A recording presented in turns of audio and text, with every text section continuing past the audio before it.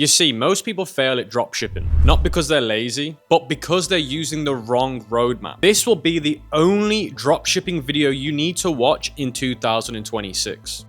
Now, before we get into the 2026 free dropshipping course, I've got a huge announcement, which is a giveaway that you don't want to miss out on. So for 5 of you lucky viewers, I'm going to be giving away 5 MacBook Air M5. So for 5 of you guys watching this video right now, you could win a brand new MacBook Air. And this would help you guys run your brand new dropshipping store in 2026. Now, all you have to do to enter the giveaway, guys, is number 1, like the video, and number 2, leave a comment why you want to win the MacBook Air and how you're going to use it for your dropshipping business. And number 3, sign up to my email list, because that's where I'm going to be announcing the winner of the giveaway. And by signing up to that email list, you're going to get instructions on how to enter the giveaway 3 times. So you'll get 3 extra entries, which will increase your chance of winning the MacBook Air. So guys, to kick off this free dropshipping course for 2026, we're going to start off by going over mindset. Now, I know mindset can be a boring topic, and I know most people don't enjoy listening to this.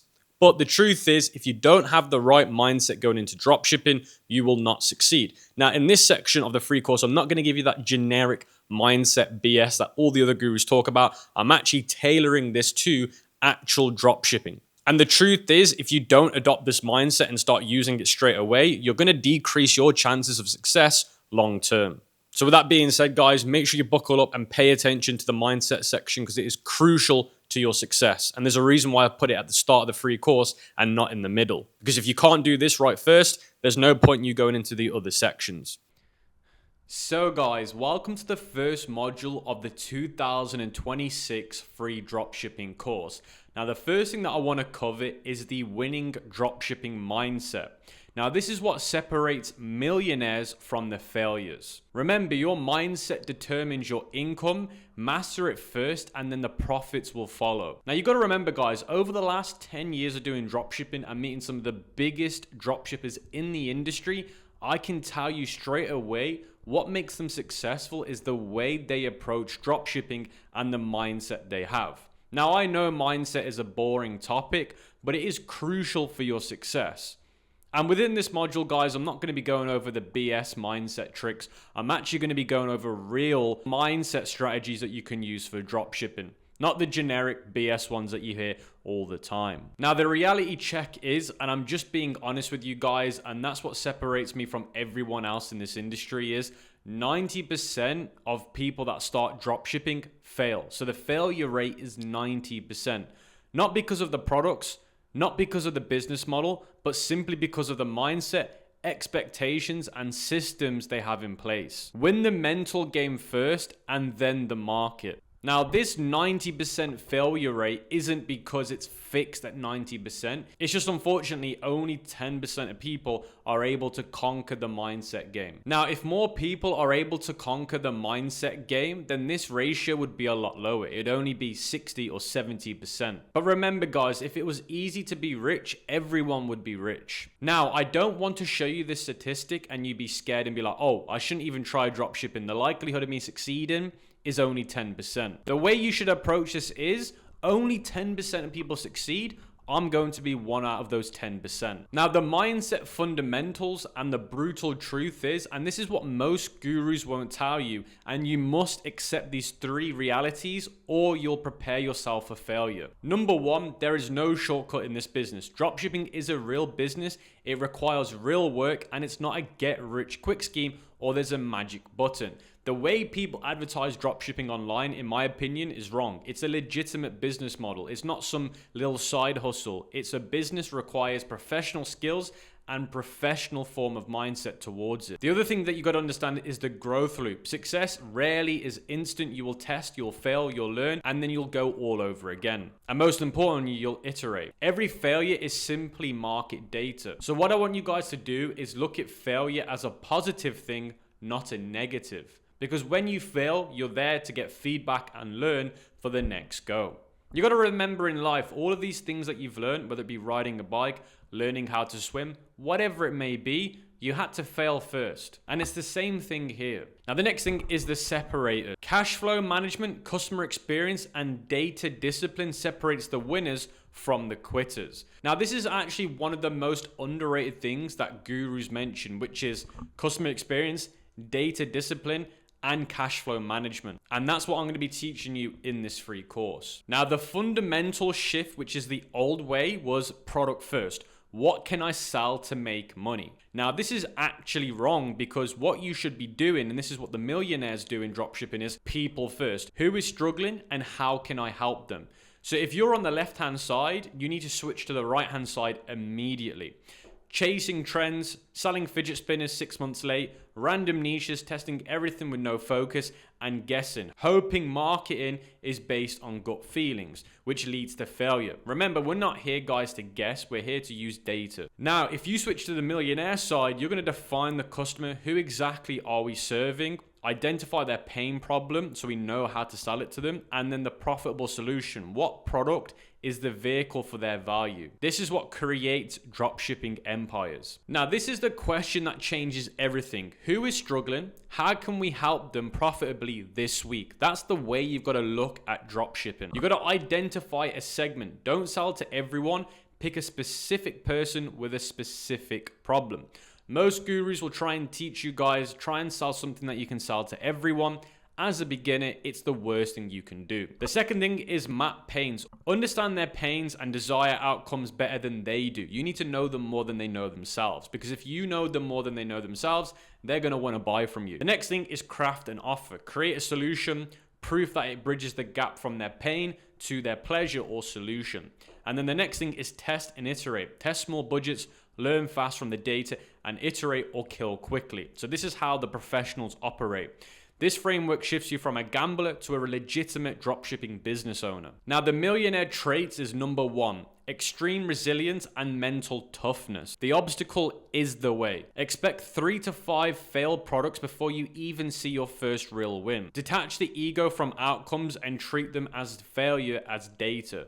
Now, most people let their ego get hurt, and then when their ego gets hurt, they end up quitting because they're like, oh, I don't deserve to be failing. I have too much of an ego, too much of a pride. You've got to leave that, guys, at the video. So at the start of the video, leave your ego at the start of the video. Fail fast, recover fast, but build bounce back routines. That's the key. Consistency beats people that aren't consistent. Millionaire trait number 2 is calculated risk taken, not gambling. Now, this is one of the key aspects that no one online talks about. People online do not teach you risk management with dropshipping. Now, obviously, risk management is very popular within the trading space because obviously you're trading, but same with dropshipping, risk management is crucial. Set hypotheses and budget caps for every test. Define kill rules before you launch. If you don't have a plan or a list of rules to follow before you launch a product, you shouldn't even be doing this. Risk per test stays small, upside stays large. So your risk to reward, so your R to R,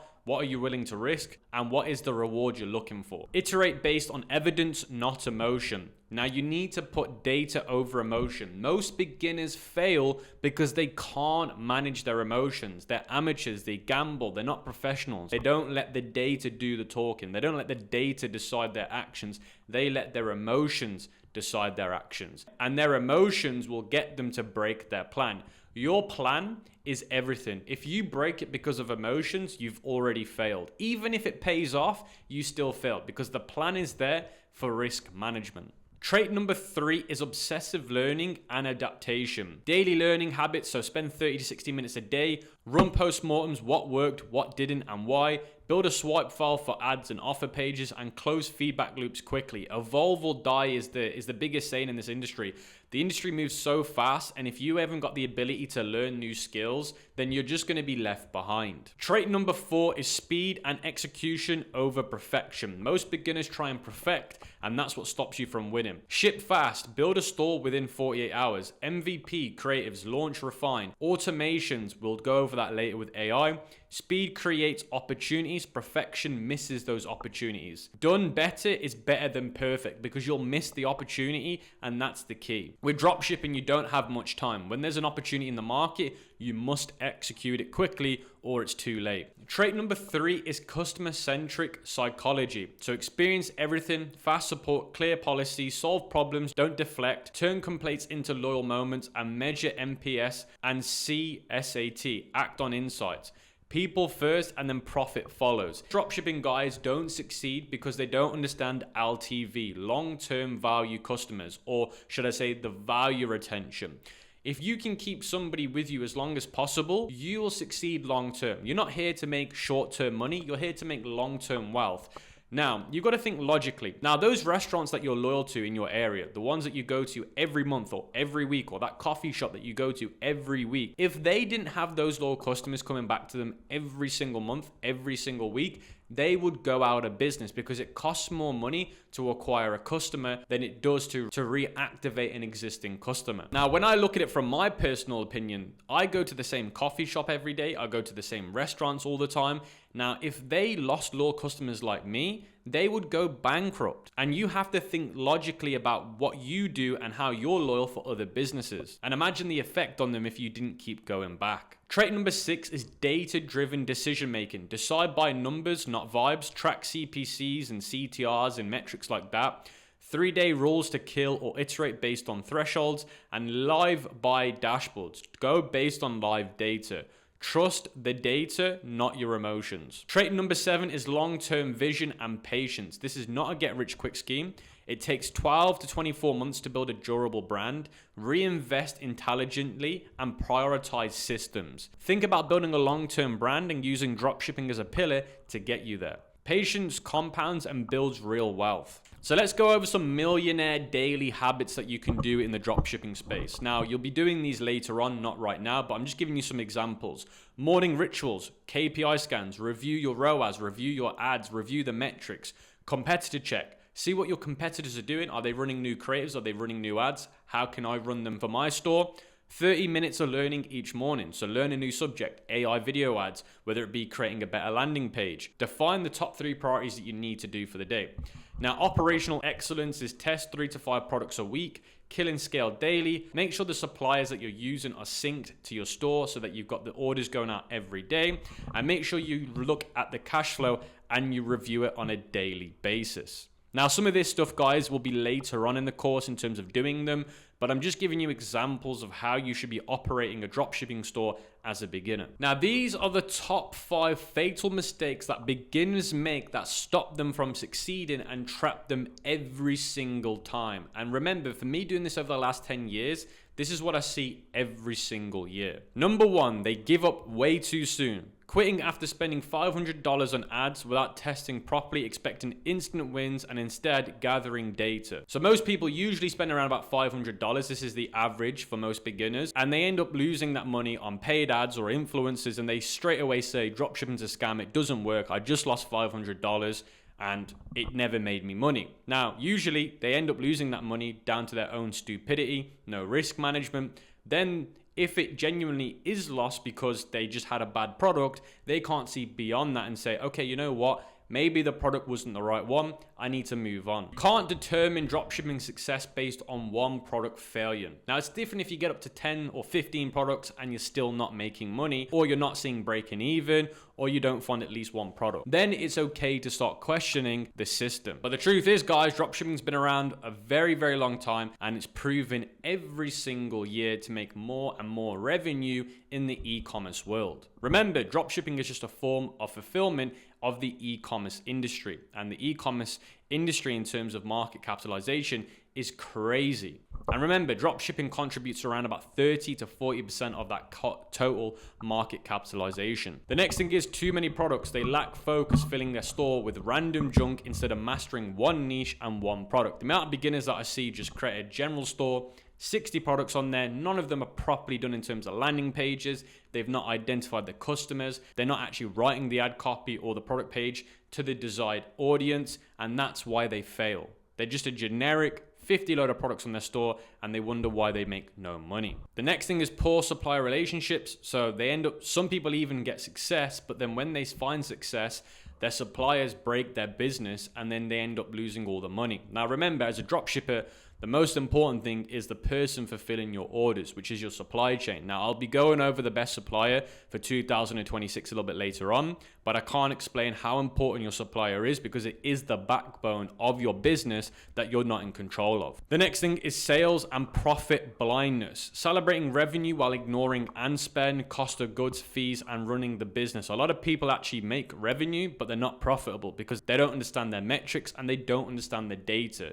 And it's really, really sad. The next thing is seasonal blindness, getting crushed by Chinese New Year or holiday shipping delays because of a lack of planning. Generally, just most beginners lack planning and foresighting and forecasting some things in the future. So let's go over this mistake in deep analysis: quitting and suppliers. So mistake number one is giving up too soon. The problem is not a clear test plan or strategy. You don't actually come into dropshipping saying, I'm going to give it 2 years. I'm going to set aside this amount of money for it, this budget. And I'm going to be going over the budget a little bit later on. And they just have no plan. They're just like, let's see where it takes me. Let's see where I go. And then wherever I go, I'll figure it out. That is not what you do.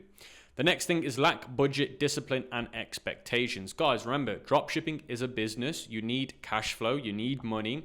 So if you just say, I'm going to give it $500 and that's it, that is the wrong mindset to have. It's a business. You have to keep reinvesting money, whether it be your own money from your personal salary or whether it be reinvesting the profits you make later on. You need to capitalize the business. So if you're working a great job and you make extra money from your job, let's say you pay off all your bills, you're left with $600 a month in, let's say, net profit you can spend on anything you want. You can say, you know what, I'll put $500 towards my dropshipping store every single month. If you don't have that luxury of having extra spare cash, get a second job, get a side hustle, and contribute. Remember, dropshipping is a business. It needs money every single month.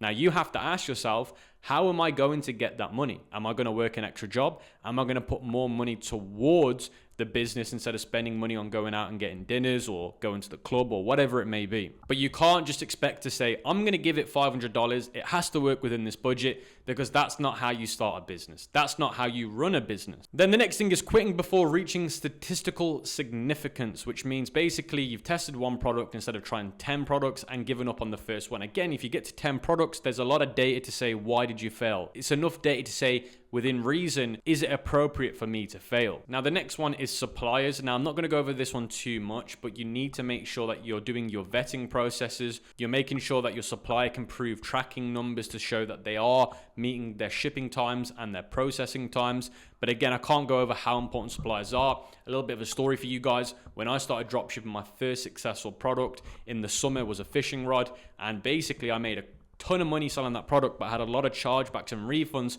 because the supplier was selling products that didn't actually match my product because they sold out of it. So they thought they could just sell a random product as close as possible, and it didn't go down well. Also, a lot of the products ended up being damaged on arrival. So this is where your supplier is so important to your business. The next one is too many products, confusing store navigation, and poor UX. Most people's stores look terrible, but in this free course, you're going to learn how to build a beautiful looking store. The next thing is marketing budget across too many products.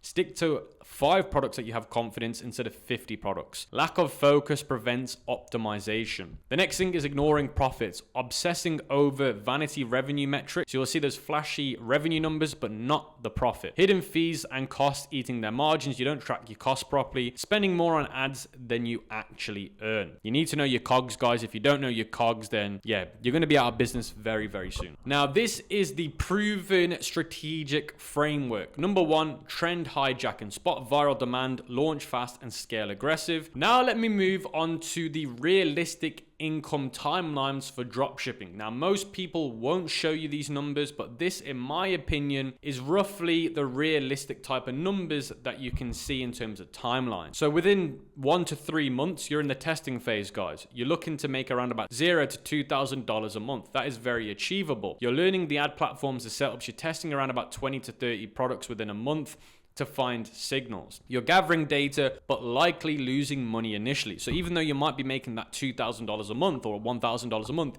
you might actually be net losing $300, $500, but that's completely fine. Month 4 to 8, you're now scaling. You're going to be making between $5,000 and $15,000 a month. You found 1 to 3 winning products out of the 20 to 30. You're now optimizing and you're improving conversions. You're strengthening operations and fulfillment. At this point, you should be breaking even or making some nice profits, around about 5 to 25%. Now, between month 9 and month 18, you could be making anywhere from $10,000 to $50,000. Now, at this point, you've either found one big winner or you're running multiple winners alongside each other. You've got a strong supplier relationship and it's established, white labeling, private labeling. You're focusing on retention now and repeat customer volume. At this stage, guys, $10,000 to $50,000 a month, you're going to be making between 15% and 30%. Then you've got to the 2-year mark. This is where you can start to do between $50,000 a month and $500,000 a month. This is where you're transitioning to a full-on brand. You have a team in place and you have automations and cash flow machine that is built. Now remember, dropshipping stores can become absolute cash flow machines once you run them properly. And once you get to around about $50,000 to $500,000 a month, your profit margins, depending on the niche, will now go back down to around about 10 to 20%, because the more you scale, the more your net profit actually drops. So you're going to be around about the 10 to around about the 20%. But certain niches, certain types of things will get you a lot higher, but roughly around about that mark. That's a realistic forecast on where you can be on those time schedules. Now, not everyone's journey is going to be the same, but this is just my data based on 10 years of doing this business. Now, here's your 90-day action plan. Now, this is what I would say to you guys is the most important thing. If you can stick to a 90-day action plan, you're more likely to find success because you're going to be in the game long enough and consistent, and you're going to fall in love with it. So between your first and 2 weeks is your foundations. You're going to be doing market research, store MVP build, define KPIs, and set up everything. Then in week 3 to 4, you're going to be launching. You're going to be testing 5 to 10 products. You're going to be doing creatives. You're going to be launching 3 creatives every single time. You're going to be spending around about $50 to $100 on the budget, and you're essentially going live. And then week 5 and 8, you're going to be killing losers fast, scaling winners fast. You're going to be improving what works. You're going to be building a great relationship with your supplier. And then in terms of week 9 to 12, you're going to be increasing your budgets on a daily basis up to 20%. You're going to be optimizing ops. You're going to have an actual team in place, but roughly that is the roadmap and action plan that you should follow. Now, you might be doing some of these a lot quicker. You might be doing these some of these a lot longer, but realistically, you should stick to roughly this time frame. If you're doing it a little bit quicker, that's better. Now, just to quickly remind you guys again, failure is feedback. It's not your identity. Data over emotion always. Whether you write this down or take a print screen, you have to remind yourself, speed beats perfection. Stop trying to perfect everything. Customers write the rules, so your customers are always right. Systems create freedom, and patience compounds the most. And the last quote, or the last thing that I want to show you guys, is winners test more, learn faster, and persist longer. They think people first, they move with speed and decide by data and obsess over customers. It's not magic, guys. It's purely discipline.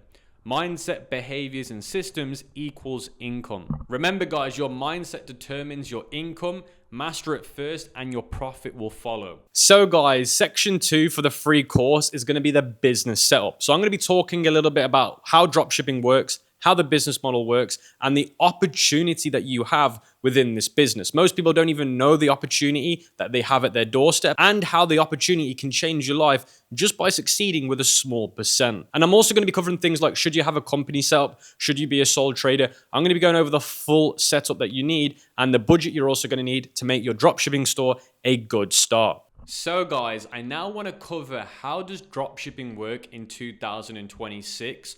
What is the opportunity of dropshipping as well this year? As a lot of people say dropshipping is dead, all the money was made 10 years ago. So I want to cover all of that BS because it's not true. And I'm going to show you guys the statistics not the emotional people online waffling on and they know nothing about the numbers. And then I'm going to be going over the best setup you guys can do for your drop shipping business. So this is going to be the setup basics as well. So let me just quickly explain how the drop shipping business model works, as a lot of people get it wrong and they get confused. Number one, a retailer, which is you, partners with a drop shipping supplier, so that's the supplier in China, to access their product catalog. Number two, the retailer, which is you, lists products from the supplier's inventory on your own website. So you'll have a website on Shopify and the inventory is not yours because you're just basically using the catalog from your supplier in China. Then number three, a customer visits your online store, which is Shopify. They purchase a product at your retail price. So essentially, you've bought the product from the supplier, let's say for $9. You've advertised it on your online store for $80 or $70. So the retailer pays your price, not the supplier's price. Number four, the retailer forwards the order details, which is done through automations now, so you don't have to do anything, to the supplier. Then you pay the supplier the wholesale price. So instead of you paying the $70, because that's what you're selling it for, you're paying whatever it costs you, $9, $8, whatever it may be. Then number five, the dropshipping supplier packages the product and ships it directly to your customer. You don't need to hold it, see it, or do anything with the product. Customer receives the product unaware it came from a third-party supplier, and that's what makes dropshipping. Now, you guys probably don't know this, but you're being dropshipped all the time. Most of the stuff that's being sold in furniture shops, they don't have it in stock. So when you buy a new sofa or a new bed, they usually say you're gonna have to wait a few weeks, because guess what? They have showcasing inventory, but for them to give you the inventory, they don't have it in stock. So you will be very surprised how much dropshipping is happening in the world. And remember, dropshipping contributes to around about 30 to 40% of all e-commerce sales. I'm not sure about retail sales, but it is very, very high as well. Remember, your goal is risk management. If you can limit stock risk, which is basically putting a load of money in stock that you don't know is going to sell, this is one of the most lucrative ways. Now let me talk about the market opportunity, because a lot of people say it's dead. The e-commerce explosion is still happening, guys. Now listen to me very carefully. Whenever you hear somebody say dropshipping's dead, they're saying e-commerce is essentially dead. Remember, dropshipping is a fulfillment method of e-commerce. Now, I've created this beautiful looking graph on the left-hand side, and you can see that the global e-commerce sales from 2019 to 2027 has gone crazy. It's gone from $3 trillion to $8 trillion. Now, I'm sure a lot of you guys watching this thought about starting dropshipping, whether it be in 2022, 2021, 2020, or 2019. Now, as you look back at this chart, you're probably thinking, wow, I've missed out on this opportunity again. And the truth is you haven't, because we're in 2026 and the market's going to grow by another $1 trillion in the next year. Now, e-commerce isn't slowing down, guys. There's no signs of slowing it down. So if you did miss the opportunity in 2021, don't worry, because the best next time to start is today. Now, remember, we are not emotional. Now, remember, if we're going to be professional dropshippers, we're not emotional. We go off the data, and the data clearly shows there's a ton of money to still be made. So some stats for you guys is 8.9% of global growth in 2023. 25% of retail market share, which is huge, and 70% of USA and China dominance. So is it too late to start, guys? Let's use the 0.01% rule. Now, the total market cap is 8.1 trillion.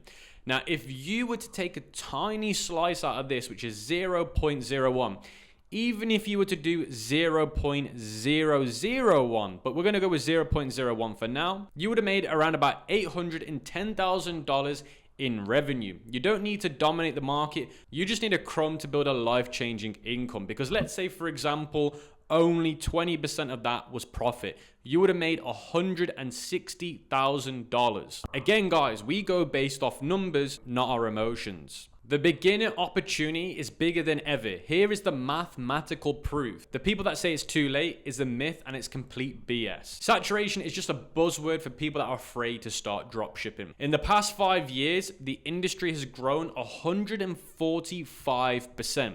And that's me being conservative. Now, in the future 5 years, it's going to grow 8.9% annually, which is, again, on the conservative side. Now, if those numbers were the opposite, they were going negative, then I'd be concerned, but they're going positive again. So now you understand the opportunity, and now you understand that dropshipping is still a life-changing business model and it can make a lot of money.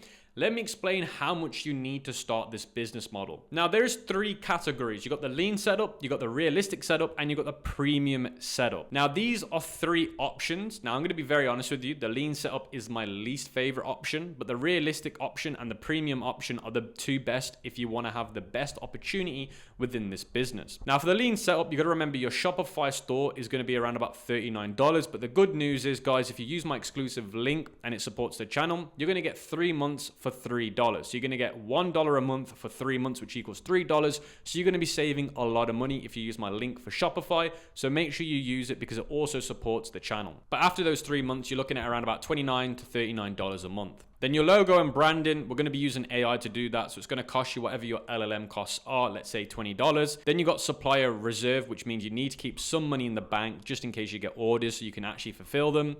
So you can see there roughly between $200 and $600 you can get started with. But it's not the best way to get started, guys. You're going to be fighting a losing battle, but it is possible. Now, the realistic budget is between $1,000 and $2,000 because you're going to be able to spend money on things like samples. You're going to be able to spend money on things like ads. Remember, ads is the biggest cash burner in this business. When you're running paid ads on TikTok, Facebook, you're going to be spending around about $50 to $100 a day. So if you have this budget, remember each product, I give myself around about $200 to $300 as a threshold, whether or not it's going to be a good or a bad product. So if each product needs to have between $200 and $300 to determine whether it's going to be good or bad, you can do the math. If you have $2,000, divide it by 300, divide it by 300, and you're going to see how many products you can test within your budget. Then the premium scale is great because you're going to have more money to test more products. So you're just going to be able to get through more products again. You could be watching this video and who knows, you might have $5,000. Do 5,000 divided by 300. That's your answer on how many products you can potentially test. Now, it doesn't mean the larger the budget you have, the more chance you have of success. Because if you have poor risk management, you're going to blow that very quickly. But essentially, the more money you do have, the more chance you have to finding a winning product. But don't be stupid and think because I got a good budget or I make good money at my job, I can just blow my cash. You're going to get into bad habits, and that's not what I want you guys to do.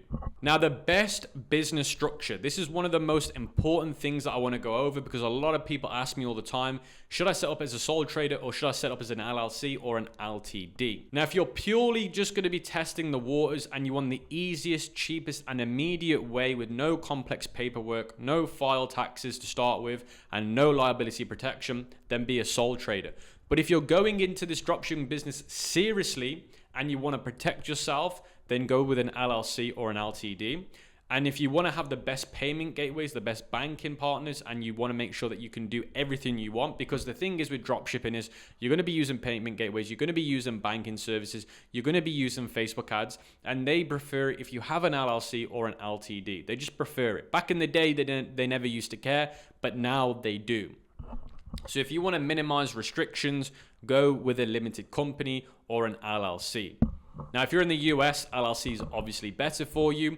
Or if you're in the UK or Europe, an LTD is better for you. Now, there are loads of companies that can help you set up LTDs and LLCs. I'll leave them all linked in the description and in the cheat sheet so you can use a partner that I'm partnered with to help you with the setup. But I'm just going to be honest with you guys, if you're looking to take this seriously, I'd recommend a company formation. It will save you a lot of time and a lot of headache in the future. Now, I'm going to be showing you guys some budget examples.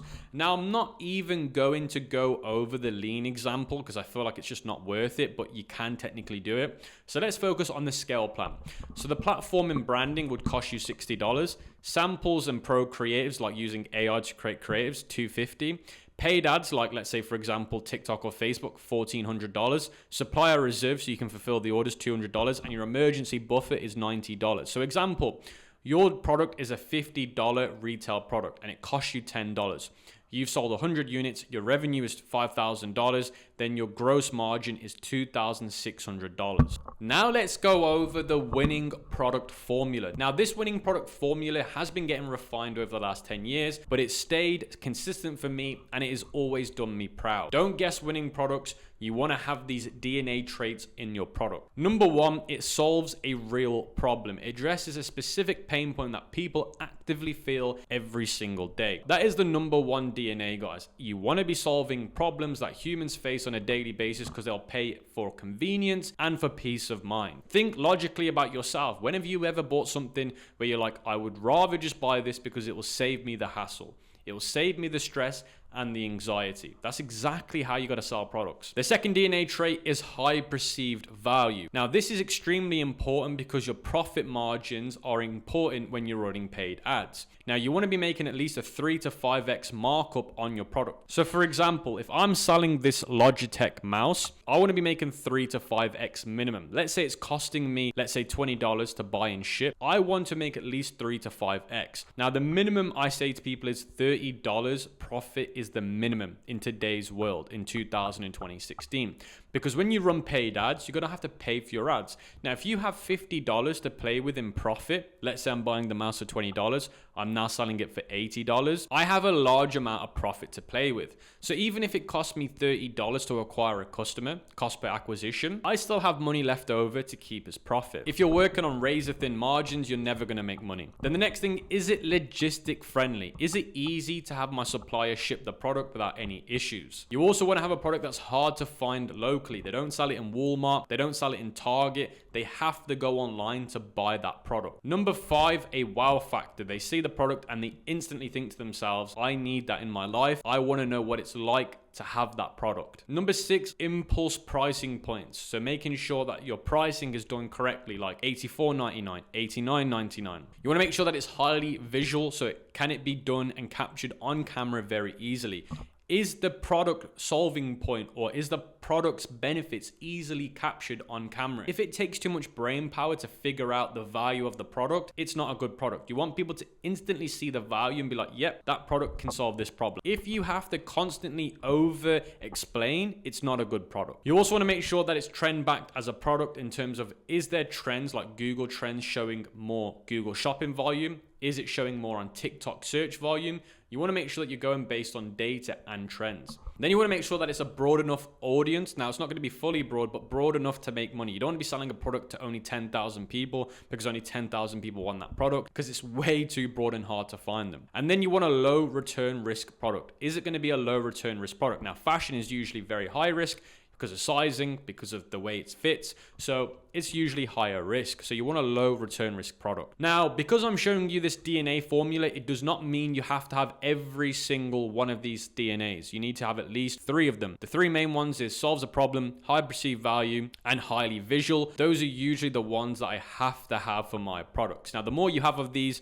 obviously the better it's going to be. Now, the next thing is the product selection checklist. So step 1 is the profit math. Can you hit the 3 to 5x markup after cost of goods, fees, and shipping? If you can't, pass on the product. Number 2, is it a problem fit product? What pain point and benefit solves? You need to be able to do it in 1 sentence. If it's unclear or weak, pass. Number 3, audience size. Identify 3 precise interests or segments you can target with ads. Number 4, competition scan. Search the ad library, Shopify stores, Amazons, and work out who are the biggest competitors. Don't worry, guys, we're going to be doing this next, but I'm just giving you guys the pre-plan now so you can understand when we do it. Number 5, logistics check. Make sure that your supplier, the private supplier that I'm going to be mentioning a little bit later on, has that product in their warehouse or can get it. Number 6, does it have creative potential? Can you find lots of creatives online about the product and are they good? If not, then you need to pass. Number 7, price point. Can you land in the sweet spot, which is between $40 and $80 for the pricing? Anything over $80 becomes a lot harder to sell. Number 8, is it a trend validation? Does it show uptrends on Google Trends for search and Google Shopping?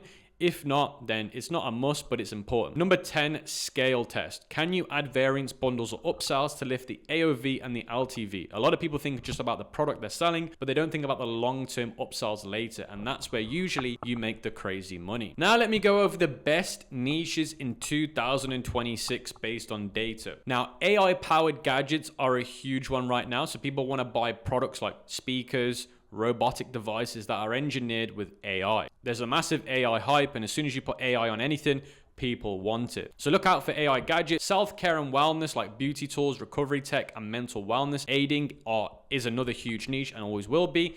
Eco-friendly home. People want to be able to reuse, organize, and and want to provide a low waste on the environment. So eco-friendly products do well. Sleep tech, people don't sleep very well these days, so sleep tech has become a huge big thing. There's a massive brand right now that does these mattress and duvet cooling or temperature, and it's all based on technology. That brand's blown up, become a huge 8 or 9 figure brand, but that's just an example of sleep tech is a big industry. Remote work tools, because of COVID, people work at home more than ever, so remote work tools are important. Desk organizers, whether it be tech tools, anything like that. Pet accessories, keeping their pets entertained at home. Baby and parenting, fitness and health, smart kitchens, and home decor. So these are usually the ones that do the best.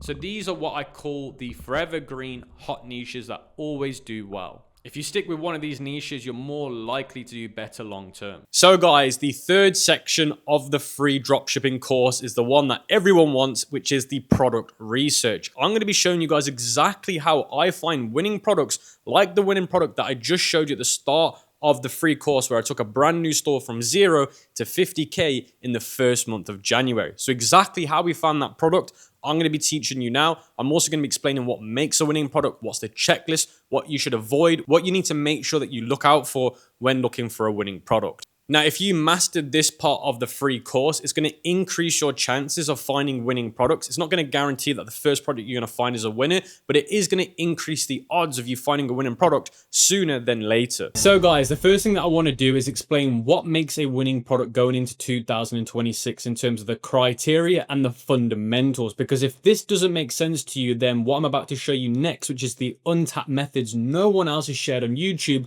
is worthless essentially. So this is the winning product criteria. Now, as you guys can see on my screen, I built this in-depth documentation on Miro board explaining everything in today's video, and this will be the present that'll be available once we hit 500 likes. And the thing is, you're going to need this Miro board. But going back to the winning product criteria, the first key thing is the selling price. You want to be selling your products around about $50 to $75. Now, you might be wondering, why would I sell a product that expensive? I thought winning products were $10, $20, $30. Those days have gone. They've been left behind in 2024. We're in 2026. Now, the reason why you need to be selling products at that range of $50 to $75 is because ad costs are going up, supplier costs are going up. So if you don't sell your products for around this range, you're going to be left with minimal profit to be able to use. Now, you've got to remember, what makes a winning product is how much you can spend on a platform like Facebook and TikTok with being comfortable with spending. Now, let's say hypothetically, I'm selling a product for $60. Now, let's say it costs me all in $8 to get that product and send it. That means I'm left with around about $50. Now, that means that I can spend comfortably between $30 and $40 on Facebook in terms of acquiring a customer, and I'm still comfortable. Now, giving me that extra margin means I'm willing to test more comfortably. And this is where most dropshippers fail, because they don't have enough profit margins in their products to allow them to test them on such things like Facebook ads and TikTok ads. Now, the next thing is market gap capitalization. Now, the product is usually good but badly marketed. Now, if competitors use weak videos or boring descriptions, you can beat them with better marketing. Extra advantages could be position the same product but for different types of people. Parents, pet owners, students, gyms, and sell it for different reasons, which gives you more angles and more chances to go viral. Now, if you've seen a product blowing up on, let's say, Facebook ads or whatever, and you try and sell the same product with the same angle that the competitor you found is doing, you're directly competing with them, which is a no-no situation in this method. Now, the next thing is only 1 to 2 real competitors running ads. That can be Facebook ads or TikTok ads. Now, this is important because it shows that there's real demand, but not too much saturation. If there are 0 competitors running ads on Facebook or TikTok, that's usually a very bad sign. Now, the next thing is you want active ads with good engagement. So you want to make sure that there actually are ads on Facebook that are currently active. They're not from like 6 months ago, but you can still see them on the ad library because you've set it to inactive. And you want to make sure that their engagement is good, their comments are good, because this is real proof of concept that people like the ads they're being shown by your competitor. Now, the next thing is strong social proof, like Amazon ratings between 4.3 stars and 4.7 stars. There's no point trying to sell a winning product that has terrible reviews, but it's a winning product. I've seen it happen so many times. People sell these winning products, but they know they're going to get refunds and chargebacks, and it ends up in a disaster. Now, this product criteria is essential because it's based on live data. It's based on real data that we need to verify. We're not just guessing or assuming. This is real statistical data. Now, the methods that I'm about to show you are verifiable, meaning that all of this can be verified very easily. Now, I've left a bonus section in the Miro board called Why Beginners Fail and how to avoid this. I'm not going to mention this now because I don't want to bore you guys. I know you're excited to see the untapped methods, but in your free time, when you get access to this, guys, I would definitely recommend giving it a read. Now, with the product criteria out of the way, let's get into these untapped methods no one has shared on YouTube yet. Now, remember, these methods I'm about to show you are verifiable for the criteria I just mentioned. Now, the first website you want to go to is completely free and it's called trustroas.com. Now, this is a new website released, I think, a few months ago. Now, the whole point of this website is not even to be used as a product research method. I've just reverse engineered it for that purpose. Now, the whole purpose that this website was actually made for was to stop fake gurus or agency owners. So basically, you connect your store or your agency to this and you verify your ROAS. So the people that own this company will verify your numbers, your ROAS, to see if you're legit. Now, the crazy part is for people like me and you, we can just use this as a way to verify products are making money or not making money. So whoever's adding their stuff to this website, thank you so much for making my life way more easier. So all I've got to do is I can go here to where it says type. You can see freelancer, agency. Now we only care for the ones that say store. So store, store, store.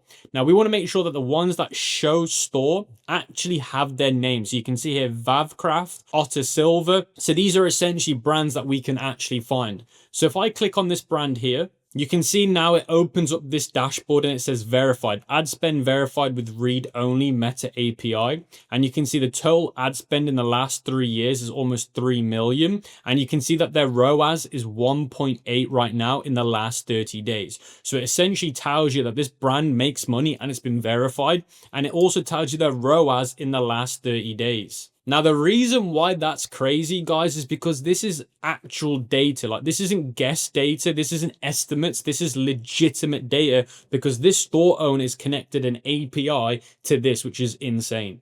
Now, what we can also do, guys, is just copy this name like this, go to Google, type in the name, and then there you go. We can see the store as it is. So this is the store that we've just found. So guys, now we're on their website. What we can actually do is we can scroll all the way down and we can find their social media like their Facebook and their Instagram. Now, the reason why this is important because sometimes their brand name isn't the same as the page name they use for their Facebook ads.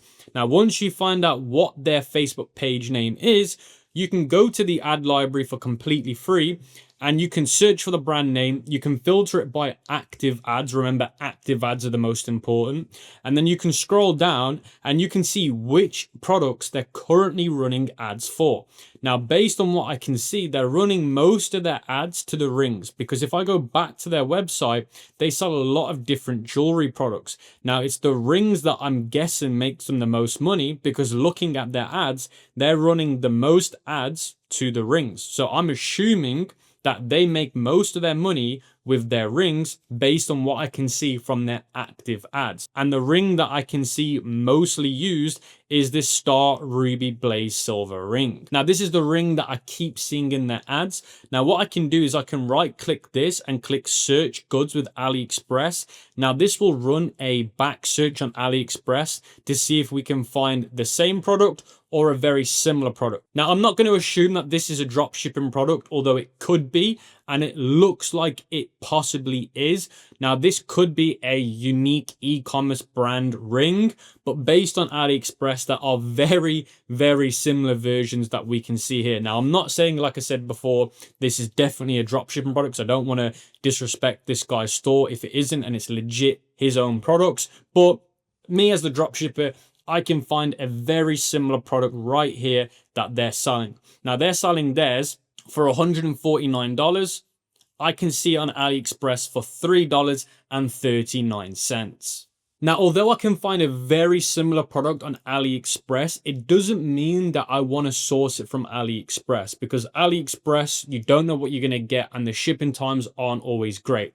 So if we are going to source this product, we're going to go to Team Drop. There's a link in the description and in the pinned comment. You're going to create an account for free and you can search for the product. Now, if you can't find the product on there, you can then go to sourcing, click new sourcing, add the product name, add an image, and then within around about 24 to 48 hours, you're then going to get a sourcing request explaining how much the price of the product's going to be and if they can source it. Now, the reason why we're going to want to use a company like Team Drop is because they're way better than AliExpress. Look at this, for example. This is another ring that Team Drop have available, and you can see the shipping times. I can get my product to my customer within 5 to 8 days, or 7 to 15 days. And you can see they're all affordable options, and you can see the product cost here.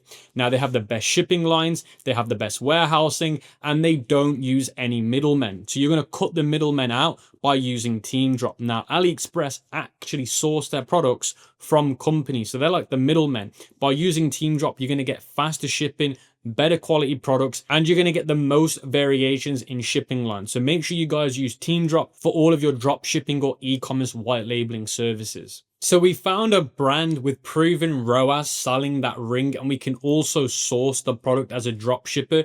Now, what you could also do, which I'd recommend, is ask AI to find you other brands selling a similar product. Send it an image of the product, or you can send it the link to the website, and then it will give you a list of brand names that you can then go to the ad library and search for to see if they're selling similar products. Because remember, you want to find a few brands, not just one brand selling the same product. Now, even if worse comes worse, you struggle to find another brand, just by seeing that one brand spend that much money, that's enough for me to say this product's a good product for me to test. But I'm just saying, as a bonus, if you want to find other brands, get AI to list the names out for you so that you can then search for them on the ad library to confirm if there are more. Now, on Trust ROAS, you're only going to see the top 10 on the leaderboards. For you to access the whole leaderboards, whether it be 6, 7, 8 pages long, you have to create an account. Either you have to sign up as a freelancer, an agency owner, or a store. But once you've done that, within 24 hours, they verify your account.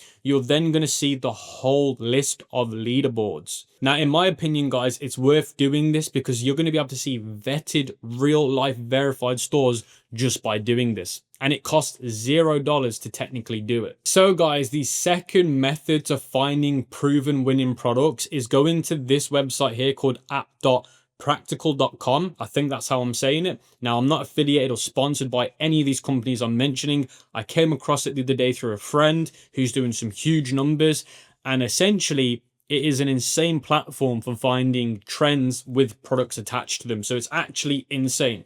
Now, you can see here, I've actually signed up to a trial. So I'm on a 14-day trial for a $250 plan. Now, this is technically a free method because you only need to go on a free trial. Now, I'm on a 14-day free trial. Now, once my trial comes to an end, I'm obviously going to be canceling this. So essentially, you're not paying anything because I'm on a free trial. You just need to sign up with a credit card for it to work. Now, I don't know how long this method is going to work for before they start canceling the free trial, but as they've got the free trial available, trust me, you're going to want to use it. Now, once you've come to this platform, you're going to head over to trends, and then it shows you all of these trends currently that are doing well. Now, you can see here, for example, Charms is currently doing really well, and you can see that it's got a 374% gain. So I'm going to click on this. Now, as soon as I click on that trend, it tells me the estimated practical market size for this, and you can see it's $1.2 billion, and it also shows me the total volume,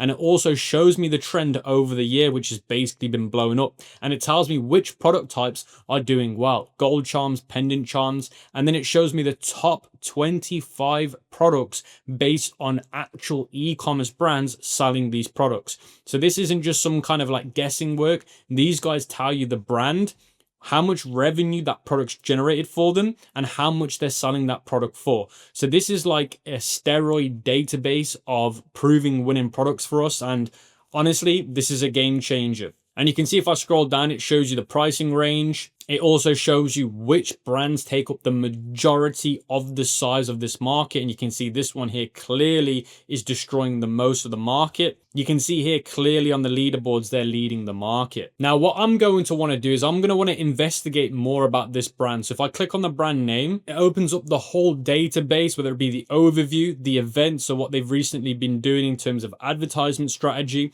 And it also gives me all the sales. So in terms of what product's selling the most for them and the active sales, it even gives me the reviews. This is why I love this platform, because it gives me the reviews and the sentiment, which means, do people like the product? Do people hate the product? So it tells me all this information without me having to do any more research. Now, you've also got this other feature called company overview, where you can search for brands. So for example, I found this brand here called Baby Tula, and it shows me the amount of sales they've done over time. And it also shows me their winning products. So if I click sales, I can see all of their winning product and their sell-through rate. So you can see here which products and how much revenue they've generated. So you can click on the product as well, and it shows you it in detail. So it shows you sales over time, what exactly it is, and it even gives you the sentiment again and how many reviews that product's got. And the only thing that I have to do, guys, is go to their website, and I've got a Chrome extension called Winning Hunter, and I can go to overview, I can go to product, and I can see their best selling products again. Now, what I can do is cross-reference this information. So it's saying these are the best selling products versus if I go here,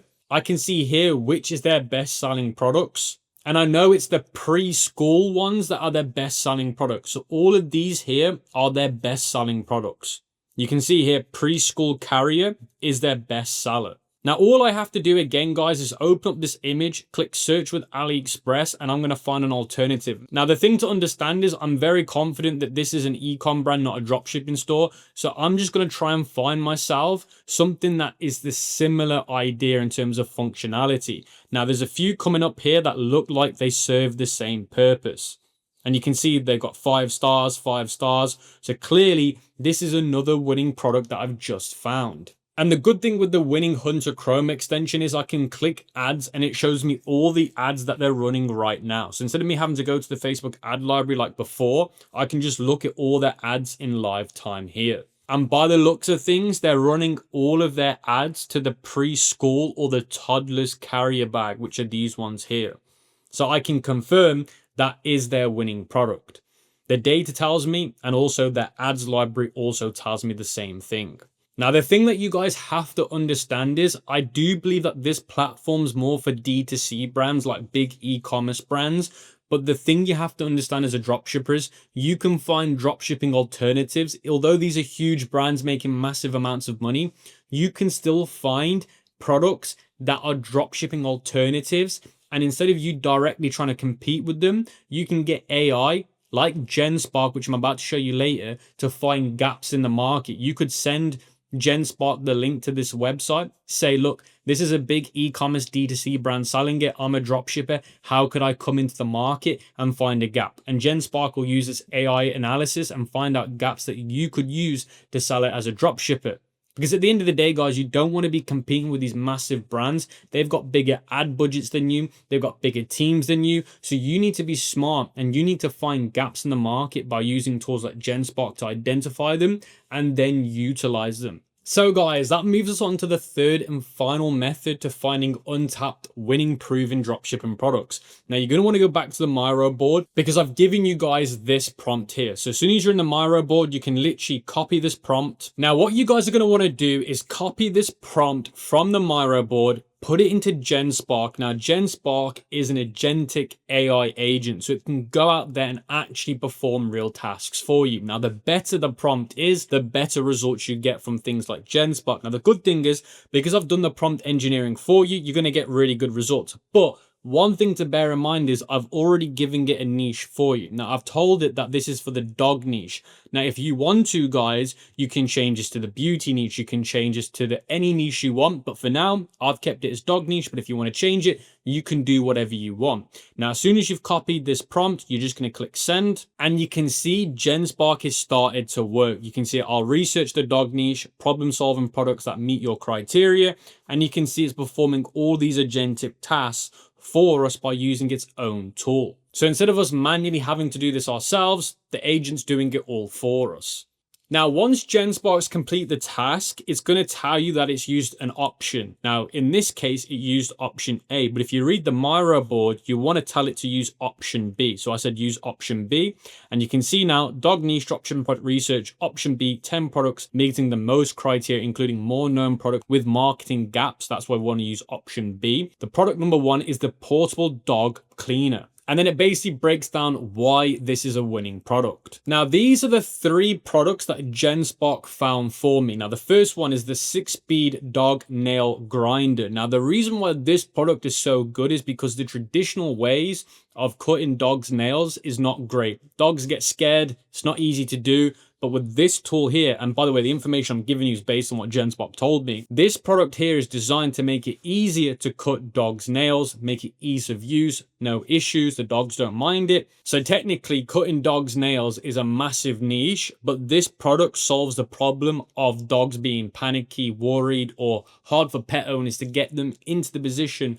of being able to cut their nails. So for me, that's clearly a winning product. Now, the second product GenSpark gave me is the after surgery dog neck brace. Now, usually after dogs have surgery, they have these cones around their neck, these plastic cones to stop them from licking their wounds. Now, the issue with that is it's not comfy and it's not nice for the dog. Now, this one is an inflatable collar, which is more comfier for the dog to wear. So it's a lot more comfier for the dog to wear. Now, obviously, dog owners don't like seeing their pets under stress or uncomfort, so this solves a massive problem. Now, on AliExpress, this has got 800 plus orders, lots of positive reviews. Again, a massive, wide known issue with the dog niche been solved with this product. So that for me is another winning product. Now, the third product that it gave me, which I believe is the weakest one out of them, but it's still a great product, is the automatic pet paw cleaner. So instead of them manually cleaning their paws, this is automatic. They put it in, they press a button, and it starts working.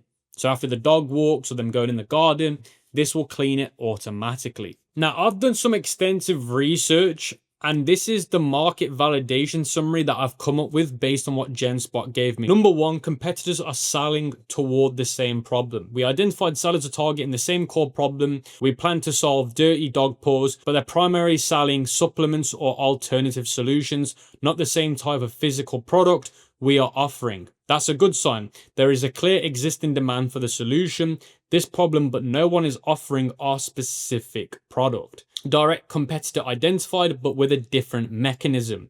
We found 2 notable product types already in the market: sprays, paw cup cleaners, but they're manual. The paw cup cleaner is the closest competitor to our product. So the traditional paw cup cleaners, but they're manually. So you have to manually put the dog's paw in it and move it around. Ours is actually automatic. Key insight: the competitor's product solves the same problem, but uses a completely different mechanism, which is manual. Why is this a positive sign for us? Normally, if we find somebody else selling the same product, we usually identify that as a way of not competing. In this case, they're selling the manual version, we're selling the automatic version. This difference aligns with a proven customer psychology. People are after products that reduce effort and increase convenience. We know that anyway, so this product does that. So our advantage is we offer a more convenient solution to the same problem. And this is one of the most important things for you guys to understand. If you already know there's a winning product out there, you can find better versions of it. So guys, those are my 3 untapped ways to finding winning products. Let me know which one was your favorite method in today's video, and let me know how you found the information that I gave you today. And remember, once we hit 500 likes in this video, guys, you guys are going to get access to the Miro board, which is so powerful because it has the prompts and the in-depth guide in here. With that being said, guys, I hope you've enjoyed today's video. I hope I brought you a lot of value. With that being said, I'll catch you on the next one. So guys, section number 4 for the free dropshipping course is going to be suppliers. I'm going to be covering the best supplier you can use in 2026. We're going to be talking about a private supplier. Usually to get access to a private supplier, you'd either have to pay a monthly subscription like $100 or $300, or you'd have to do massive order volume with a supplier. But nowadays you can actually use private suppliers for free, and I'm going to be showing you the best one, how to use them, the best things to look out for, and everything you must know before working with a supplier. So as you guys can see on the computer screen, I'm in this in-depth Miro board that I've made for you guys that explains exactly how the dropshipping logistic business works. Because like I said, 90% of you don't actually understand it. And that's why I'm going to break it down first, because if you don't understand the logistical side of it, then there's no point in me showing you the rest. So let me break down how a private supplier works. So step one is the customer places an order on your Shopify website. You source the product from a supplier. Now this can be any supplier out there that you can think of, AliExpress, Alibaba, all the other big names like CJ Dropshipping, all of those companies I'm talking about right now. So here's the supplier, and step three is the supplier will source the product from different factories. So here you can see I've got lots of different factories drawn out. Now, these are the manufacturing factories that make the product. So you've got a factory or manufacturer that will create health and wellness products, ones that will create beauty products, ones that will create pet products. Now, within these sub niches, you've got loads of different manufacturers in China competing with each other. Now, although you might see the same product on AliExpress, but with a different company, they're being made in two different warehouses. Although they look identical, I literally mean one to one, they're not being made in the same factory. The amount of manufacturers in China is massive, guys. So you don't realize how many companies there are out there actually making the drop shipping products. Now, if we loop this back into step four, the supplier will buy your stock and keep it ready to be shipped within their warehouse. Now, this is where one problem can occur with your private supplier, because the job of your private supplier is to actually vet and do due diligence on these manufacturers that they're buying the product from. Because if they're buying, let's say, a new beauty product from this manufacturer, but the quality control is bad, it's really expensive to buy from them, then that means they're going to absorb that cost onto you. So you're buying from your private supplier that's now had to pay more than they should have for the product, and they've bought a really bad quality version.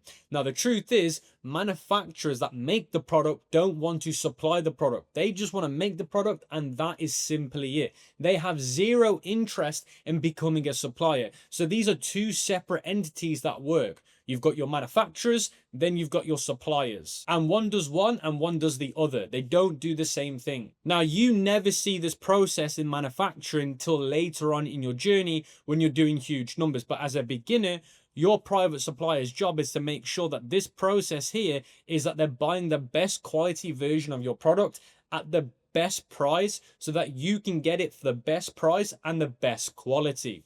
So if your private supplier has already failed at this stage, then you're going to see the problem straight away. Now, another major factor that makes it so important that beginners just simply don't know is a lot of these suppliers don't even have these products ready in stock. So when you buy from their platform, the reason why the processing times are completely crazy, out of control, you're waiting 3 to 5 to 8 days for them to process your order, is because they don't even have the product in their supplier warehouse. They are still trying to find a manufacturer to get a quote from to then buy the product. And this is what causes crazy shipping times with private suppliers. They've not gone out there and secured the product yet. They're waiting on your business to then go off and do the business. So technically, you're being drop shipped as a drop shipper from your supplier, which is crazy to think about, but it does happen. Now, this can happen depending on your private supplier's size, their warehousing capabilities, how much size do they have in a warehouse, because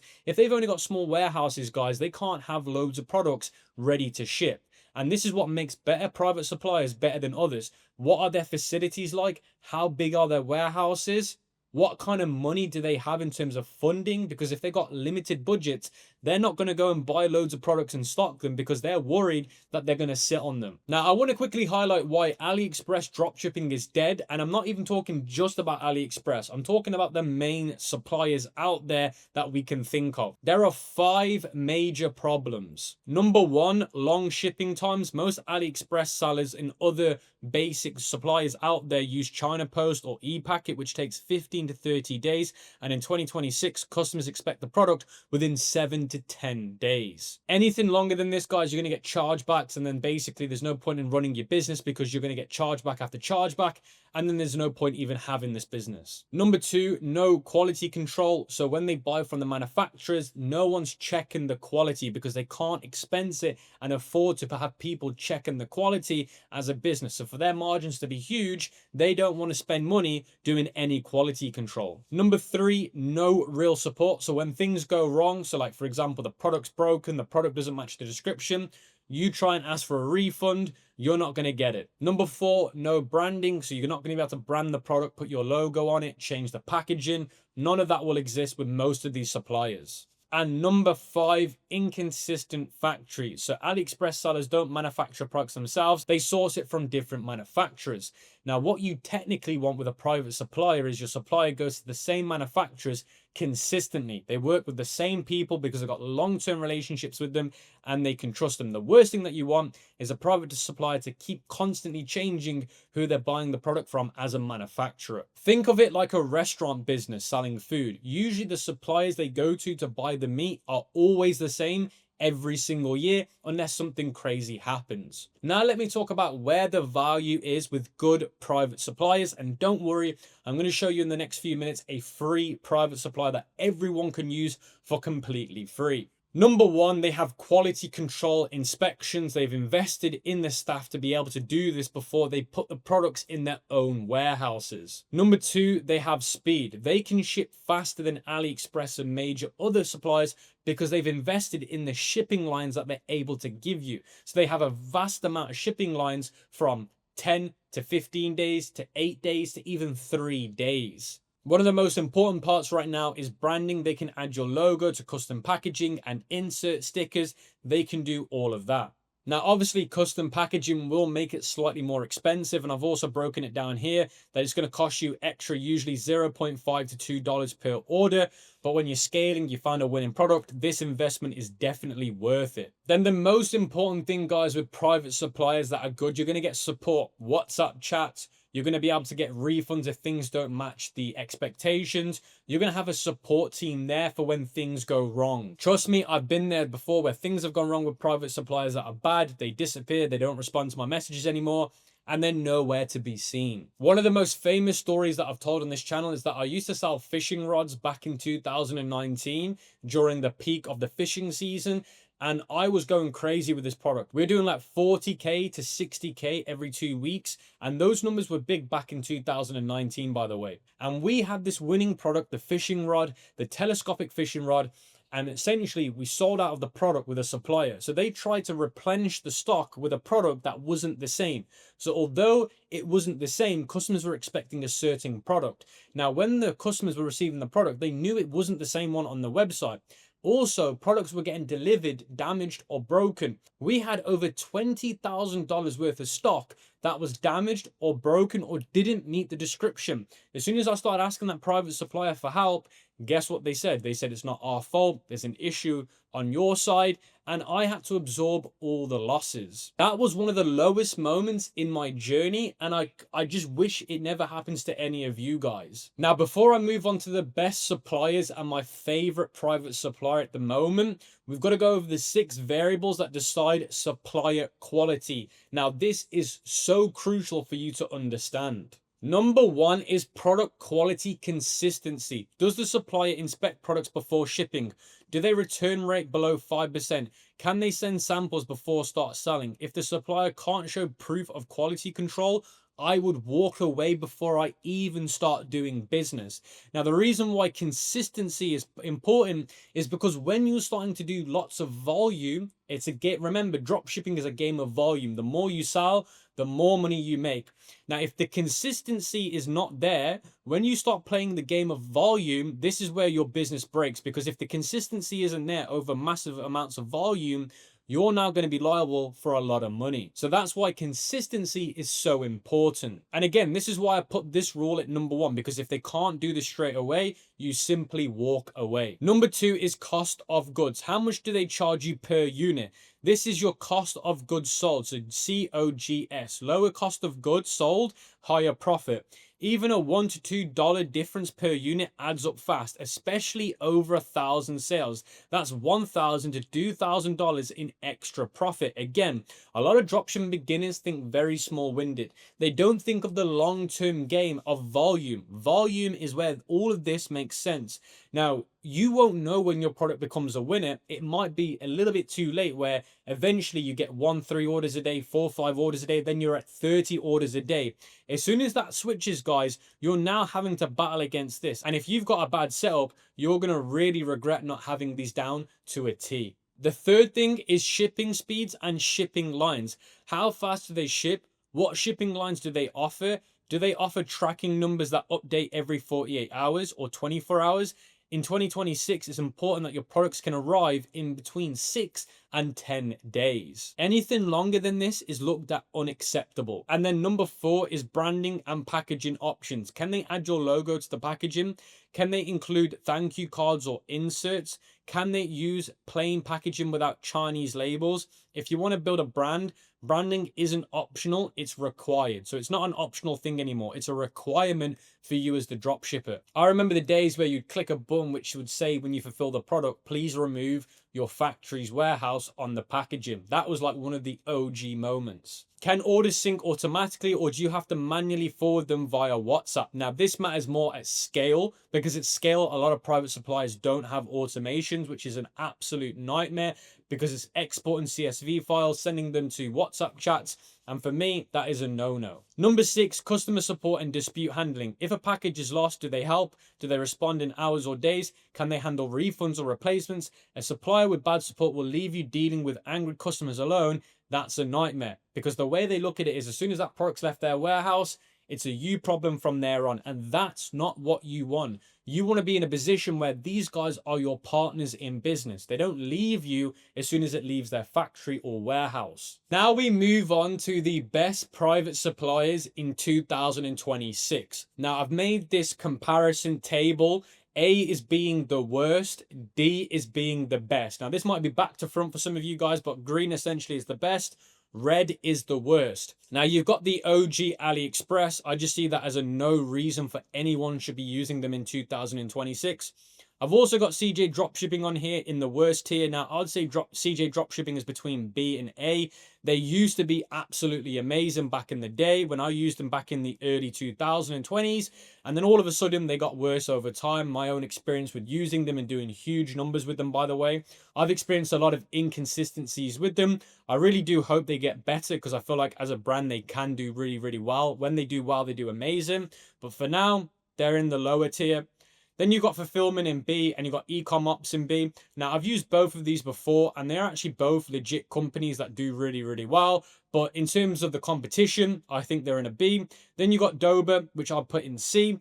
And then we've got the D tier, which is the best tier, the tier that I'm using, and it's completely free. And that's why I'm putting it in the D tier, because a lot of the other options out there that are private suppliers charge you a monthly fee like $40 or $20 or $90. When you buy the product, they make money. They shouldn't be making money off you on subscription models, because at the end of the day, they make their money when you buy products from them, because they add a margin on top. So they make their profits on the extra they charge on top of the product. So why should they charge you a monthly subscription as well? That just means they're being really greedy with the profits. That's why in D, I've got this company here, which is called Team Drop, because they don't charge any monthly subscriptions. They have the best shipping lines. They have the best customer support. And that's why I'm going to be showing you how to use them in the next few moments. Make sure you sign up to Team Drop using my link in the description and in the pinned comment. It's completely free, no credit card, no debit card, just an email address, and that's all you need to do. And again, there's no monthly subscriptions, no hidden costs. You just pay for the products when you buy them. And remember, you don't buy the products till you got an order on your website, so it's completely risk-free.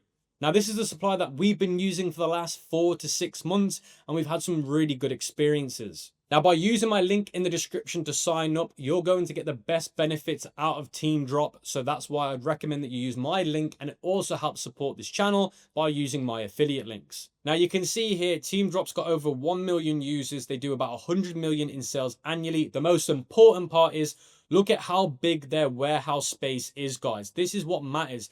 The bigger the warehouse space, the bigger the amount of products they can keep in stock, which means faster shipping times because they don't need to process the orders and wait days to wait for it to come from the manufacturer. Then we've got shipping lines. They've got over 100 shipping lines when most basic suppliers have around about 3 to 5. And you can see here, Team Drop can help you with product sourcing, auto fulfill, global warehousing, local fulfillment, POD, closed drop shipping, and other stuff. The most important stats for me, guys, is 98.5% of orders are delivered on schedule, 99.2% arrive damage free, 12% faster average transit time. You can modify shipping details up to 24 hours before departure, which is crucial. So just these stats alone is a big win for me. Now, as soon as you signed up to Team Drop using my link in the description in the pinned comment, you're going to go over to where it says manage shop. You're then going to see your Team Drop account, and on the left hand side you've got all the menus.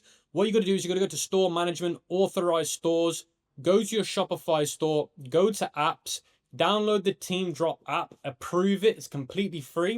And as soon as you've approved it, you will then see under authorized stores, your store is connected, store status, authorization. Make sure that these are green. As long as they're green, it means it's working on your store. Then once you've done this, make sure you go over to your Shopify settings, shipping and delivery. Open this where it says general shipping rates. Then when you scroll down to fulfillment location, make sure Team Drop app is there. That means that it will then start using Team Drop as your main supplier. Then once you've done that, guys, you can head over to where it says find product, Team Drop products. Now where it says Team Drop products, this basically means that these are the products that they currently have within their warehouse, meaning that they have these in their warehouse ready to ship to your customer. Now, from my own experience, they have over 90% of the current winning products available in their warehouse. You have to remember, guys, these companies know what's their winning products because they have insider information. So the biggest dropshippers making the most money, they know what the winning products are right now. So they have them already stocked up in their warehouses. So for example, this Freckle Pick Stamp pen is a recent winning product that I've been seeing blow up recently. And if I open it up, you can see it's going to cost me in total $6, including the shipping fees. Now, the most important thing, guys, is you can see they've got the different color categories. So you can see the different colors and options. Then it shows you what platform you're selling it from. What's the minimum order quantity? So it's drop shipping. So you can see here it's minimum order quantity of 1. Then you can see the shipping to. So I'm shipping to the United States. Then the most important thing is shipping method, TDP packet. So if you click this, you can see the different shipping lines. So we've got TD packet, we've got TD packet electro, you've got the Yunlink standard, then you've got the TD pure battery. So you can see all these shipping lines. Now on the right hand side, you've got the delivery time. So the standard one is 7 to 15 days. Then if you scroll down 8 to 15, 6 to 12, then you've got 8 to 15, then you've got 5 to 8 days. Now if we scroll up, it's costing me $5.29 with this option.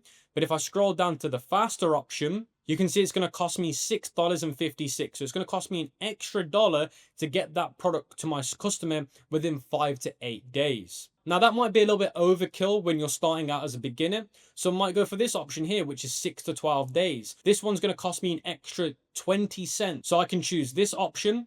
And now you can see 80% of our orders are going to get processed within 1 to 3 days and delivered within 6 to 12 days. You can choose your shipping line very transparently here. Now, if I change the shipping to somewhere in, let's say, Europe, it's going to be a lot quicker. So if I change it to Germany, you can see that the shipping fee has come down drastically. And if I go back to my shipping lines, you can see they're a lot cheaper because essentially it's quicker to get the product to Europe than it is to America. There's less distance in travel. So you can see here, now I can get my product to the EU market within 3 to 6 days. That is absolutely crazy, and for $5. And then you can see here the total cost of this product is going to cost me $7.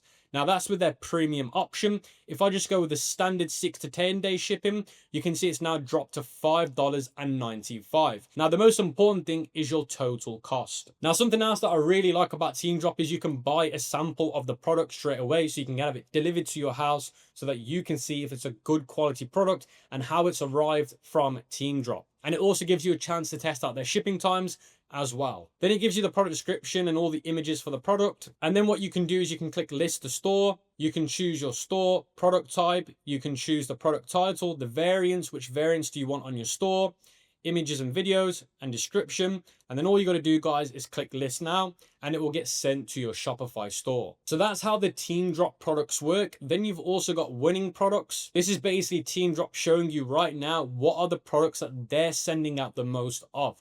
So these are all the products that they're currently sending the most out from in their own warehouses. So this is like insider information on what's working well. Then you've got sourcing requests. So this is basically where if they don't have a product in their warehouse, you can click new sourcing. You can type in the product name, the AliExpress link of the product that you found, or the Amazon link.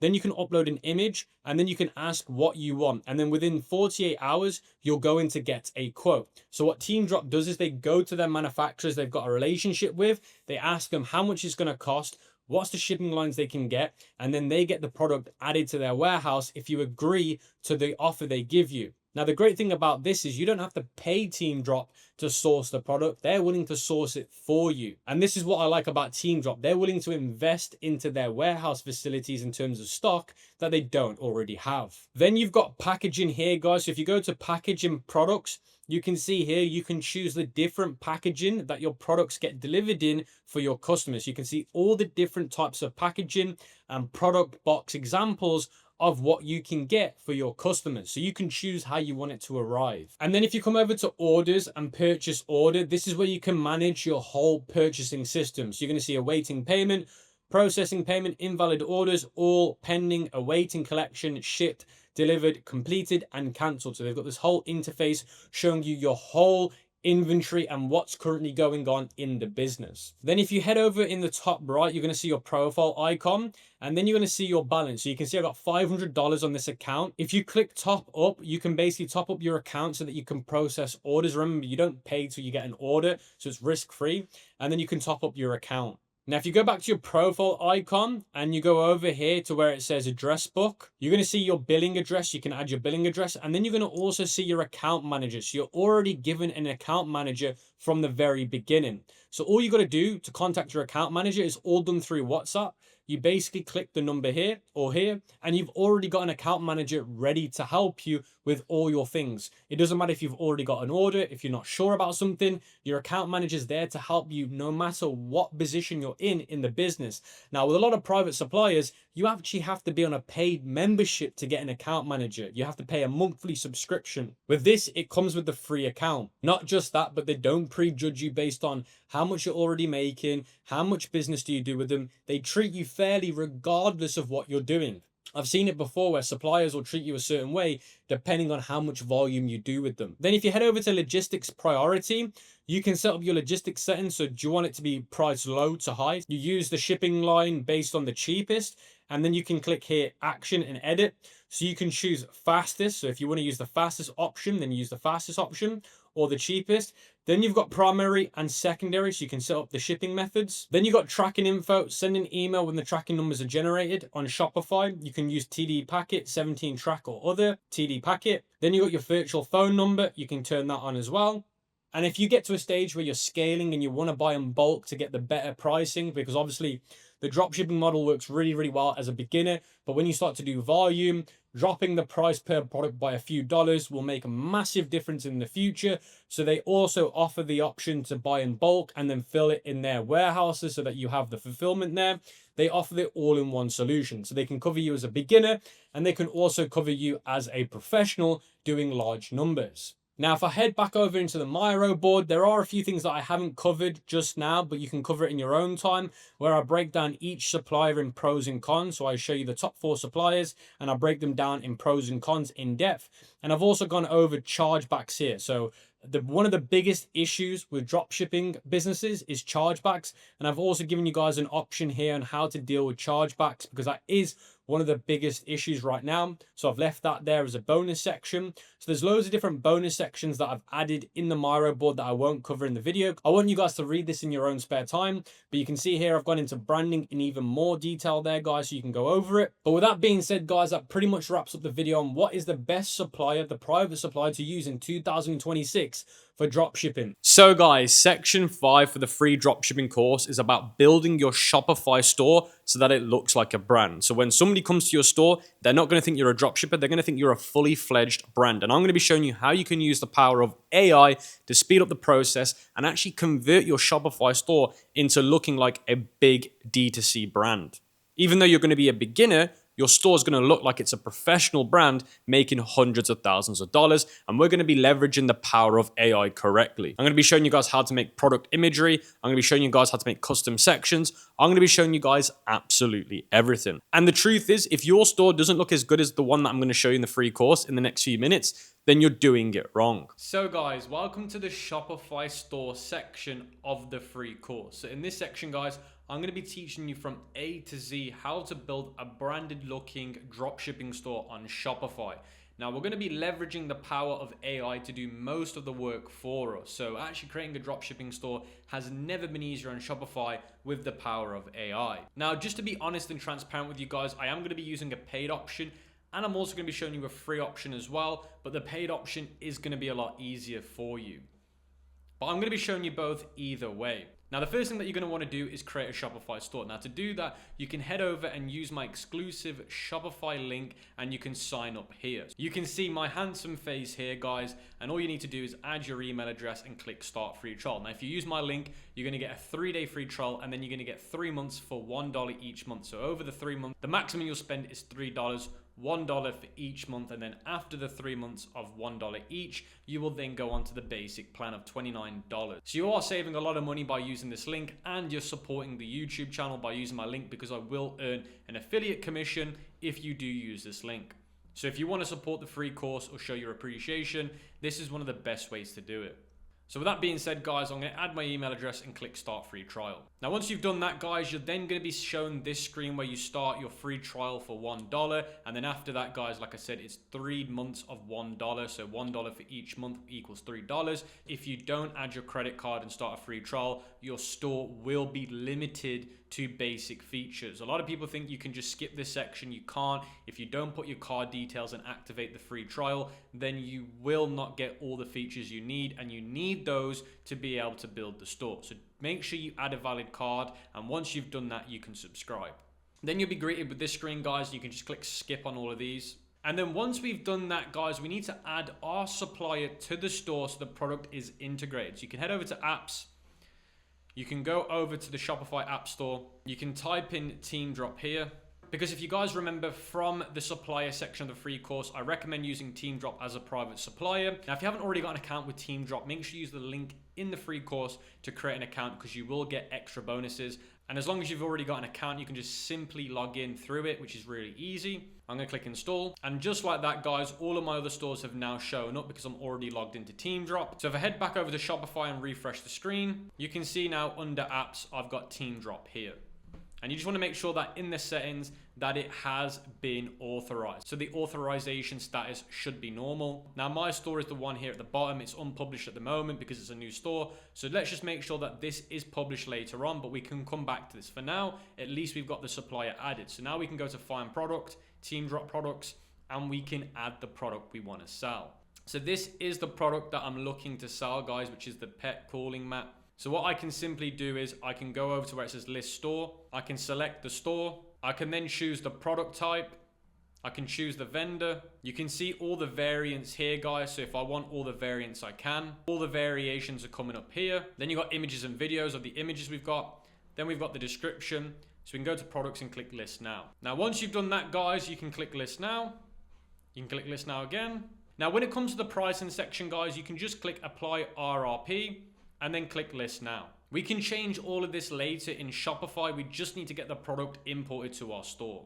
And just like that, guys, the product has been successfully imported to our store. You're also going to want to make sure the currency on your store is in US dollars. So come over to general, come over to where it says currency, go to change, go to currencies, and I'm going to change this to US dollar because the US dollar is the world reserve currency, so most people will buy in USD. But don't worry, with some of the apps that we can download, we can have multi-currency. USD is at the top, click save, but the base currency on the store is going to be USD. But that being done, we can go to where it says store and contact details.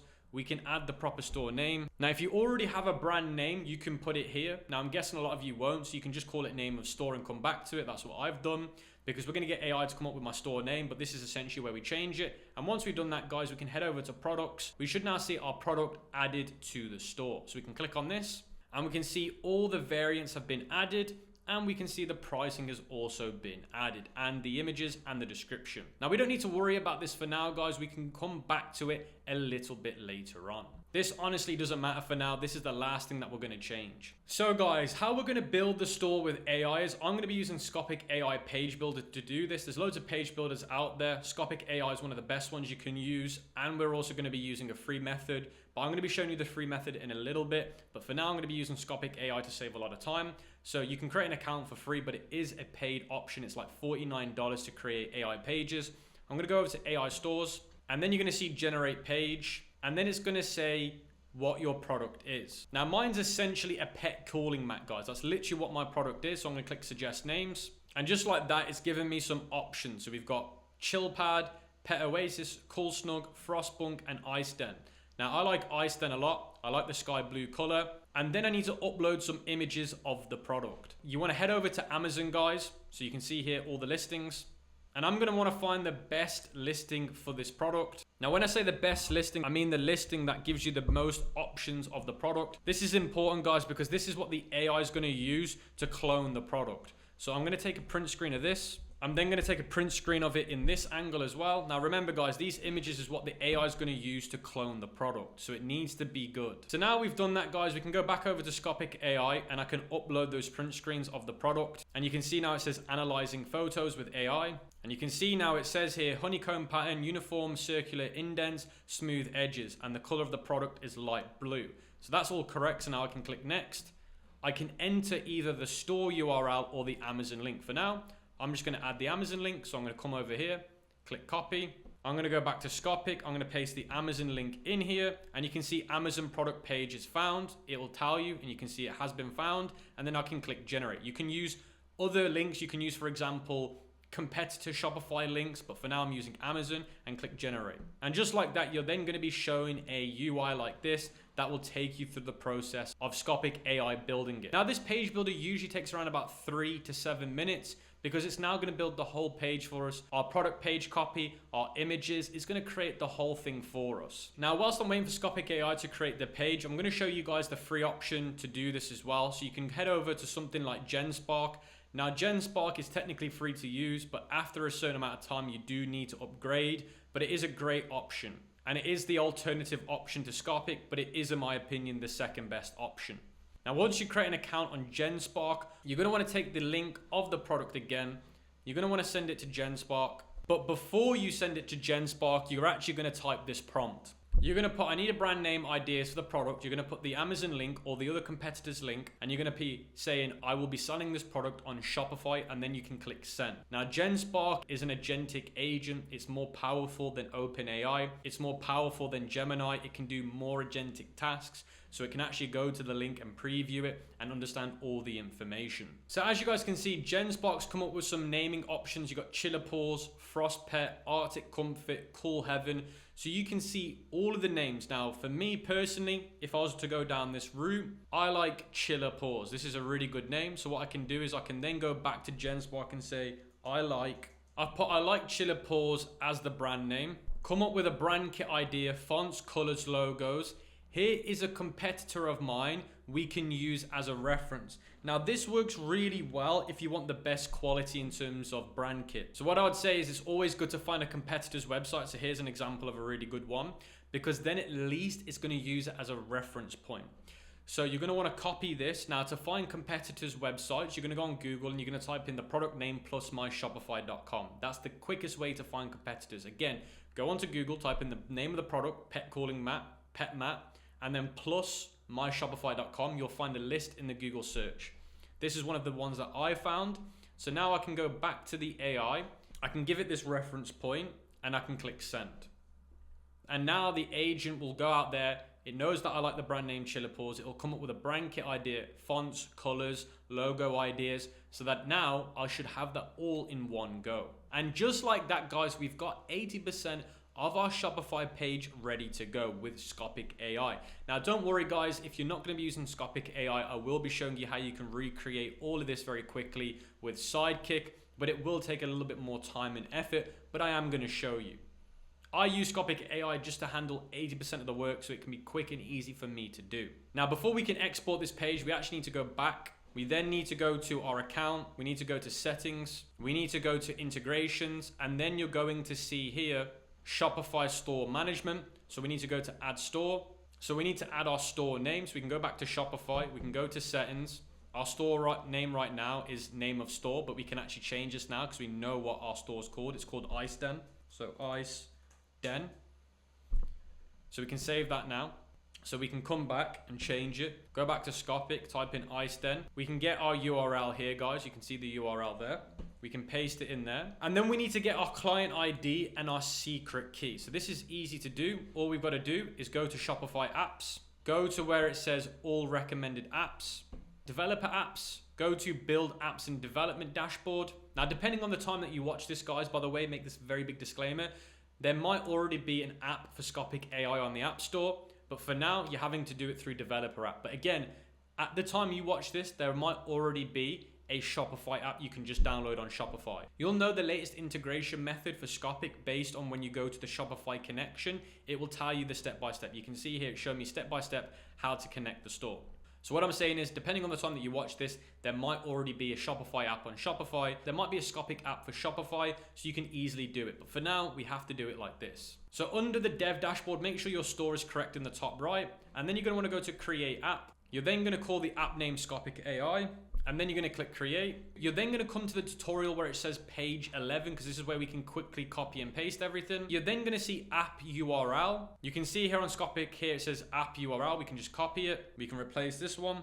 And then you're going to see it says embed app in Shopify. We can turn that off. Then you're going to see set redirect URL. We can copy this. You see the redirect URL on the bottom. We can paste that there. Then you're going to see here copy all scopes. This is our API scope. So we're going to come over to scopes. We're going to paste those all in. And then once we've done that, guys, we can click release. You can then go back to the home page, guys. You can then go on the left-hand side where it says home under Scopic AI, and then you can click install app. And then you need to choose the store. So ours is IceDen. Then you can see here it says install. Now, before we click install, guys, we need to go back to the Shopify dev version. We need to go to settings. We need to go to where it says client ID. We need to copy that. Go to client ID and click paste. Go to Shopify key, click copy again, and paste that here. And then I can set this as the default store and click connect store. And just like that, configuration stored successfully. So that's all done, guys. Now what we can do is we can go back to the home page and you should go to apps. You should now see Scopic AI. You can click on that. And then it says setting up Shopify Auth 0, authenticating Shopify, processing. And just like that, guys, it now says store connected successfully. Your Shopify store has been successfully connected. So now our store has been connected, guys, and you can see here it says connected. We can go back to the page builder. We can go to manage pages. The page that we just made, guys, we can click view page. Then we can click actions. Then we can click actions, export to Shopify, and then you can see our store name. Now, before we export to Shopify, we don't want the Horizon theme. So we're going to go back to online store. We're going to go to themes. We're actually going to go to the Shopify theme store. Now, the reason why we don't want Horizon is because although it's a free theme, it's not the best one. The best free theme is Dawn, guys. So we're going to click on Dawn. We're going to click try theme, and you're going to see it getting adding to our Shopify store. And just like that, guys, the Dawn theme is being added to the library. And now we can publish that onto our store. Now, you should be doing this, guys, regardless if you're using the free method or the paid method. It's the same thing. Then we can delete Horizon from our theme because we only want to be using Dawn. Now I can go back over to Scopic. I can click actions, export to Shopify, and you're going to see now it's loaded up the Dawn theme. And now I can click import product to Shopify. So now this will transfer the page over from Scopic to Shopify. Now, whilst we're waiting for that to work, we can go back to Genspot for the guys that are using the free or the cheaper option. And you can see here, guys, that it's done everything for us. So the color palette, secondary colors, gradient options, logo styles. So now what you can do is you can follow this up and say, now give me a prompt to make a icon logo, and then you're going to click send. So now it will give you the prompt we need to generate a logo. So you can see here, guys, we've got our logo prompt, so we can copy the prompt. Go to the plus icon. You're going to see something called AI Designer. So we're going to go over to AI Designer. You're then going to see all of these options here. So you can select logo. Then it shows you some examples of the logos that it's already generated. So if you've got any here that you like the look of, we can use. Now I like this logo the most. So I've told the GenSpark that this kind of logo is good. But now what I can do is give it that prompt that GenSpark gave me, and then it will create that logo. And on the right hand side is your designer board. So you see all the designs here on the right hand side. Now, just like that, guys, it's created me 4 variations of the logo. And I'm going to be honest with you, number 3 and 4 look really, really good. So now what I can do is I can say, describe what you want to edit. So I'm going to put, I like the logo. I just need my brand name text with it. And it's called Chiller Pause. So I'm going to put quotation, because the actual icon itself is really, really good, guys. Like that icon is very well done. Even the one on the right is good, but I prefer this one a little bit more. So now I can give it that feedback, and then it will remake that icon again, but with my brand name underneath it. Now, just like that, guys, it's given me the icon with Chiller Pause underneath it. So now what I can do, guys, is I can click export PNG, and just like that, guys, I've got my logo made with GenSpark. Now, if I head back over to products, guys, on my Shopify store, you're going to see there's 2 different products now. So you can see the one that was made with Scopic and the one that I manually did with TeamDrop. Now, remember, depending on the route you're going for, the free route or the paid route with Scopic will depend on which one you edit. So that's what I'm trying to tell you guys. If you're doing it the free way, you're obviously going to select the option that you've done. Now, because this option was done with Scopic, it's filled out the title of the product. If I go to the template, you're going to see it's all done. So you can see here, it's done all of this section for me. Now, there might be little changes that you're going to want to make it a lot nicer, but the base frame is pretty much done. So this is going to save you like 80 to 70%. So 70% to 80% of the work's done. The copy, the imagery is really, really nice. We can add to the imagery as well, but most of it is really, really good. We can add the logo. So with Scopic, we can actually download the logo. So you click action, you click download content, and it'll download the logo for you, and you can just come back here and add it. Now, I'm not actually going to be editing the Scopic AI page because I'm just showing you what it will do for you if you were to go down the paid route. It's already done the majority of the hard work for you. Now, if you did use the Scopic AI method to create your page, you're still going to want to watch how I transform the free page, because you're still going to want to use some of those tips to enhance your page. What I'm saying, guys, is Scopic's done a lot of the work for you already, but you're now going to want to enhance it even more. But on the free version, which some of you guys are going to be using, you're going to have to build the whole store from scratch, because if I go to view template for the free product, for the free product page, you're going to see it's empty. So if I also do it free, you can see the whole page is empty. It's using the TeamDrop photos. I need to build this whole page. Whereas if I compare it with Scopic, a lot of the work has already been done. So what I'm going to do, guys, I'm actually going to build out the free page with you guys slowly so you get an idea of how I do it. Remember, if you've already done the Scopic AI page, you're still going to want to watch this, because there are a lot of hidden gems here how you can improve the page already and make it 10 times better. So the first thing that we're going to want to do to improve the free page, and you can even improve the Scopic page if you want, is we're going to refine the product title and the description and all the imagery. So I'm actually going to delete all these images because I'm never going to use them. So we can delete all the images because we're not going to use them, guys. We can delete the whole description as well because we're not going to use it. Now you're going to want to have 2 tabs open. You're going to have the Shopify editor in one tab and then the product page section in the other tab. Now if I go back to the Shopify editor, the first thing I'm going to do is go to theme settings, logo, select logo. Now because I'm using the free version now, I'm going to upload the one GenSpark made, which by the way is a very, very nice logo. I'm now going to want to click done. I'm now going to want to click edit image, and then I'm going to go to where it says crop and transform, because we're going to make this image a little bit smaller. Now the reason why we're doing this, guys, is because if we crop it, it makes the logo look better on the website. So now we can click save, and you're going to see the logo's now got bigger. So that logo looks really, really nice. Now I'm actually going to make it slightly smaller. I'm going to make it to 80. Now once you've done that, guys, you're going to have a blank canvas like this. Now don't panic. We're just going to make this look better. So we're going to go back over to GenSpark and we're going to say, I need a product title making that is strong for CTR, and you're going to click send. You can see the first option's really good. It says chiller pool self-cooling mat, no electricity needed. I really like that, guys. So we can go back, we can change that now to this, and we can click save. That's a really good high CTR product title. Now it gave us some other options here, like keep your dog cool this summer, chiller pools large self-cooling dog mat. I just think option number 1 was pretty good. You don't need all this extra fluff. Now you're gonna follow up and say, I need you to make my product benefits and short description. Now we're not gonna be using this for ourselves. We're gonna be using this to create the sections, guys, but we need to get the info first. Now, whilst we're waiting for GenSpark to do this, you're gonna head over to this custom GBT. It's called the Section Builder by Scopic AI. Now this will create us the prompts that we're gonna give to Sidekick to create all the sections.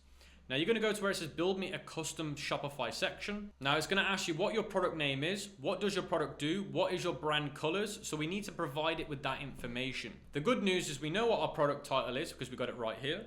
So we can copy it, paste it here.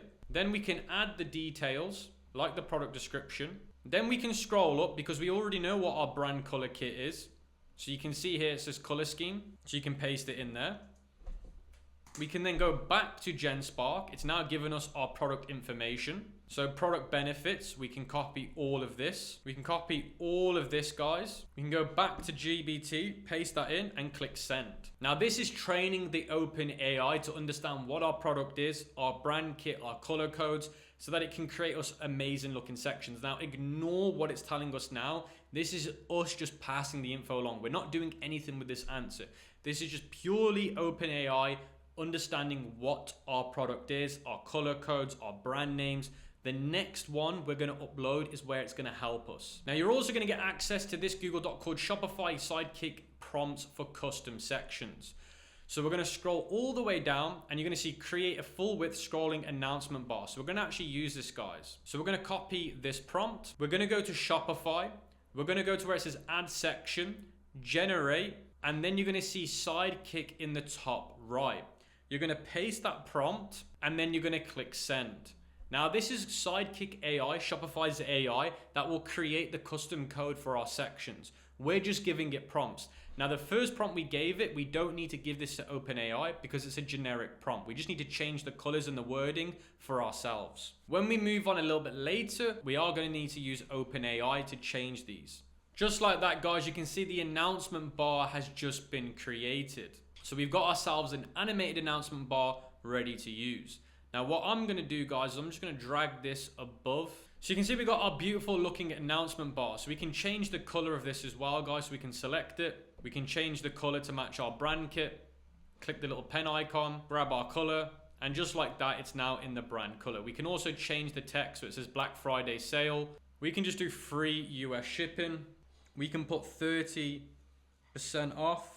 So I've put 30% off for all pet owners. So you can see that here, guys, 30% off for all pet owners. So now what I can do, guys, is I can click save, and this is all adjustable. We can change the text color. So instead of being white, I can make it black.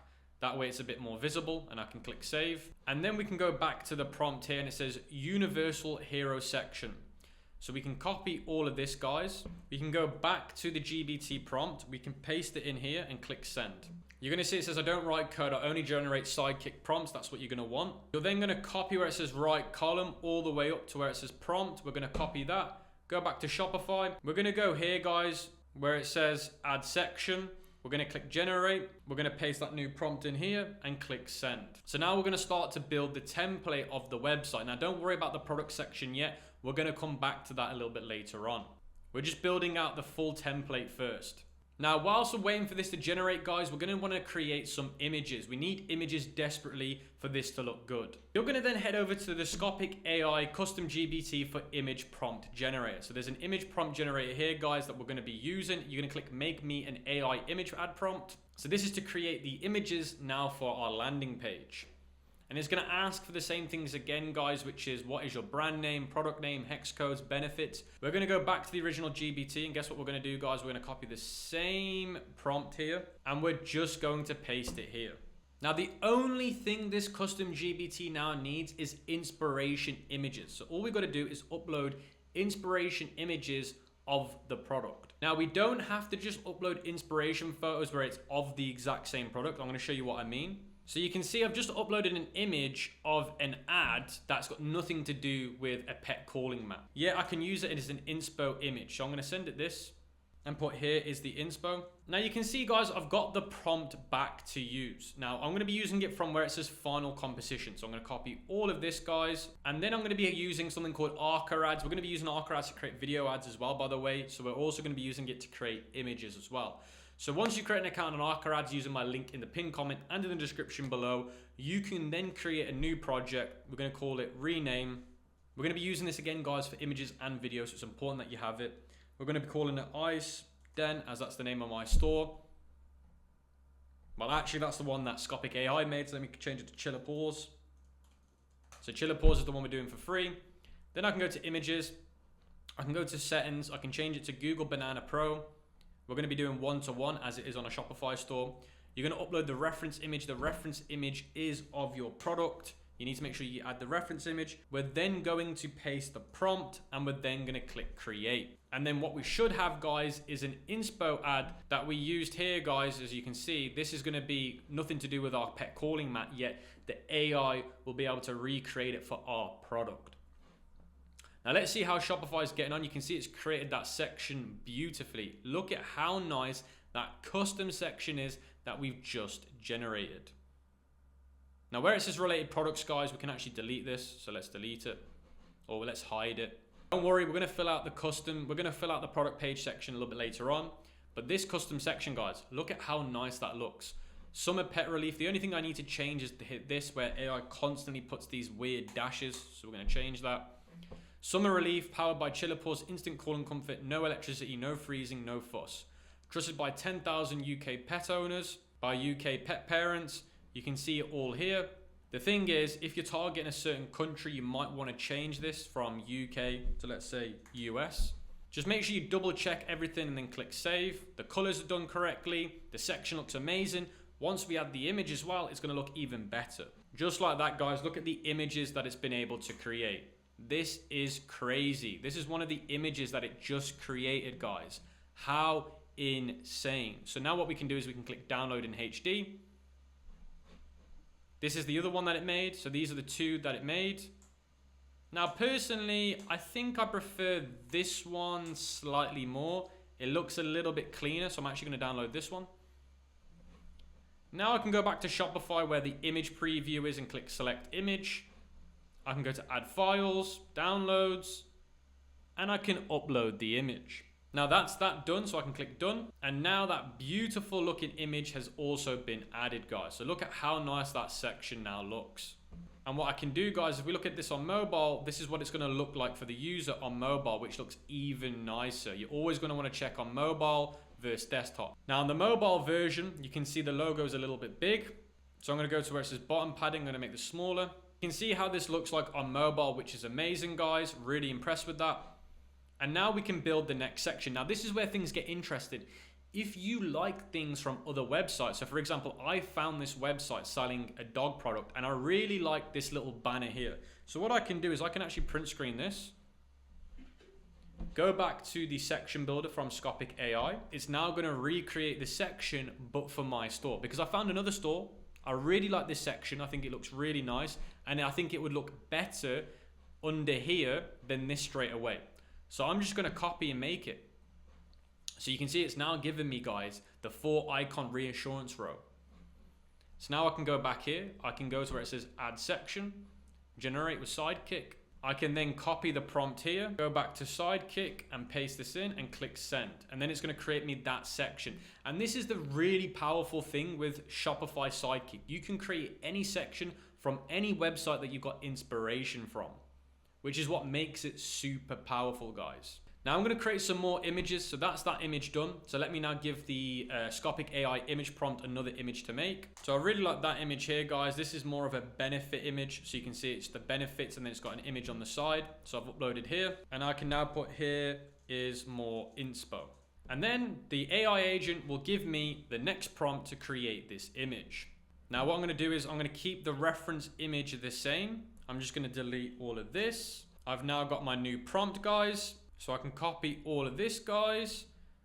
Go back to Ads, paste this in and click send. And that's the next image being made. We can go back to Shopify. It's still building out that section for us. Unfortunately, Shopify didn't make the icons, but what we can do is we can create the icons ourselves on GenSpark, or go on Google Banana and get it to create the icons. So what we can do is we can move this section now above this one. So now this is what it will look like under this section. Now all I've got to do, guys, is make the icons, which isn't too hard because I've already got GenSpark here. I can then go back to the Shopify section builder and I can go to where it's telling me the logo icons. I can go back and say, what should the 4 icons be? So you can see from this prompt, it actually missed the 4 icons out. So you can see here, it's giving me the recommended icons. So now I can just copy all of this, guys. Go back to GenSpark Designer, paste this in.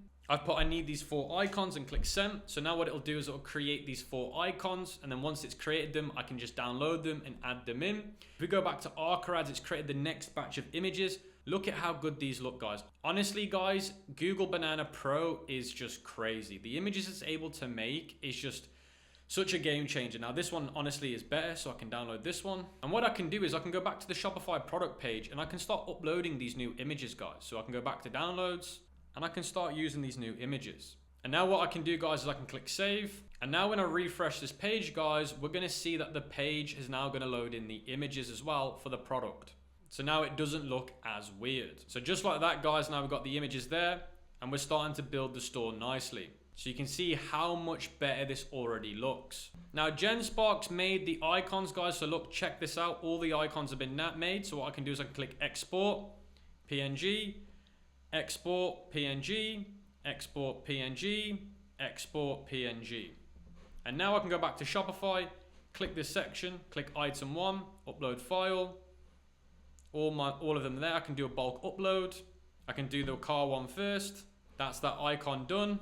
Then I can do icon number 2, which is this one here. Then I can do icon number 3, which is this one here.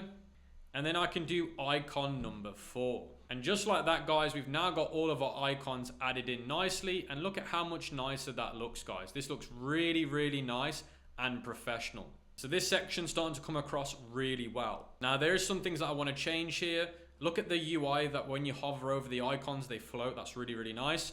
So like it's saying £17.75. So I just need to change that again. So it's in dollars.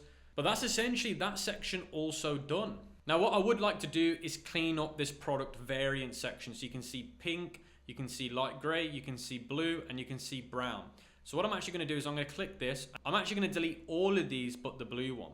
And then you can see here specifications. You can see here it says 4 to 35 suitable within 1 to 5 kg year old. I just want to make these ones sound nicer because obviously these don't sound great right now. So what I could do is I could take a screenshot of these and say to the AI, make these sound nicer, and then it would do that. And then once I've done that, guys, I can click save. And then what you're going to want to do, guys, you're going to want to add a block. So what you're going to want to do is you can delete the description, you can keep the share, you can keep the buy button, you can keep the quantity, you can keep the variant picker, you can keep the price, you can keep the title. The text you don't need, so you can delete that one. Then you're going to click save. Then you're going to click add block. Then you're going to do collapse row. And then the collapse row is going to be underneath the buy now buttons. So now you're going to have the collapse row there. And then you can click save. And what we're going to do is we're going to duplicate these guys. So we're going to come here to the 3 dots. We're going to click duplicate. And we're going to duplicate it 3 times. So you should have 3 collapses there. And then you're going to click save. These are going to be our drop down menus. It'll look better on mobile. But essentially, this is where we're going to give away easy info. Now, what I'd also recommend that you do is you change the layout to thumbnails carousel, and then you click save. That should just make the product page look a little bit cleaner. We're just removing all the excess fluff from this product section area. So guys, the next thing that we need to do is connect the domain name to the store. So the first thing that you're going to want to do is go to settings, go over to domains. Now, this is the trick. We're not actually going to be using Shopify for the domain because this is the generic domain that Shopify gives us. Now, we are going to want a premium domain, so it's a custom domain, but we're not going to buy it through Shopify because it's super expensive, which is $20. Also, we don't want a .com domain. We want a .store domain because we want to tell everyone that we advertise to that we're selling something on our store. So we're actually going to avoid using Shopify and we're going to click connect existing domain. Now, before we're able to do this, guys, we need to head over to .store domains. There will be a link in the description and in the pinned comment and in the cheat sheet to get my exclusive offer with .store domains. You're going to see my beautiful face on the screen there. And what you're going to want to do is type in your brand name here. Now, mine's iCeden, so I'm just going to type in iCeden, and you're going to see www.iceden.store. Now, the reason why we want a .store domain is because, like I said, you're going to get better SEO. You're also going to get better conversions on Facebook ads because people know that you're selling instead of it's a .com.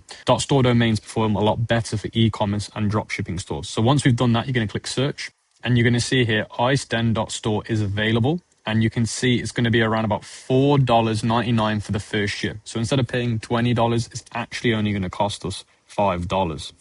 So what I'm going to do is I'm going to add this domain name to the store. So I'm going to click add to cart, and then I'm going to click proceed. Now here's the trick, guys. You're going to see that the cost at the total is $25. But as soon as we add Ecom King as the coupon code and click apply, you're now going to see the price drops to $5. So you're going to get your domain name for 1 year with privacy protection for $5. Now, if you don't care about privacy protection, you can turn it off, and then it drops to less than $1. So you can essentially get your domain name for a whole year for less than $1 if you're okay with privacy protection turned off. Now, for me, I actually prefer it on. If you don't know what privacy protection is, guys, if you click the information, you can see here, as soon as you turn this off, your personal information is available publicly. So you're basically protecting your personal data by having it turned on. It's up to you guys how much you care about that, but for me, I do, so I'm willing to pay the £5. So with that, guys, I'm just going to click place order. If you guys haven't already got an account, you can create an account here. But for me, I'm just going to sign in. So now I've signed in, I'm going to click pay online. And just like that, guys, you're going to see it says you're all set. And you're going to click manage your domain. And just like that, guys, I can see my domain, iceden.store. So I can copy that now, go over to Shopify, type it in, iceden.store, click next. And then all we have to do, guys, is just change the DNS records, which is really easy. Now, the DNS records we have to change are all here. So we can just easily change these over. Now we can click manage where it says our domain name. Now here you're going to see the overview and you're going to see auto renew. Now for me, I'm going to turn this off. Now when you do that, guys, you're going to see overview. We're going to head over to DNS. We're going to click where it says edit name cert. We're going to go to where it says DNS records. And this is where we're going to add a new record.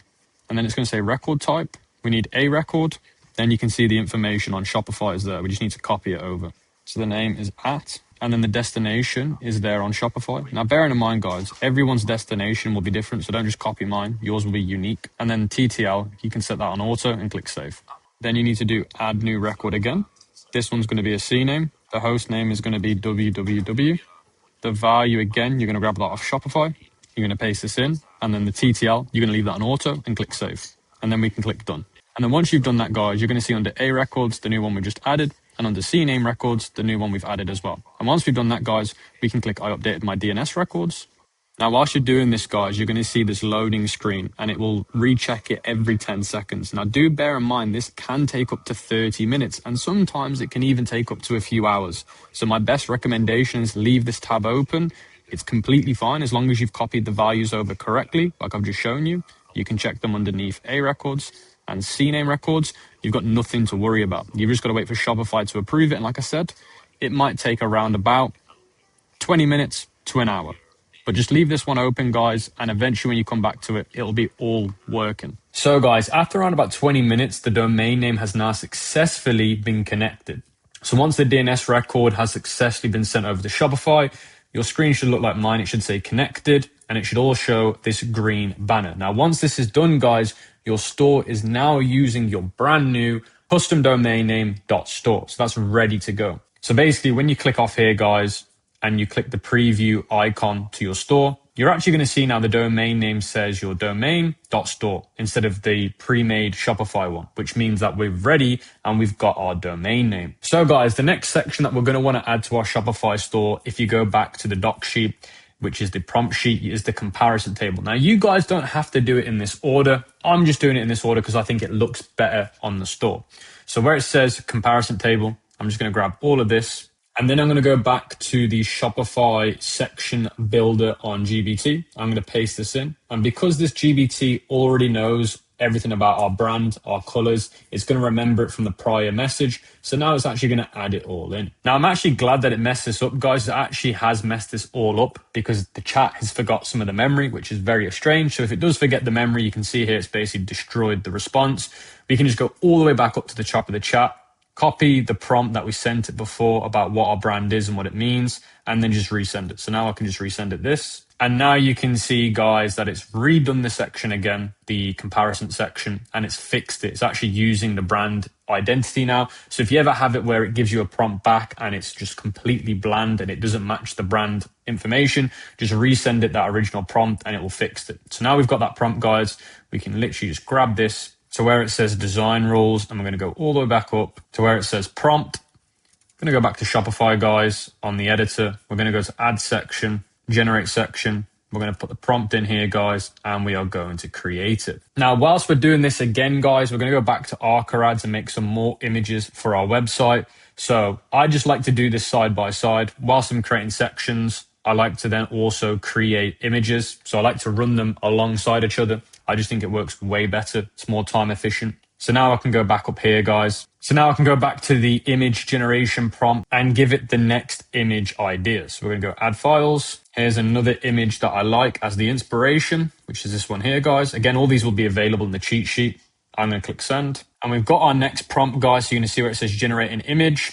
We're going to go to where it says the brand information and then final composition. And then I'm going to copy this, go back to Ads, paste the prompt in here, make sure we're on the right one. So we're going to be on image model, Nano Banana Pro, 1x1, have two options, give it the reference image, and then we can click send. Now, whilst we wait for this to get made, guys, we can actually head over to Shopify and see how well it did it at that section. And you can see it's blowing this section out of the park as well. This gradient color, it says wide chiller pause stays cooler. Calling technology, other brands, and you can see it's done a really, really good job of this, guys. This comparison table is absolutely amazing.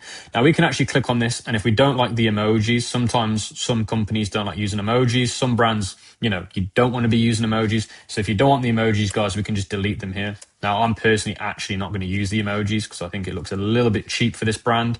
So all these emojis I'm going to delete. And just like that, guys, the emojis have been deleted. It looks a lot more professional. And now I can save this, and I can also change this to mobile again and see how this looks like on mobile. And you can see this looks really, really nice on mobile. So I'm really happy with that. And you can see the product page is now coming along really, really well. And if I change this to full screen, you can see how nice this is starting to look, guys. Now, the next thing that I want to do is the next column. Now, the next column that we can work on, guys, is the create a 3 problem solution results. So this is a really good one for us to have, guys. So what we're going to do is we're going to copy all of this. We're going to go back to the GBT prompt and paste this in. Now, if we go back to Ads, our new images are ready. So this is the first one that it made, which is really, really good. And this is the second image it made, which is also very, very good. Both of these are amazing. I think the second one's better because it looks more realistic to the product. And I think I'm going to be using this as the main image. So I'm going to download this image.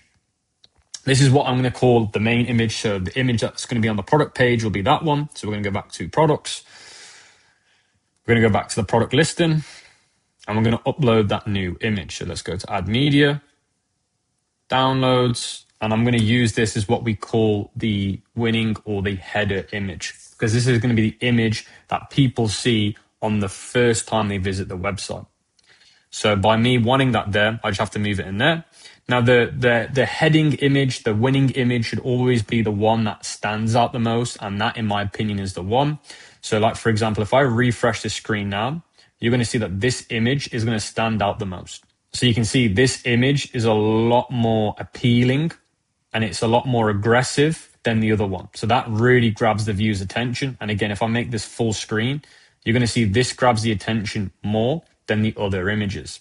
Now, what I'd recommend that you guys do if you want to make this section look really, really good is if you go back to the editor, you can have it on section fill or original. So original is this, fill is this.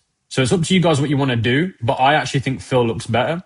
And then when I change it to like full screen, you can see it fits the screen really, really nice. So it's up to you guys if you want to have it on fill. Me personally, I do. And you can see this looks a lot more powerful now, guys. So I'm going to leave it like that. You can see the home image says, is your pet overheating during the hot summer days? So it's that powerful question that they're going to get hit with straight away. And then it's a chiller pause self-calling dog mat, no electricity needed. That's straight away going to win people over. Now, just like that, guys, we've got our next section made. So I'm going to copy all of this over. I'm going to go back to the Shopify editor. And now I'm going to go back to where it says generate section. Generate, paste it in here and click generate again. Now we're going to go back to Arca again, guys, and make our next image. So let's delete this prompt. Let's go back to the GBT model. Let's upload our next reference image. Now this next image that I'm uploading is actually a testimonial image. So you can see it's clearly a testimonial image. So this is the next one. I'm just going to send it. It's really important that we have testimonial images on the website. So this is the one we're going to be using. Okay, so I've got the prompt back, guys. So what I'm going to do is I'm going to grab this over here to where it says final composition. Go back to Arca. Now the reference image that I'm going to use this time is actually just going to be a plain image of the product. This time the reference image is going to be the same. Now I'm hoping that the dog's on the front of the testimonial or a dog owner's on the front of the testimonial. If the image is wrong, then I can just reprompt it and say use a dog as the testimonial person. Now if we go back to Shopify, this is the section that it's made. Now if I'm going to be honest with you, the section actually looks really, really good. The only thing I don't like, guys, is the coloring. The coloring looks a bit off. Yeah, guys, I actually don't like this section. It actually kind of destroyed the section. I like the idea. I just don't like what it made. And it's okay if this happens, guys. You can just remove it and move on to the next one. So we're going to create the section titled Join Ex-Customers Who Love the Product. So we're actually going to copy this over, go back to the section builder, paste this in, and we'll move on. And it's important, guys, to understand that not every section we're going to make is going to be perfect, and we can just delete them and move on. It's really simple, guys. So now we can go back to Arca and you can see it's definitely done what I wanted it to do, which is put the dog on the left and put the testimonial on the right. Now, both of these are extremely good. It's very hard to say which one I prefer. I think just based on the lighting, I prefer the second one. I think this one looks slightly better. So I'm going to download this one, guys. But they are both very, very good. So now I can go back to Shopify, add this image back in.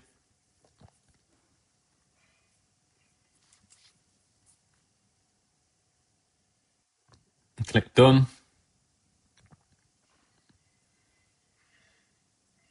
And then that's another image added, guys. And I think this image will work really, really well with the new section that I'm working on. So you can see this is the new section. So we can copy all of this.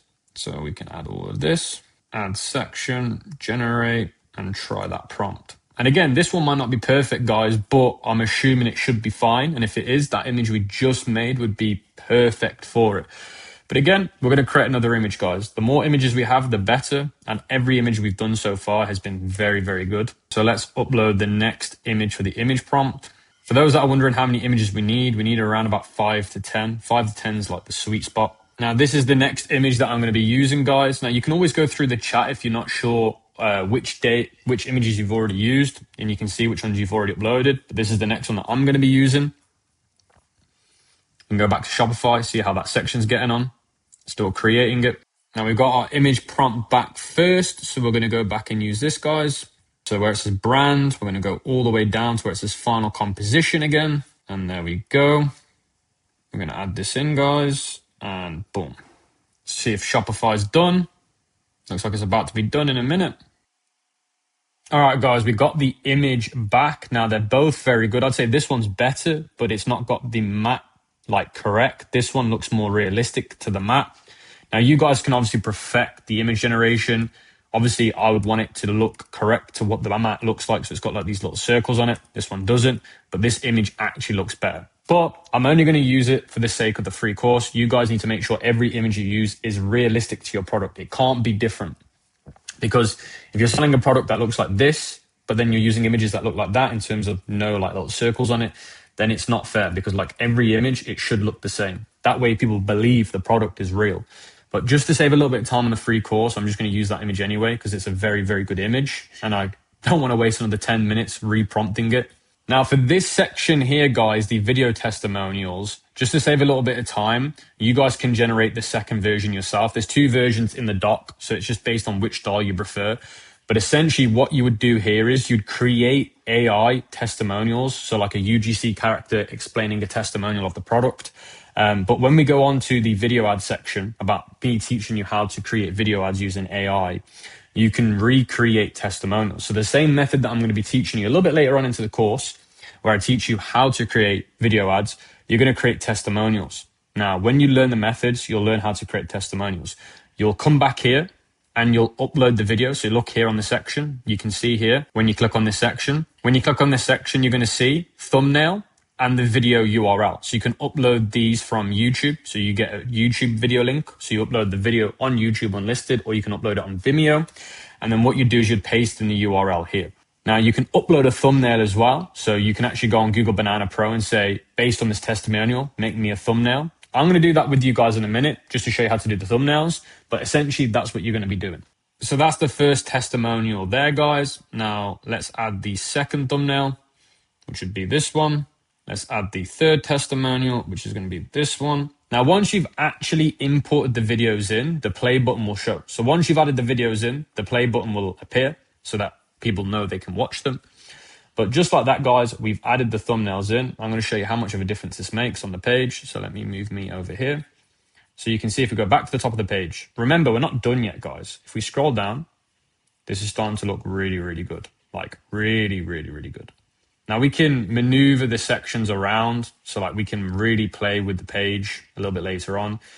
But you can see this is starting to look very impressive. Like in my opinion, for a free website, we've done this all from scratch. I think it's looking very, very, very good. So we can now go back to the editor. We can add an image here. So we can go to select image. Let's say we add the testimonial. Our testimonial has now been added. If I now show you the full screen again, look how much nicer this website looks. It's very hard to argue that this is not a good website, especially as we've built this all for free. So again, very impressed. You guys can make this look way better than me because you're going to have way more time than me. I'm rushing through this, by the way. Now, for the FAQ section, you can actually print screen this and say, make me an FAQ section. Now, it has done the FAQ section a little bit. And is it good? It's pretty good. Like the FAQ section it makes is pretty decent. But you can make this FAQ section way better if you get OpenAI to do it for you based on the chat we already have open with it, or based on GenSpark. If you already have it open, say remake me an FAQ section, and then you just come back down here and you change the question and the answer based on the answer it gives you. Okay, guys, so we've done really good on the store so far in terms of aesthetics and how we want it to look. Now, of course, to make the store look better, you can add more sections if you want to, or you can readjust the sections, or more importantly, you can reorder the sections. When I say reorder the sections, what I mean is if we come over to the left-hand side, if you want the social proof to be higher up, you can. So like you can reorder the way I've laid it out. Down to you guys how you want to do it. This is essentially what I like to do, guys. But again, it's down to you if you want to add more sections or reorder them. There's no right or wrong answer as long as the quality of the content is like mine. Now, something that we're going to want to move on to now. Now, let's say theoretically I'm happy with my store, which I am. By the way, I'm very happy with it. I can then go over to where it says variant pills. Now, if you go over to where it says brand information under theme settings, you're going to see this displays in the footer. So for example, in the footer, if I put here a headline, this is what's going to be written on my homepage. This is going to be written on the footer. So I could put here, welcome to, and then I can do a description as well. And then you've got obviously the logo that you can add as well. Then you've got your social medias. Then you got your currency. So you want currency codes. Then you got your cart. Then you got your checkout, guys. You need to make sure that you add your logo to the checkout. So we're going to add the logo here. You can also change the colors as well to match your branding. So I can change these to match my branding. So instead of that color, we're going to make them these colors. And then you're going to want it on one page checkout anyway. Now you're also going to want to go over to colors. You're going to want to go over to where it says add scheme, because this is going to help. Now, although remember, these sections have been hard coded to be these colors, but Shopify also needs to know your brand colors. So you can see background, you're going to leave as it is. Text, you're going to leave black. Solid button background, you can change this to your color accent. Then where it says outline button, again, you can change it to color accent. And then shadow, you can leave it as it is. Then once you've done that, guys, you can click save. And then once you've done that, guys, you can click on the main product section again, where it says product info. And then you can change the color scheme to your custom color scheme. And now, guys, you're going to see that the add to cart button and the buy now button and the share button are now your custom branded colors instead of being black. So you can see now It stands out a lot better. It matches your branding a lot nicer. So you've got that there, guys. So that now all syncs in really, really well. Now you can also go to your footer menu and do the same thing again. Change the color scheme to your custom color. So just make sure on those sections that we haven't customized with hard code, you change them to the right color. And then where it says buttons, guys, we're going to want to do the same thing here. Now you've also got badges. So on theme settings, you've got badges. We're going to change this to my scheme, so color scheme number 6, and I'm going to leave it as it is.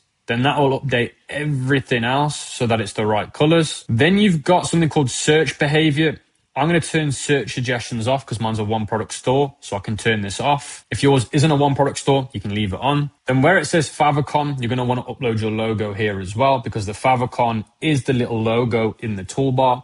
So when I show you the live website, you'll see that it updates it. And then what we're going to want to do, guys, is we're going to want to change this over from the product page back to the home page. And for the home page, it's very simple. We're going to come back to this image in a minute, but essentially what you're going to want to do is you're going to see this section here called the featured product section.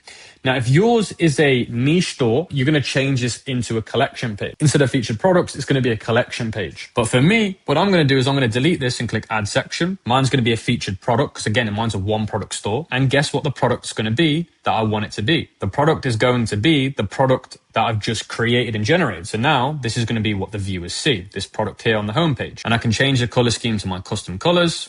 That way it changes it. Then what I can also do is I can change some of the options here. So where it says constrain to screen height, I can change this to make it bigger. So where it says fit, original or fill, then you can see here it says hide other variant media after one is selected. So we can turn that on as well. And then that's that done, guys. I can click save. Now, if yours is a niche store, what you would do is you'd click add section and you'd click feature collection. Then you would go back to Shopify and then you'd go over to where it says collection and you'd click create a new collection. You'd call it pets, products, or whatever it is you're selling.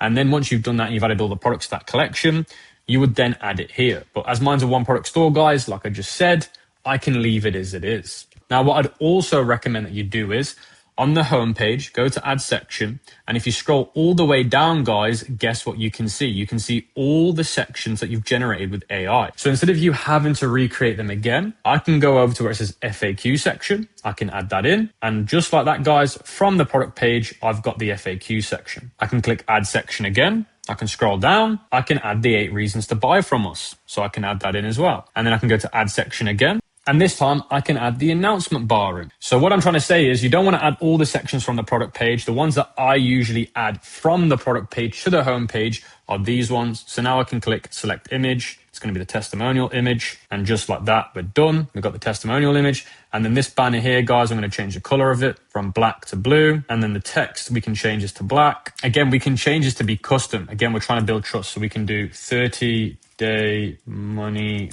back guarantee. And just like that, guys, on the homepage, we've got the 30-point back money day guarantee to build more trust. And then obviously the footer section is going to be carried over from the product page. You don't need to change this. Once it's been done, it's been done. And then for the homepage, we've got this banner. We definitely want this banner. So what we're going to do, guys, is we're going to change the color scheme to our new color scheme. So for the banner itself, guys, the homepage banner, we can actually delete this. So for the banner, you're going to see here, which says image banner, delete it. And then the home page is going to be just like this. Now, I actually moved the 30-day money back guarantee on the home page all the way up to the top. So underneath featured product, that's where it's going to go. And just like that, guys, it's underneath. So that's basically how the home page will look. So I'm going to click save. And just like that, guys, our home page has now been readjusted for the product. And then obviously now we're going to sort out the menu page. So the menu's fixed. But again, just to clarify, guys, if you are doing a niche store, this home section here would be the collection page. And then it would be just like this. You want to keep the homepage really basic, guys. You don't want to flood it with too much content because remember, we're going to be sending all the traffic from paid ads to the product page. If people were to redirect to the homepage, they would be hit with this, but it's enough to get them back to the product page and to keep their trust. So that's essentially how we would do it. So now technically with the whole page being done, we can now go back to Shopify. We can make sure that our pricing is the way we want it. So for example here, guys, I can change this to $99.99 and click save. Then I can also click on this and click where it says edit prices. I can also click on this and click bulk editor. And then you're going to see here, you got the price. Then you can click on this, guys, and you can click on the actual name of the option. you're going to see the price, and then you got compare at. So you can add a comparison price, guys.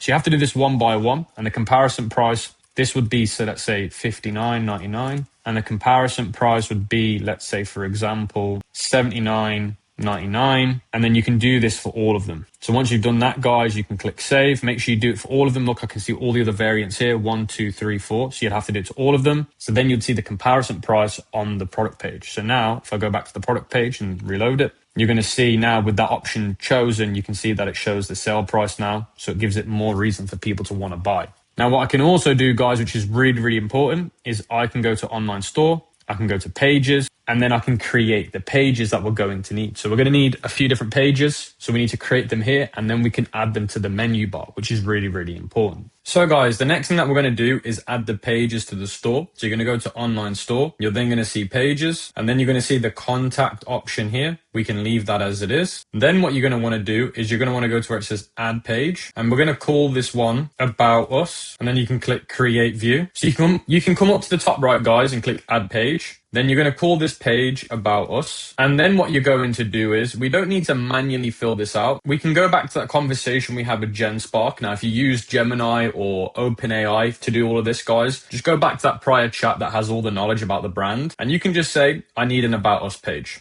Just put the text for it, because if you just say a page, it might try and actually create a page with HTML. So just tell it you only want the text. And then it should create us a nice, short recommended story, which it has, by the way. And you can see it's now creating us that. You can see it's creating us that full about us page. We can copy the whole thing. Now, what I'd always recommend to you guys whenever you're using AI is just double check everything makes sense. So it started on a sweltering July afternoon in 2024. That's fine. Okay. Loved golden retrievers. Okay. So just make sure you read it now. For some reason, AI loves to put these little dashes in. So I like to remove them, because if you leave them in there, it just looks so AI. So just always remove those little dashes wherever you can see them. And as long as you're happy with that, guys, you can click save. Then what you're going to want to do is you're going to want to click this little green X button. You're then going to go back to this icon in the top left, and this will take you back to all the pages. And then you're going to see that it's hidden, and then you got visible. We'll worry about these a little bit later on, guys. For now, I'm just going to leave it hidden. Then the next page that we're going to create is refund policy. Now, I'm not actually going to give you a template. Now, I used to give you guys templates back in the day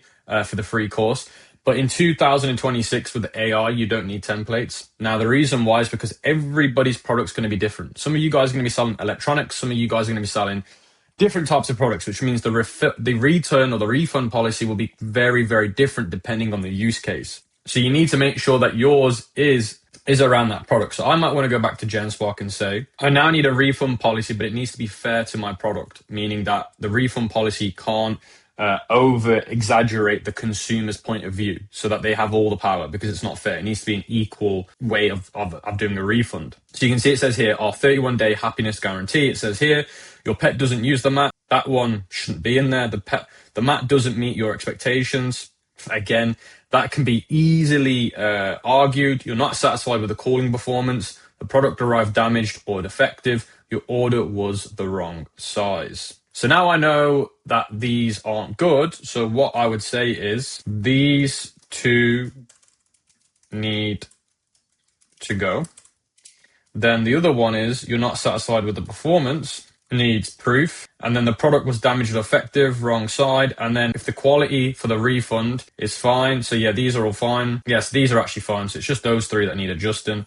And then it will remake the refund policy. But this is what I'm trying to say to you guys. Make sure your refund policy makes sense. Always read it, because once people refund, whatever's on your policy is what they're going to use. So if you don't do it correctly, guys, yeah, it's not a good start. Now it's going to tell you how to refund us. So it says contact us, which is fine. Provide details. Okay, so this is all good. One thing I would double check is just make sure that you've spoke to your supplier about how refunds work. So contact team drop, explain to them how's the process, what does the process work for this exact product, and they'll tell you. But essentially, once you're happy with this, guys, you can copy it. Again, you need to change how long do refunds take. All this will depend on what your supplier does, by the way. So you can't do all of this yet. You'd have to speak to your supplier first to figure all this out, like the refund time, the refund price, all that. but for now I'm just putting it in. So guys, please make sure you adjust this one because you need to speak to your supplier. You know, it might take a few weeks instead of a few days. And then once you're happy with that, guys, you can click save. Then you can click this one again. And then the next page that we're going to create is the privacy policy. So you can just call it privacy policy. And then once you've done that, go back to GenSpark. Then the next page that you need to make is shipping policy. So then you need to go and speak to your supplier again, ask them about their shipping policies. And then you can create it with GenSpark. Then you add it in here. Now for the shipping policy, I'll put a base frame in the cheat sheet, the one that I usually use, and you can just change it. But again, you need to cooperate with the supplier. Every product, by the way, is different as well because of the shipping lines, the packaging sizing and the weight and stuff like that. So that all will play a factor. Then you've got terms of service. You can get GenSpark to do that one. You don't need to change it. And then once you've done all of those pages, guys, you should have all of your pages just here. Then once you've done that, guys, you're going to go back to your online store. Then you're going to click the header. So you can see I clicked the header and you're going to see main menu. So you can see here it says main menu. You're going to click edit. Then it should take you into the menu section. So you can see main menu and it shows you what's in the main menu. Now we don't need home, so we can delete that. We don't need catalog because we're not selling a collection. You do need contact, so you can leave contact in there. Now we're going to add a menu. Now this one I'm going to call it shop ice den. And then the link's going to be to the product page. So if you're doing a one product store, you would do this. So in the header, so look, I'm going to show you guys quickly what this would look like. Let me refresh the page. You're now going to see that in the menu, I can adjust this now and click replace. Custom account main menu. I can click replace. We can go back to main menu and you can now see that the new one's there, shop den. Now the reason why we're going to want shop den in the top is because shop ice den. Okay guys, I made a little bit of a mistake there. We're not going to call it shop ice den. I don't know what I'm talking about. It's going to be the name of the product. I'm calling it the name of the brand. It needs to be the name of the product. So it's going to be shop the calling mat. So we're going to change this to shop the pet calling mat. You want to keep it very easy to understand because obviously customers are going to come here, guys. And if your product doesn't make sense in the menu, they might not understand. So you can see clearly there, shop the pet calling mat. So if people were to ever go back to the home page, they can easily click this and they go straight back to the product page. And on the mobile version, it's going to look like this in the menu, which is easy for them to see. They're going to get straight back to their order. So it's really important that you do that. Again, if you're doing a collection page, change it to the collection.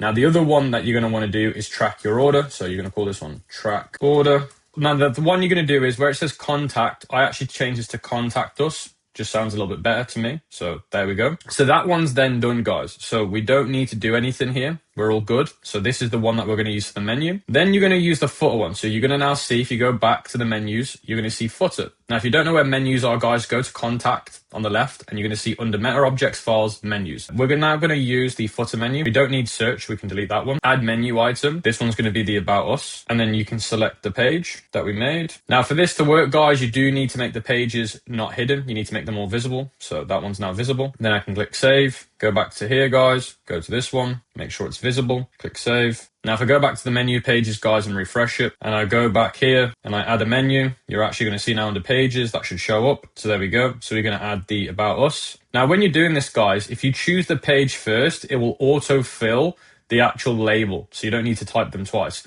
Now, you guys need to add all the ones. I'm only going to add a few. The ones that you guys are going to add are going to be all the pages that you made. So make sure you add all the pages that you've made, privacy policy, terms of service, shipping policy.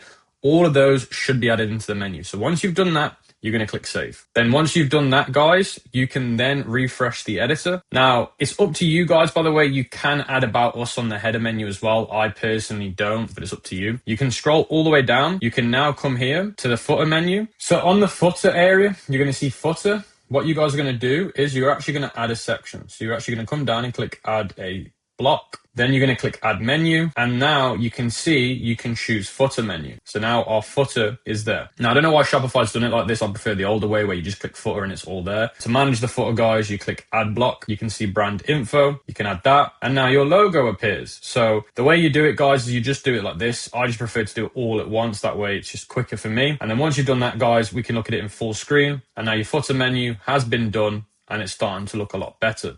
And obviously you can add or remove more than you want. So now we've done that, guys, we can click save. And now that looks a lot better. Now, if we look in the mobile version, You can see that now looks a lot more professional, a lot more branded. So we've got all of that there. Now, the next thing that I'm going to want to make sure that you guys have done is go back to settings, go over to payments. And then what you need to do is you need to activate your Shopify payments. So you just click activate. You then just need to select the one that you are. So if you're a sole trader, then you select this one. If you're an LTD or an LLC, you'd select this one. You'd click next. You'd add the information that Shopify needs from you. And then once that's done, they'd put it under manual review. They check to see if everything matches. You've not lied about your details, and then you'll get approved very quickly. Then you need to activate PayPal. I would recommend that you all activate PayPal. It will just help with checkout. So just make sure you activate PayPal. If you haven't already, before you do this, create a business PayPal account. Go onto Google and type in business PayPal. Sign up to an account. Once you've signed up to an account and you've got it verified, it literally takes 24 hours. I did a new one the other day. Come back to this page, then click activate. It will then ask you to log into PayPal. Because you've now created that account, it will just sync together very quickly. And then that's your PayPal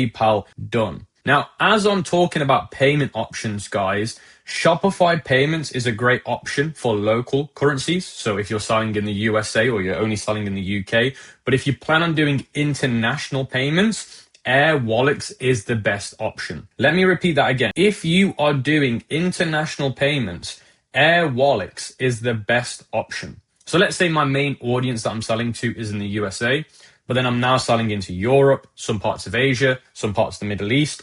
Air Wallets will help you with your conversion rates. And it's going to be cheaper on the FX fees and all of that kind of stuff. It's just going to make way more sense to put it through them. Now, the only downside to using Air Wallets is you do need to be a registered business, an LTD or an LLC. But again, like I said to you guys in the intro, if you do have these, you're going to get better banking and payment options for your business. And Air Wallets, trust me, it will make your conversion rates go up a lot higher because you're able to offer over 160 payment options to all your customers. So to be able to use Air Wallets, guys, you're just going to use the link in the cheat sheet that I'll give you. You will then need to create an account when you use my link. And once you've created an account, you can log in. So yeah, once you've signed in, you're going to be seen with this dashboard. Now, the good thing with Air Wallets is it isn't just a payment gateway. It's also it's also like your online bank or your online wallet. So you can actually hold money in here and you can make transfers. So it's the all-in-one platform for payments. In my opinion, it makes a lot of sense. Then you just need to come over to payments and click get started. Then it will ask you what platform you want to use. You obviously want to use Shopify. Then once you've done that, guys, you'll be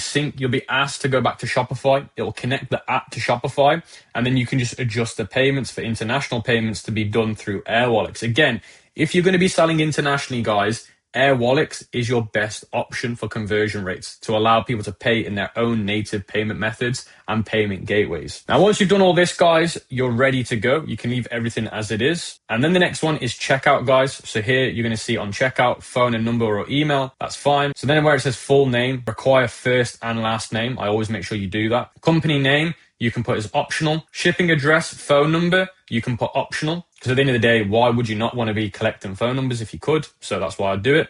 And then marketing options, you definitely need to turn these ones on, guys. So you just turn these ones on. Showing tip option, leave that off. And then, guys, once you've done that, you can just simply click save. Then you've got shipping and delivery. Now, this is where you're going to be creating your shipping lines. Now, this is really important. So if you scroll down, now this is really, really important, guys, because this is where customers at the checkout page are going to see what they're buying in terms of shipping.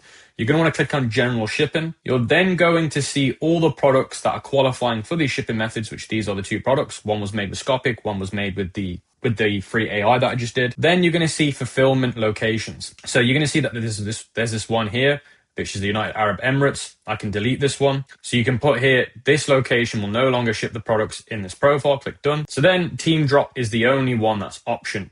Now, obviously, Team Drop is your supplier, so it should be the only option. Now, the reason why there was a United Arab Emirates one was because at the time of making that video, I was in the UAE, so that's why it came up. Then what you're going to want to do is you're going to see here where it says shipping zones, domestic. You can just delete all these, guys. The basic ones that it'll create, just delete them and then click save. Because we're going to start from fresh as it is. So now what you're going to want to do is you're going to want to click add shipping zone. Now, before we do that, guys, we're going to go to where it says go to market. So click go to markets and you're going to see that we need to add all of the markets. So you're going to go to where it says create market. You're going to call rest of the world, or you can call it all world. Then you're going to click active and then you're going to click includes. Then you can select all the regions, guys. and then you can click done. Then you can click use local currency. So it rounds it up to the local currency for them. You want to make sure this is turned on, and then you can click save. Then you're going to see this little yellow icon saying that there's no shipping methods. Oh, there's no shipping lines ready, which is fine, because what we can do is we can click manage shipping, and then we can click our general shipping times again, or shipping zones again.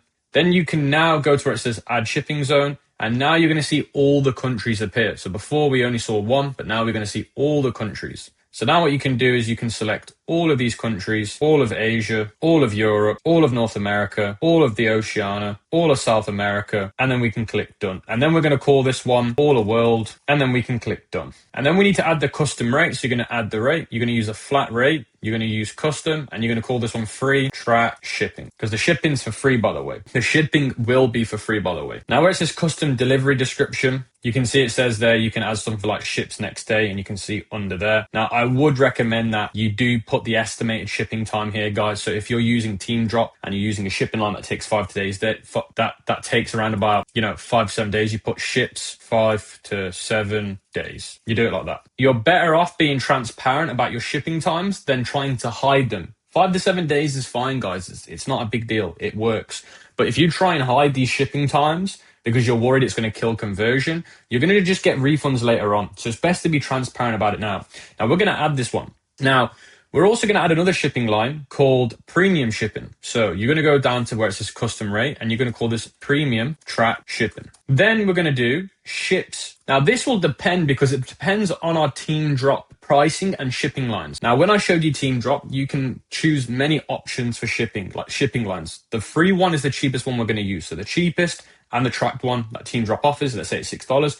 That's our free one. Obviously, we're going to increase that price into our product cost so that it looks like it's for free, but they're essentially paying it because of the product cost. Now, this is really important.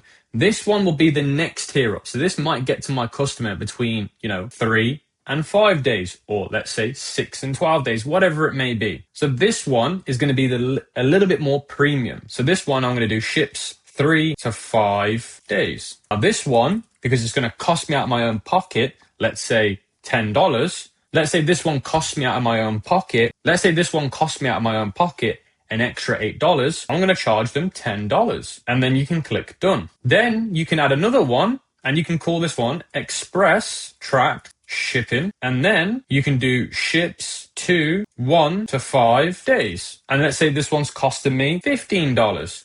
I might just charge the customer the same rate, or might put a little bit of a margin on there, so I make it $1.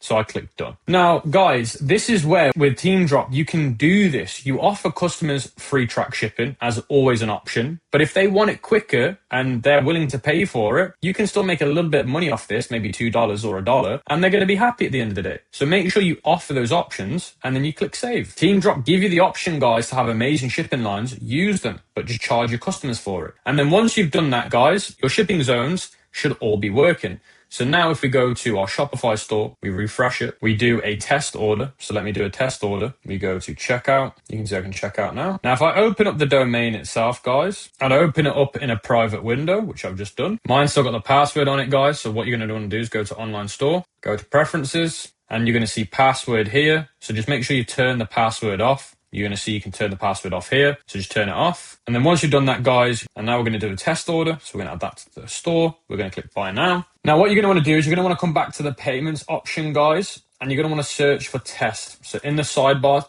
type search test. You're going to see Shopify payments test mode. You're going to click on this. And then when you click on this, at the bottom of the screen, you're going to see enable test mode. You're going to go back to your store, and you're going to do a synthetic test. So add it to the cart, see if the shipping options come up. Does add the Shopify card details. So Shopify has a page where you can add some fake card details and test to see if the checkout's working. And once you've done that, guys, you can turn test mode off. You know everything's working. So you should have the confidence now that your store will work when we launch it. Now, we're not fully done yet because we still need to do a few more things, guys. So you've got taxes and duties. Now, the next thing that we need to do is policies. So in the bottom left, you're going to see policies, and you're going to see here return and refund policy not set up. Now, although we've already made them, we just copy them over. So you're going to click this, and you can literally just insert template, which is Shopify's. But because we've already made these, guys, you can just copy and paste them over from the pages. And then once you've done these, guys, they will be done. And then you've got contact information, which you have to do, by the way. You have to have it done. And you're going to see Shopify Inbox. Just download this app. You do need this app, so make sure you download it. But essentially, guys, you need to make sure that all of these are turned on. And then you've got enable return rules for simplified return and management. You don't actually need this turned on, guys, but just make sure you turn all of these on and you just copy and paste from the pages, the ones over here. And then once you've done that, guys, all of the pages and your legal pages are done so that when customers check out, they'll see these legal pages in the footer. So there's no way they can argue that they didn't know your policies because they're all active and automated on the checkout. Now, another thing I'd recommend you do before we finish off is go back to your product page, scroll all the way down to where it says search engine listing, click the pencil icon, because usually it does add a load of random URL. So just make sure your URL is nice and clean. So you can see here it says Pet Ice Silk Sleeping Mat. Now that's not really what the product is. So let me change this. It's going to be Pet Cooling Mat. You're going to want to make sure that your SEO links are correct, because remember, customers will see this in the URL, so it needs to make sure it's aligned with the product, because if it isn't, it's just going to look weird. Make sure the page title looks good as well, because users will see this. Look, it's giving you an example of what users will see. So you need to make sure that it looks right, or they're not going to want to buy from your store. So once you've done that, guys, you're ready to go. I don't think I've missed anything out. Again, you just need to spend a little bit more time than I did making your store, making the images, perfecting everything. I'm just going through it as quick as I can, just for the sake of the course. But you need to make sure you test everything, your checkouts, your payment gateways, your store, turn off the password like I've shown you. Make sure, most importantly, your store is mobile friendly, guys. A lot of people mess this up. Change it to mobile version and make sure the whole store is mobile version. Your mobile version is way more important than your desktop version. So if the mobile version doesn't look right, you can't proceed, guys. Like, I really can't emphasize this enough. If the mobile version does not look right, you cannot proceed. So if it doesn't look right, go back and fix the mobile version, because you'll end up spending money on ads and it won't convert because it doesn't look right. And then you'll be like, oh, I didn't know, but you need to fix the mobile version. So with that being said, guys, that's how you create the store. We're going to move on to doing some apps now to make the store even better, but that is essentially how you create the basic foundations and looks for your stores. You can take this info, this teachings I've given you, and spice it up as much as you want. So guys, the sixth section in the free dropshipping course is going to be the apps that you need on your Shopify store. I'm going to be covering the apps that I use every single time I launch a brand new Shopify dropshipping store. I'm going to be going over the email marketing apps that I use, the customer support apps I use. This is where you're going to make sure that your store is running efficiently and you can automate most of the processes, whether it be customer support, email marketing, retention marketing. This is crucial. This is going to enhance the way your store operates. So if you don't have this done, you're going to be leaving a lot of money on the table, or you're going to be making yourself work even harder because you haven't automated some of the pipelines that I would recommend. Okay, guys, so for this section of the free course, I'm going to be telling you about what apps you need to have on your store to make the offer more powerful. Now, this is a great looking store, but the offer is still weak. Now, we're going to make this offer better by creating bundles and offers. So we're going to go back to Shopify. We're going to go to the App Store, and you're going to go to where it says all recommended apps. You're then going to go to where it says Shopify App Store, and then we're going to search for an app called Rappi Bundles. This is going to allow us to create offers and bundles. So we're going to install it, and it's free to use. And then it's going to ask you for the pricing. You can just move on to the free one, guys. So click get started on the free one. And then you're going to want to go to activate. You need to activate it in your actual Shopify editor. So if you just click the activate button, it will just take you straight there. And you can see now you need to click save. You have to click save, guys, for this to work.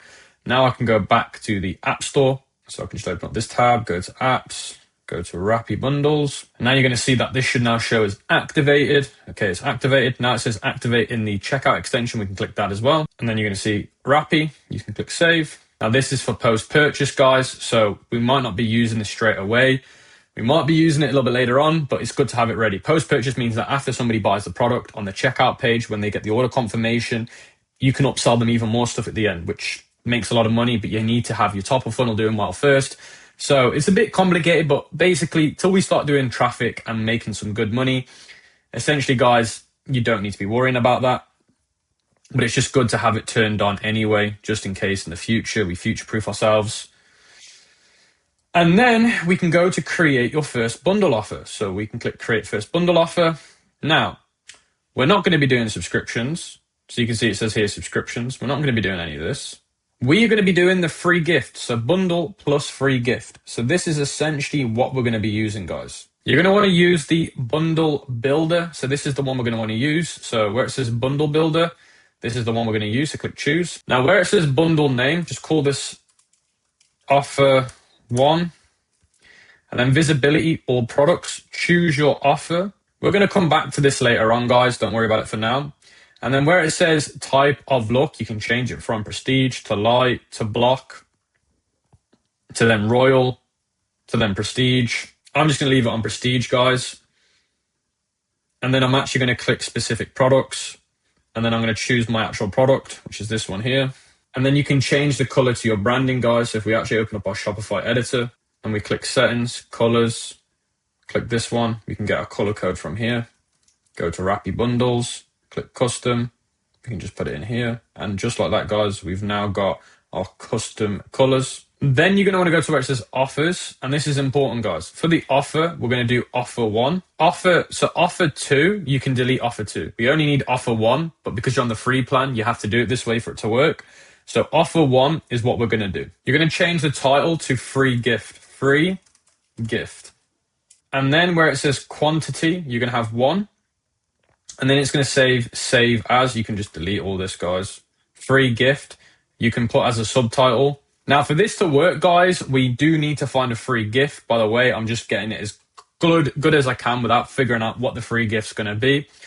So you need to go back to Team Drop.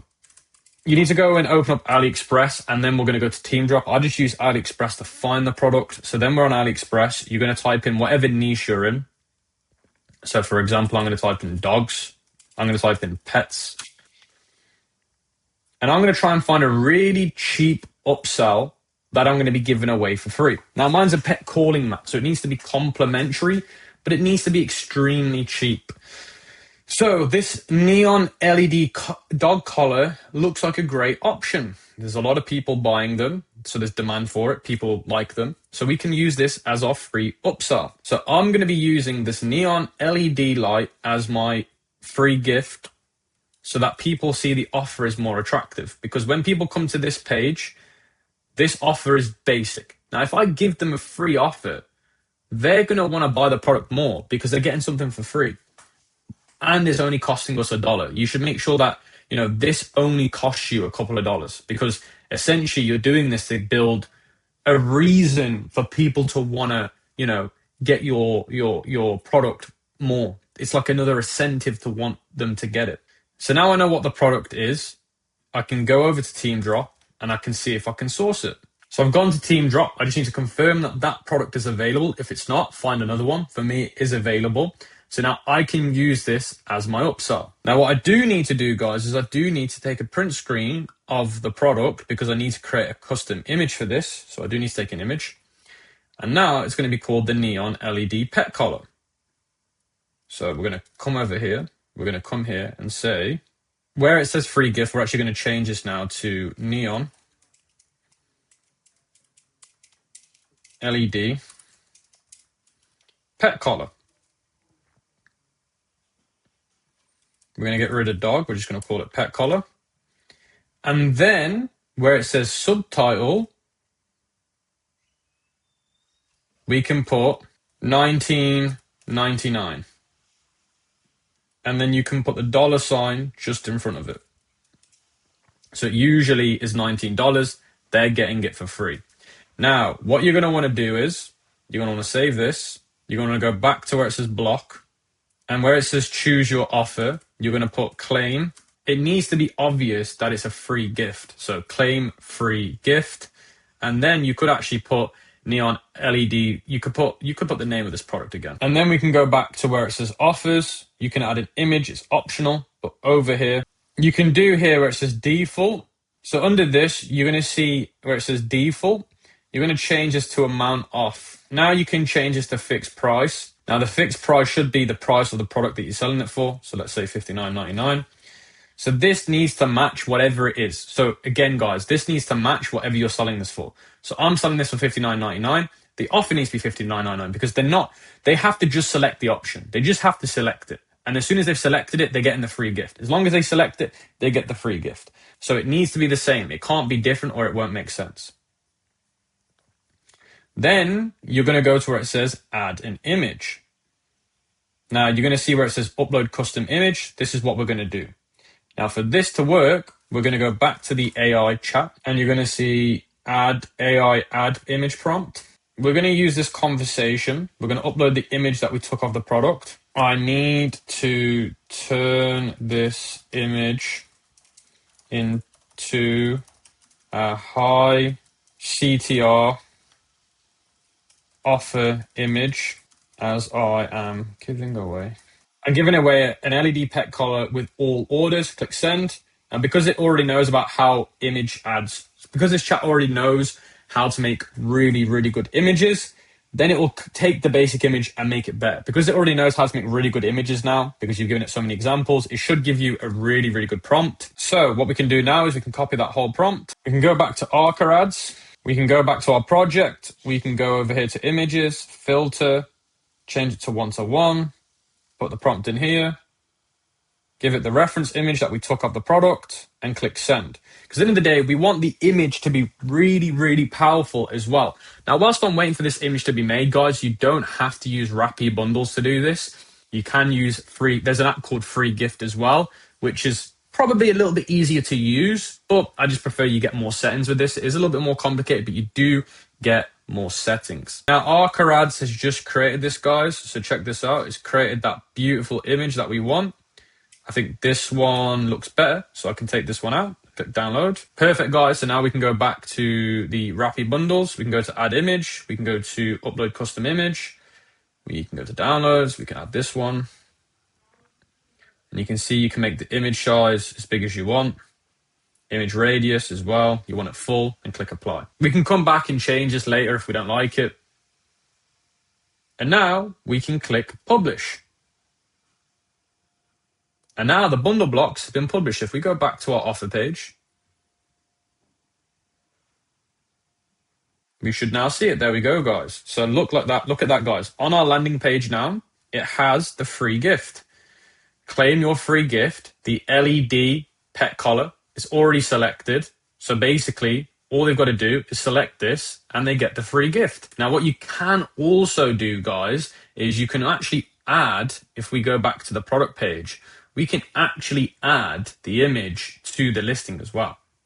So if you want, you can come here and click add media and add the offer as an image on the profile catalog image section. And you can add this. I'd probably put this nearer to the end. Don't put this at the start. You might think, oh, if you put the image at the start, maybe it'll convert more people. Put it at the end. And now when I refresh the online editor, you can see now the image has been put in there, guys. It's at the end though. But at least it tells people, let me make this full screen, guys. At least it tells people that it is there. So guys, the next app that we're going to want to use is something called LAI Reviews. Now, although we're going to have video testimonials with AI UGC, well, a little bit of AI UGC with a little bit of real footage. Again, I'm explaining that later on down the line. What we can do is we can actually import reviews from AliExpress. This has been one of the oldest methods in the book, but it still actually works today. It still converts, and I actually recommend it. So we can go back to Shopify App Store. We can search for LAI Reviews. You can click install. You can click install again. Then you can click next. Then you can click activate LAI Reviews. Then you can click save. Then you can get off that. Then you can click next. You can see now it's been activated.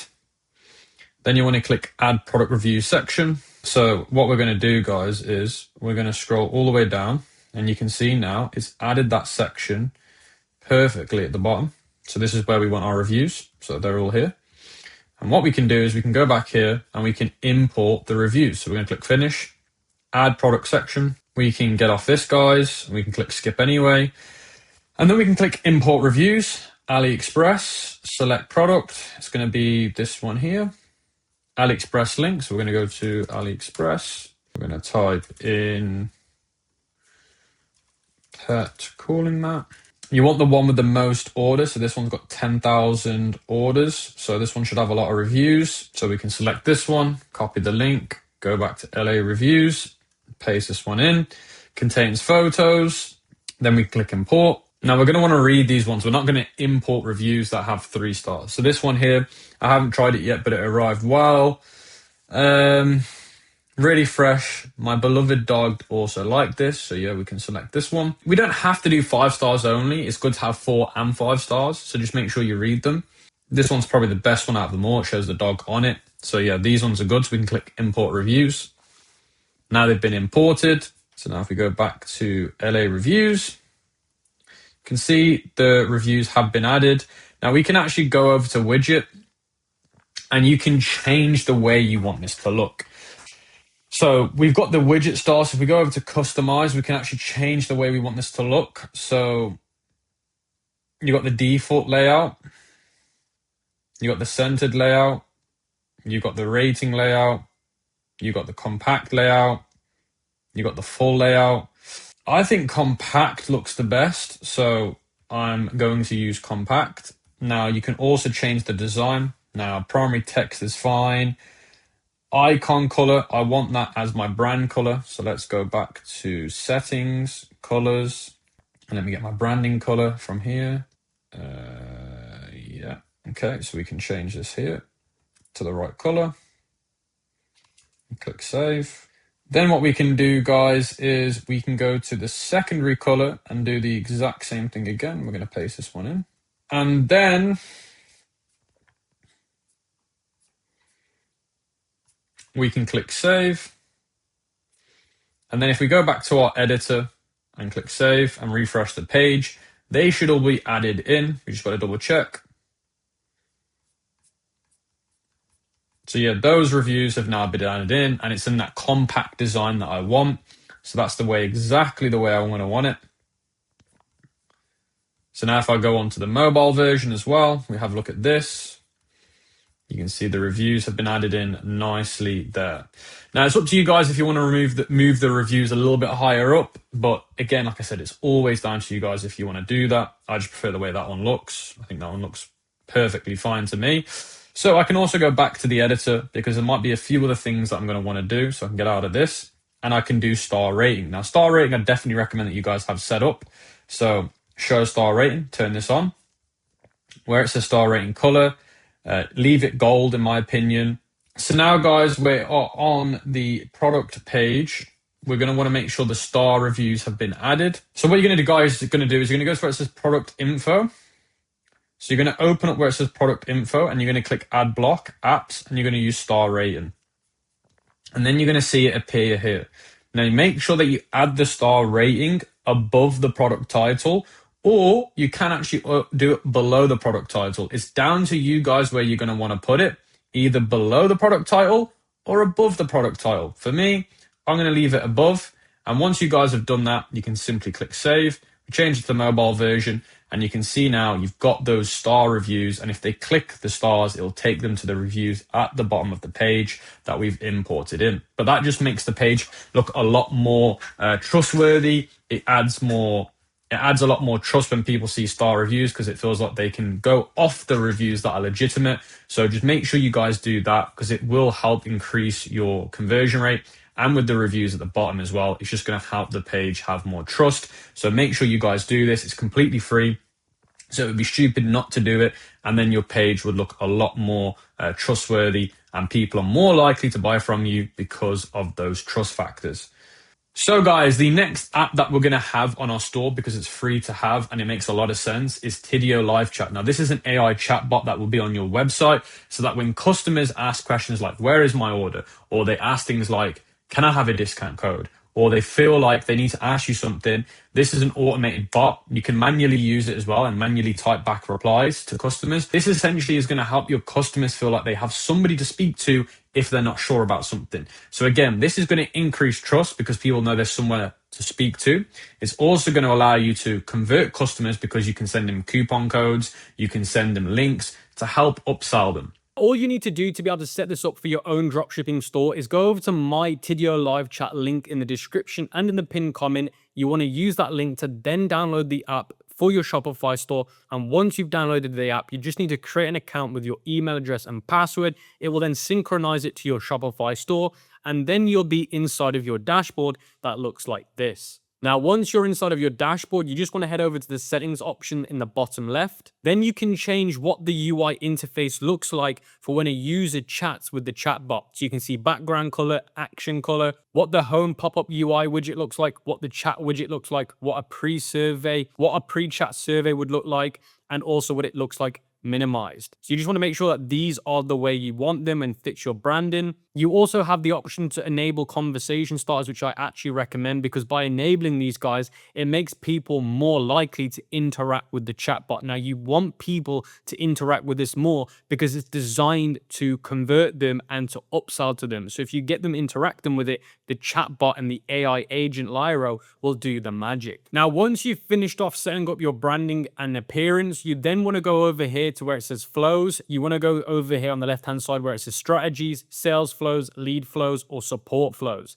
Now, this is where you can set up the already existing templates that Tidio Live Chat gives you. So for example, if I go over to sales flow, I can create a cart booster. Convenience your customers to buy by offering them a small discount in the cart. You've also got cart abandon, learn why customers abandon their carts and convenience them to purchase with a discount. So if I click learn more, it tells me what this is, and I can click test out. Now, the cart abandon is the one that I always have set up. So I'm going to click use template. And then you can see here it says customize your message. Order is almost complete. You can complete by telling us what your abandoned cart is. You can click save. Here's your 15% coupon code. Enjoy shopping. Click save. And then all you've got to do is make sure that that coupon code exists on your Shopify store. Click save. And then click activate. And as simple as that, your cart abandon flow has already been set up in your automations. So if I go back now to support flows, you can see handled missed conversations, FAQ online. So you can choose any of these flows that you want, and you can simply click on it. Then once you've clicked on it, guys, you can click use template, and it even tells you how many users are using it in the bottom. So 9,800 people are using this exact flow in their store. Now, the flows that I'd recommend that you set up are your abandoned cart flows, your FAQ, and your support flow. Those are the basic ones that you're going to need to help you. Now, the next thing that you're going to want to do to make sure this all works smoothly is go back to the settings. You want to go down to where it says email, and you want to make sure that your email mailbox is connected. You also want to integrate your Facebook if you've got Facebook and your Instagram. That way, it's all going to be synchronized in one place. Now, that's the automation setup. We now want to set up our Lyro agent to be able to handle tasks in that live chat. Now we've set them up. So the basic chats have been set up. Now, for us to add the AI element that's actually going to work on our behalf for us and handle all the customer support, we're going to come over to the robot icon called Lyro AI agent. And once you've come to the Lyro AI agent hub, you're going to come over to where it says Lyro responds on. You're going to click configure, and you can see it's turned on. Now you can see Lyro responds always. Then you've got live conversations. You have it on the live chat. You can integrate it with Facebook. You can integrate it with Instagram as well if you want. And you can also connect it to your email to handle tickets. That way, if people start emailing you instead of going through the live chat, Lyro can access your emails and do it for you there as well. Now, the next thing you're going to want to do is go back to the Lyro AI Hub, scroll down to where it says website URL and click manage. Now, make sure that your website URL is here. That way, Lyro will take all the information from that URL and use it as like an indexing as a knowledge base for when it needs to answer questions. Then you've also got products. You want to make sure that your products are all synced. That way, if a customer asks, do you have this product in stock? It knows what products you have and then it can respond to them. Then you're going to see a section in the hub called knowledge. Now, this is really important. You go to where it says add knowledge and you're going to see website URL, add manually, import CSV file. Now, in my opinion, you should always give it as much as you can. So if you've got prior CSV files from previous things that you've used in the past, where you've personally handled customer support, it can learn from your prior queries that you've handled yourself. You can either add manual information as a custom knowledge base as well. So you can say, I want you to handle tasks in a certain way, and you can put it here as well. Now, with all of that set up, your Lyro agent should now start working, and you can test it by clicking Test Lyro. And you're going to now see this UI pop up, and you can now ask it questions and see if the knowledge base and the products you've added are synced correctly and is starting to work. So guys, there's a few of the things that we need to do before we finish off with our Lyro agent. Now, once you come back into the settings, you want to go over to configuration and you want to go to this new beta feature called guidance. Now, this is where you're going to be able to train your AI agent to provide precise responses and handle escalations when it's needed. Now, you're going to see here basic answer personalization. You can either choose to use emojis, and you can read more links. Then you can change the communication style, so the tone of voice at the moment is natural. You can actually add one and call it a custom name. So if you want to change the tonality or the communication, you can do it here. Then you've got handoff and escalation. Create a customized guidance when Lyro should rotate to a strategic team. So this is basically where if the Lyro agent can no longer help that person in the support chat, it gets handed off to a real human. So you're definitely going to want to have this done. So you're going to want to go to add, then you're going to want to name this, and then you can choose when to do it. Escalate legal advice, escalate if customer is frustrated.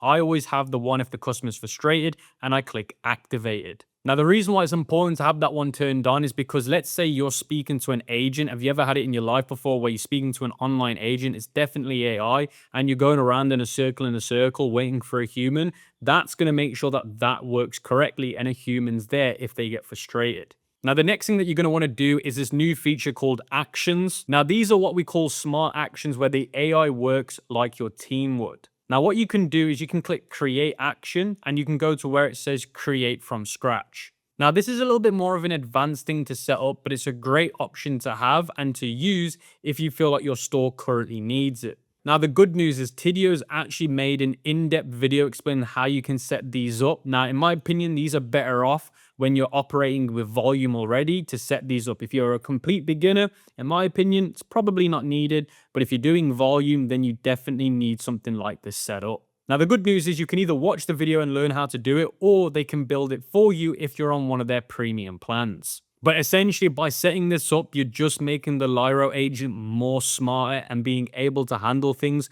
without having to hire a human to do your customer support. Now, the last thing that you want to check out is suggestions. Now, suggestions are important because let's say there's some unanswered questions that the Lyro agent hasn't done.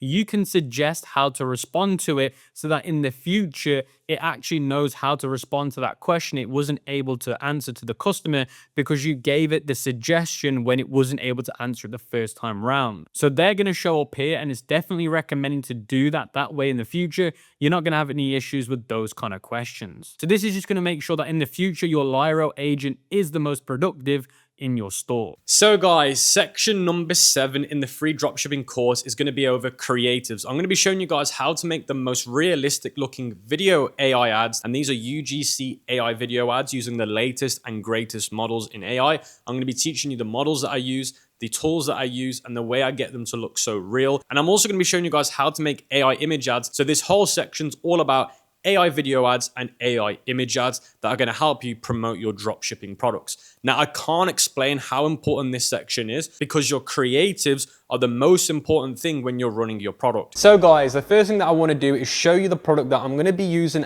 as the example with this new AI model method, which is going to be the Rose Teddy Bear.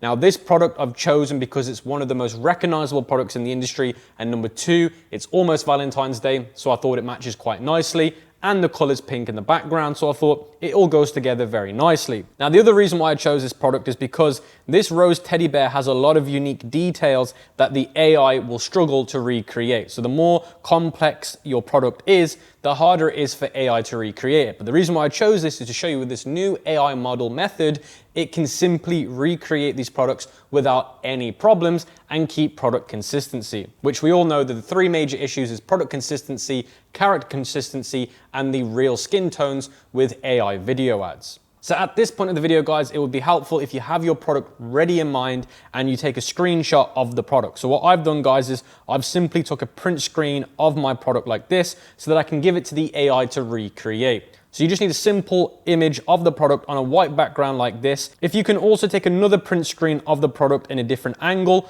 the more images and angles we have of the product on a white background, the better the results are gonna be. So now I've took a print screen of the product on a white background, I can now move on. So guys, we now need to use the one tool that's gonna do everything in this video, and that's gonna be arcads.ai. So make sure you check them out in the link in the description and in the pinned comment, because you're gonna get the best deal on arcads.ai. So if you use my link and the coupon code, you're gonna get the best offer at this current time.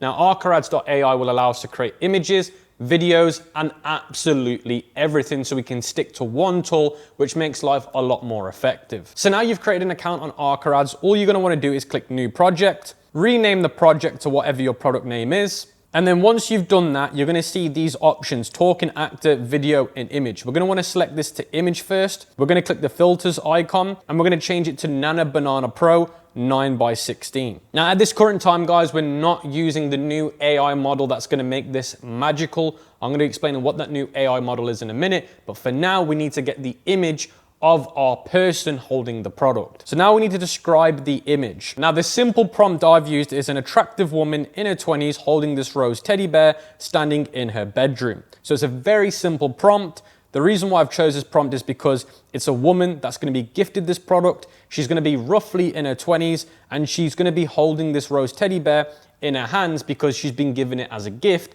and it's more likely for her to receive this in her bedroom or on the couch in her living room. So I understand where she's probably gonna be the AI actor. Based on what you're selling, what is the individual going to be receiving the product? Is it an older person? Are they going to be sat outside? Are they going to be sat inside? So once you figure that out, it should be very easy. You're going to want to type a simple prompt like this. Now, if you're really not sure, give the image of the product to ChatGPT, or give it the link to your listing and say, describe who would receive this product, and give it an example like mine, and it will recreate it for you, if you really don't know how to do it. And that's simply if you really don't know who is going to be the person receiving the product. But in my case, I do, so I can just give it this prompt. And then in the bottom left, you're going to see this image icon. This is the reference image where we're going to upload it. Now, the reference image that we're going to be uploading, guys, is that simple screenshot that we took of the product on a blank white background. So I'm going to open that. I'm going to change it to 3 variations. So this is going to give me 3 variations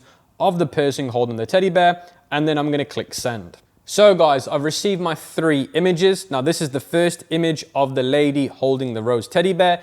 Now when you receive these images, you need to think logically, because we're going to be using this as the base image for every video we make. So the AI has to be consistent with what it sees. So you've got to think logically. In the background, you can see here there's like this plant that's floating.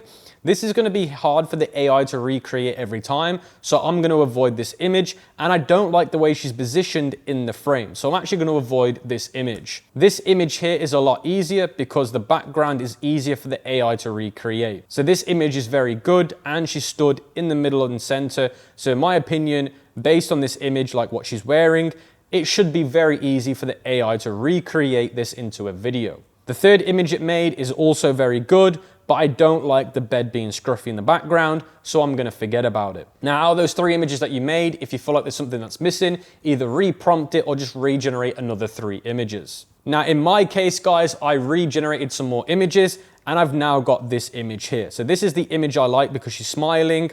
I think the outfit's easy to recreate. The size portions of the teddy bear and her now look more realistic. So for me, this is the image that I'm going to be using. So I'm gonna download it in HD. Now, the next thing that you're going to want to do is head over to ChatGPT, change it to the 5.2 model, and then you're going to want to upload that image we just downloaded, and you're going to send, I need a prompt for this image to turn it into a Google V3 video. Another purpose of this is to have it as a UGC style or a POV style video of a woman showcasing the rose teddy bear for a natural looking advertisement to showcase it. So I need a prompt to give to VO3. But by the way, guys, once we hit 250 likes on this video, I will leave a Google Doc sheet with all the prompts that I've used within this video. but do bear in mind the prompts that I've used, you are gonna have to recreate them to match your product, because obviously I'm selling a rose teddy bear. The base prompt is fine, but you're gonna have to re-add certain parts like what your product is and who your avatar is. You can't just copy and paste them. Then you can see here, it says, here's the clean, ready to go Google V3 prompt design. Now after that response, I re-uploaded the image again.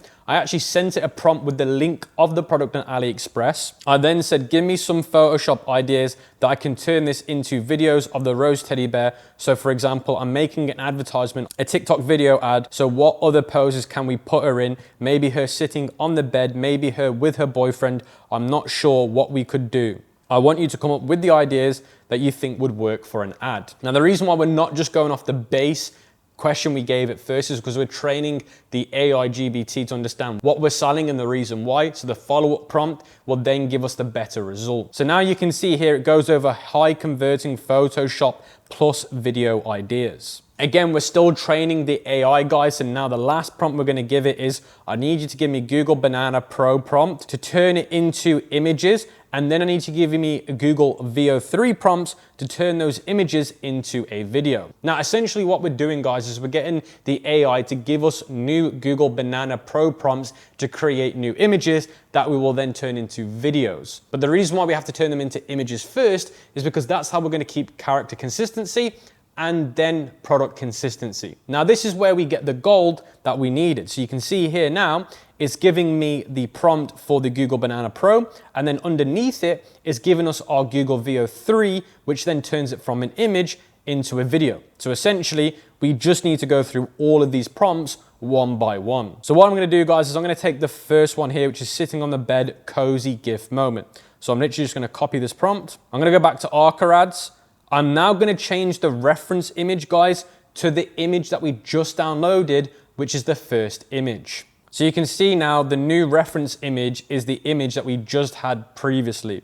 And now I'm gonna paste a new prompt. And now you can probably turn the variations down from 3 to 2, and then we're gonna click send. And now whilst we're waiting for these images to be generated, we can go back and actually grab the Google VO3 banana prompt, and we can copy it from natural. So you don't need the first part, you just need the natural part, and we can paste it in here. And then what we can do, guys, is we can change this from image to video. And then where it says video, we're gonna go to the right-hand side and we're gonna see the model. We're gonna use VO 3.1. We're gonna use 9:16, and we're gonna use 1080p. And this is where we're gonna paste the prompt. So now, guys, you can see that we've got the new image generated. So this image here is the one that I like the most. She's looking down at the teddy bear sat on the bed, and you can see the background has stayed consistent because we gave it the reference image. Now, the other image it made is okay, but I'm not a fan of the way she's positioned. I think this one looks more natural, so I can download the image. So now I've downloaded the image, I can go to the reference option here, add a reference image, and I can add the new image here, and then I can simply click send. So now that's gonna turn that image into a video. Now, we still haven't used the new AI model yet. That's gonna happen after the video is generated. And I'll explain the reason why in the next few moments. So now you guys can see the video has come back to us. So let's view the video together.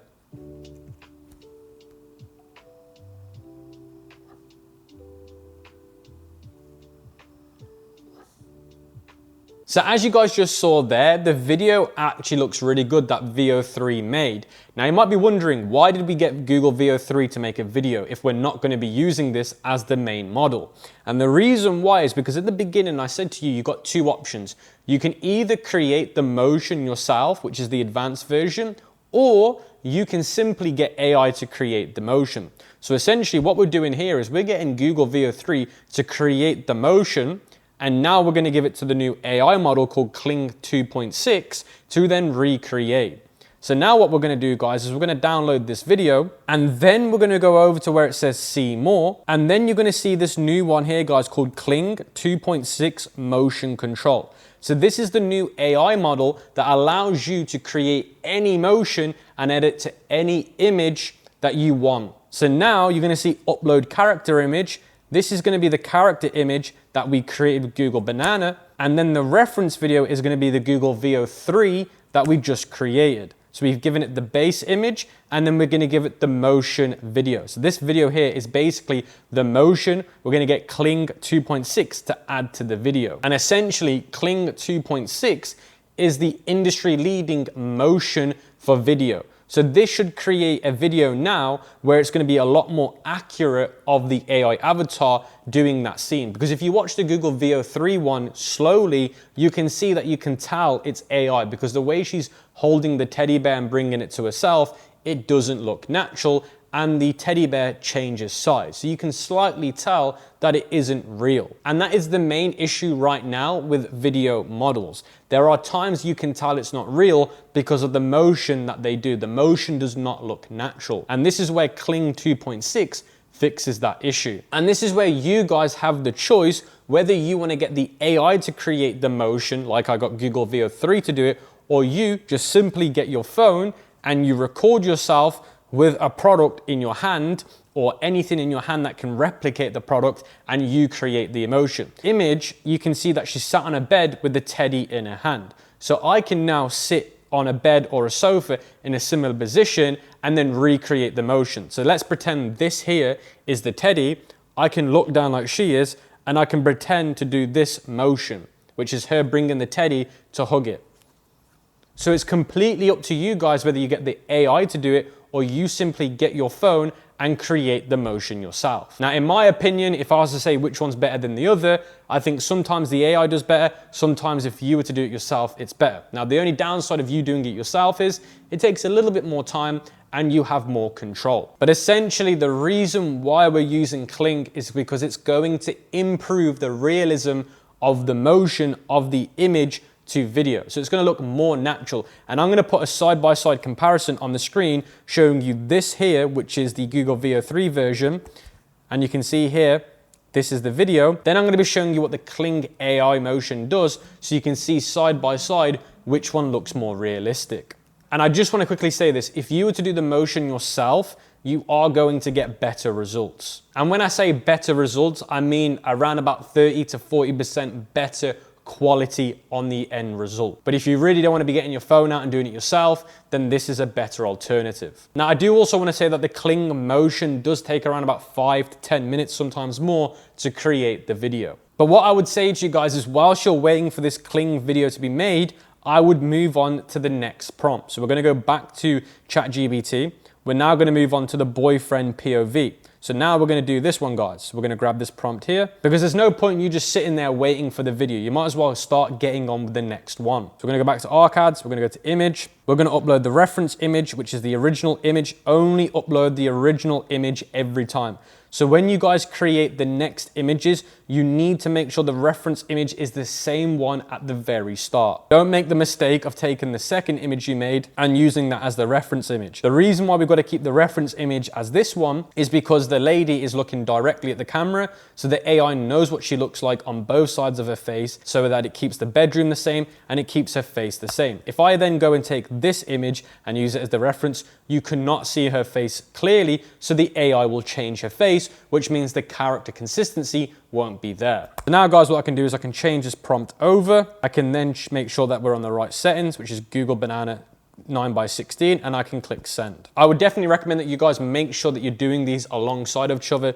Don't wait for one to finish. The quickest way to get this done is making sure that one Kling 2.0 motion is being made. You carry on with the next prompts. For example, I'm just going to work through all of these as I'm waiting for the Kling videos. Because if you just wait for the Kling videos, guys, you're going to be sat here for about an hour. So check this out, guys. This is the next batch of images it made. So you can see the AI avatar is the same, the background's the same, everything's the same.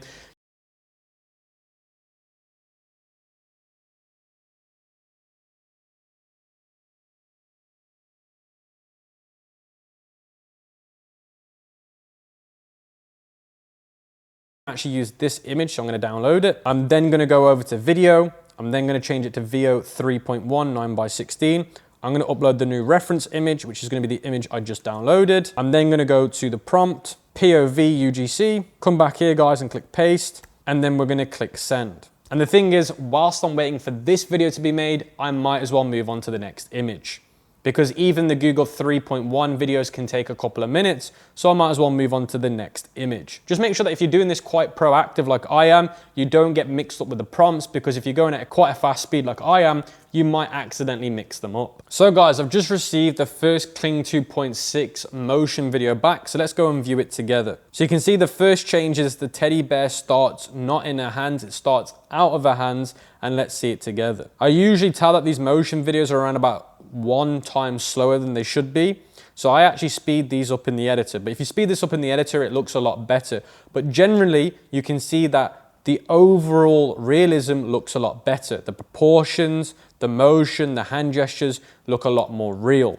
Now again, we have to speed these videos up later in CapCut and they look even more realistic. Now sometimes, I'll be honest with you, Google Veo 3 does outbeat the motion, but usually I will just redo the motion again if I don't think it's better. But overall, I do believe that Kling 2.6 makes better quality videos than Google Veo 3. Usually when Google does better is if you don't do a good motion video. So that's why I'm telling you guys, it's sometimes better to use your own phone and record yourself doing the motion, because it's gonna be more realistic. This is just me taking the AI video and giving it as a motion reference. And I've told you guys already that it's around about 30 to 40% a lot worse than if you were to do it on your phone. You can see the video is ready. Now look what Google Veo 3 has done. That has made this video worse. It's changed the product. So look at this, it's added this weird brown thing on the nose, which the product doesn't have. So this is where Google Veo 3 breaks, and this is why Kling 2.6 is better, because when we change this into a motion video, it won't break. But the motion's the most important part. Let's check this out. See, it's even added eyes onto the product as well. And the way she gives it back to him looks unrealistic. But either way, guys, the video is still pretty good, but we're going to be using it as the motion, so I'm going to download it. So now I'm going to go back to See More, Kling 2.6, upload the reference image, upload the reference video, and now click send. And I think this is a great opportunity to show you guys why Kling is better at the moment, because it won't change the product and it will make it look more realistic when she's giving it back to the boyfriend. Now, whilst we're waiting for that to be done, we actually need a speech for the video. We're not gonna be using the voices in the video, although it does create voices when you get them. We're actually gonna be using an 11 Labs voiceover. Now, what you're gonna wanna do is go back to the GBT chat and say, I now need a voiceover script for 11 Labs. This is for my video ad on TikTok. It will then go over the video ad options. I then say, I just need a voiceover. It needs to be 30 to 45 seconds long. And then you're gonna see the different voiceover options. We've got an emotional story, boyfriend gift, and then the casual reaction. So just choose the one that you believe is the best. Once you have one that you like, I'm gonna choose this one. You're gonna wanna use the V3 voice because it has emotion, which V2 doesn't have on 11 Labs. Now I've chose this woman here called Adeline, I think her name is, because she sounds like that's what the one would look like. So make sure you listen to the voices and think to yourself, would the AI character look like they sound like that? If they do, then that's good. Then what you're gonna wanna do is paste the prompt in here. Make sure it's on the right lines, and then you're simply going to want to click Enhance. When you click Enhance, it will add the emotion to the script. So you can see here, surprised, thoughtful, happy. Then you're going to want to click Generate, and then you can play either 1 or 2. See whichever one's the best. If they're not very good, just regenerate them, or change the voiceover to another person and then regenerate. Now, I'm actually happy with generation 2, so I'm going to download it. Now, what I'm going to do now is, guys, is move on to the next one. So I've got another 4 more prompts to go through. So it's going to take me around about another 15 minutes to do these. So I'm going to quickly do these and come back to you. So guys, as we're waiting for the videos to be generated on Archerads, I would recommend that you open up CapCut, as that's the platform we're going to be using to edit the videos and put them together. So you come over to CapCut and click Create New, go to 9:16, then go over to where it says Upload on Media, and just simply upload the footage that you have available now. And once you've received all the footage, just upload it here. Now, I've just received the footage back, guys, and check this video out. This one looks really, really good. So you can see how natural and realistic this looks. And again, this looks really, really good. That's the video that the Kling AI 2.6 made, and it looks way better than the Google Veo 3. And like I said to you guys before, if you're having issues with the Kling 2.6, it's because the motions that you're giving it aren't very good, and it's hard for the AI to understand. The better the video you give it of the motion, And again, you doing it yourself will be a lot better, the better the video will be. So now you guys can see I've got all the footage back, so I'm now gonna dump this into CapCut. Now, as I've dumped this all into CapCut, guys, I'm gonna think logically about what video I want first to be the hook or the first part of the video. Now, I actually like the second video clip that we made more. Now, you don't need to do it in chronological order, guys, meaning that whichever one the GBT gave you as prompt 1 doesn't mean it needs to be number 1 in the video sequence. Now, this was prompt 2 and I put it first. And the reason why is because I like the way that it's a massive dramatic video of her holding it with a smile, and then she looks into the camera and then she shows it the camera. So for me, I feel like this is the strongest intro clip that I can have. So that's why this is going to be number 1. Now what I need to do is click on the clip, click audio and turn it all the way down and make sure the fill button's turned on because then it'll make it fit the whole screen. Then what we're going to do, guys, is we're going to drag the voiceover underneath. We're going to play it with the voiceover. Genuinely didn't expect this at all. I thought it was just flowers at first. But then I realized I genuinely didn't expect. I'm actually going to turn the voiceover down a little bit. It's quite loud, so we're going to change it by -9 decibels and play it again. Now this is a lot better. So now I can think logically about what I want clip number 2 to be. I genuinely didn't expect this at all. I thought it was just flowers at first. But then I realized. Then I'm actually going to put the unboxing video number 2 because it's her receiving the gift. I'm going to make this fill. I'm going to go audio. We're going to turn this one down. And we're going to play this one. Realized it's actually flowers do. Then I realized it's actually a rose teddy. Okay, so now I actually want to trim this down a little bit, guys, or I'm going to speed it up. Actually, you know what I'm going to do is I'm going to speed this one up. So we're going to go to speed. I'm going to go up by around about 1.5. And let's have a look at this now. I genuinely didn't expect this at all. I thought it was just flowers at first. But then I'm also going to speed this one up, guys, by 1.5. I think all of these clips need speeding up by 1.5 because they're a little bit slow. Let's have a look. At first. But then I realized it's actually a rose teddy. See, that sounds really good. So I like to edit these clips as I'm listening to them because then that way you get to understand what should be placed at what part of the video. So I think that looks really, really good. And it's so much more thoughtful. So now I want the boyfriend clip of her with her boyfriend. So let's see if we can find that. So I'm going to drag the one with her and a boyfriend in here. And I'm also going to speed this up, guys, actually by 2 this time. So this one's quite a long video. So I'm going to go to speed. We're going to go by 2. I'm going to make sure this is on fill. I'm also going to make sure the audio is turned off. And it's so much more thoughtful. What I love is that it doesn't die after a few. It's so much more thoughtful. I'm actually going to turn this one down. It's a bit too quick. So we're going to go back to 1.5. What I love is that it doesn't die after a few days. And then the next one is I'm going to do the mirror shot of her in the mirror. Okay, that one's the bad one, so we're not going to use that one. Actually, we are going to use the mirror one. We just need to crop it because the start of the mirror one looks bad. She's not holding it. It looks fake. So we're going to crop it so her hands are now there. So her hands are on it, so it looks real. So it's fine to be cropped there. So we can play it again. After a few days, like normal. And I'm going to turn this audio to 0. After a few days, like normal flowers do. It just sits there. Okay, and you can crop it there. It looks creepy as she's just sitting there looking at it. So like that's creepy, so we can just crop that down. And then we can play the next video of her on the bed with it. And we can speed this one up definitely by 2.5, just by 1.5. And we can also turn the audio off and we can play it here. Oh, I need to turn fill on. And then the last clip is her holding it, presenting it to the camera, which I believe is this one here. And we can simply just speed this one up so it matches the time of the ending, which I think is 1.5. No, it's a little bit less, so it would be 1.3. Okay, 1.2. Yeah, 1.2 is perfect, so we can place it here. Put this one on fill, put the audio on mute, and let's have a look. Honestly, if you're looking for a gift that actually feels meaningful and not last minute, this is such a good idea. Perfect. I genuinely didn't expect this. Just like that, guys, we've got the video made, and I think that looks really, really good. Now, the only thing that I need to do is add captions. So we're going to go to captions, auto generate, click generate. Now, usually it messes it up because it adds like these double captions. So the bottom ones you can always delete. So the ones at the bottom, you can always delete these ones, guys. You don't need them. So now I've deleted those. That's fine. I can then go to basics, I can change the preset to black. Actually, I'm gonna do white. And then basics, we're gonna make this bold. I'm gonna change the font to Poppins. I'm gonna unbold it. And then I'm gonna make it slightly bigger. So we'll make it 12. And then I can make this slightly bigger so it fits on one line. And just like that, guys, I can move the text up a little bit and we can play it. But before I play it, I actually wanna add music. So we're gonna go over to where it says audio. We're gonna click view all. I'm gonna click fresh.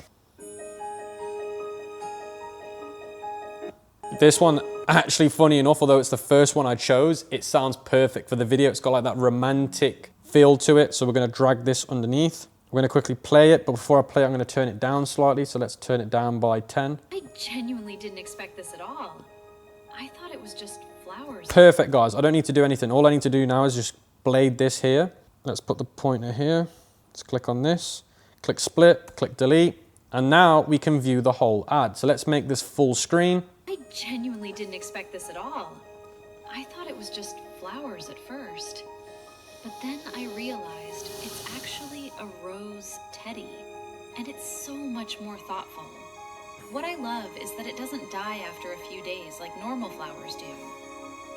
It just sits there and reminds you of the moment you got it. Honestly, if you're looking for a gift that actually feels meaningful and not last minute, this is such a good idea. Guys, I'm not gonna lie, for around about 20 minutes, that ad is so good. And if you go on the ads library or Winning Hunter to look at other competitors, the fact that I was able to make that in 20 minutes and it looks better than the ads that are currently performing well is crazy. The character consistency is amazing. The background, the whole scene is the same. The product consistency is there. The AI avatar looks real. Yes, there are a few little bits that look a little bit unnatural, but when you speed it up, it cleans it out. But guys, that ad right there is amazing. Yes, I have forgot to add a call to action like my brand name and stuff, but for this instance, I've not added my brand name. I've not added like go and shop at soandso.com. You guys can obviously do that if you want. And if there's any parts that you think you could remake or make better, simply go back and reprompt archives to create a different part of the video. But for me personally, I think that video looks very, very good. Look at how much I can scroll down on this page in terms of the step-by-step guide. It's actually crazy. Now, let me quickly explain why testing with image ads in 2026 is the way forward. It's going to come down to 5 key points. The first thing is speed. You can test 10 to 20 image ads, and by that time, you would have only made 1 or 2 videos. So the speed effectiveness here is crazy. So you have to think of it like this. You've got 20 image ads versus 1 or 2 good videos. Which one's going to give you more potential on the ad platform? Now, the next most important thing for me is cost efficiency. It's going to cost you a lot less creating AI image ads than it is to create one video. Even if it's an AI video, that's going to probably cost you $10 to $30. One AI image ad is going to cost you less than $1. Now, creative scaling with image ads beats video ads. So to be able to creatively scale with image ads, you can create 10 times more than you could with videos. So once you find a winning hook or a winning angle, you can scale that a lot more aggressively with an image ad than you can with a video. Now, I want to show you guys a few examples of image ads from around about a year ago and how long they would have taken to make. So as you guys can see here, these are a few image ad examples that I've got. Now, these type of image ads 1 year ago, and I know this because I make them myself back a year ago on Canva and Photoshop, and these types of image ads would take around about 1 hour. This one would take around about 30 minutes.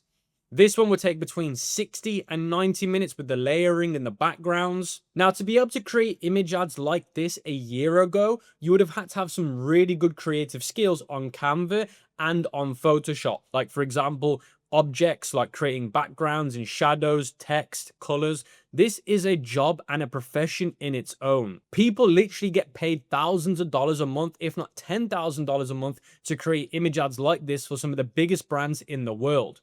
But the great news for us today, guys, is AI is going to be able to do it for us. So there's actually 4 types of images that are proven to work time in, time out. So the first one is what we call the features and benefits. So here's an example of them here called noise cancelling headphones and loop dream earplugs. Noise cancelling headphones, if you were to go to sleep with them, are uncomfortable, not made for sleep, fall out easily, and bulky and uncomfortable. Then you've got the side-by-side comparison with the Ecom brand that's trying to use an image ad that is pushing that The Loop Dream earplugs are better than headphones. You can see the side-by-side comparison. Then you've got another image ad here of a shoe. Is finding shoes that are wide enough a nightmare? So it's calling out the audience and then it's showing them the solution. But it's doing it in such a way that it looks graphically amazing. You've got the trust pilot here to build trust with people. You can see here excellent 4.6 stars and 100,000 customers. And the colors, green is a psychological positive trigger. So it's all been done very carefully. Then you've got this one here that says no more sleepless nights. You can see here a 30-day routine, and you can see it's a supplement brand that's running this image ad, and it's going over why all of this helps you go to sleep. Then the next image ad is a 4-in-1 type. So it shows you all the benefits you get in this 4-in-1 skincare wand for shaving. So this is the first style of image ad that works really, really well on Facebook. These are what we call the features or the comparison and benefit style. Now, if you're looking at these thinking these are going to be really hard to make, don't worry. Trust me, they are very, very easy to recreate for our own products. Now, the next one is image testimonials. So basically images like this with a testimonial underneath it. Now, this is more of a higher tech version. So this is like the basic way of doing it, but this is more of the professional way, the colors, the gradients, the way the text has been done. This is like today's standard when it comes to testimonials. This one here is another testimonial, but again, it's an old school style.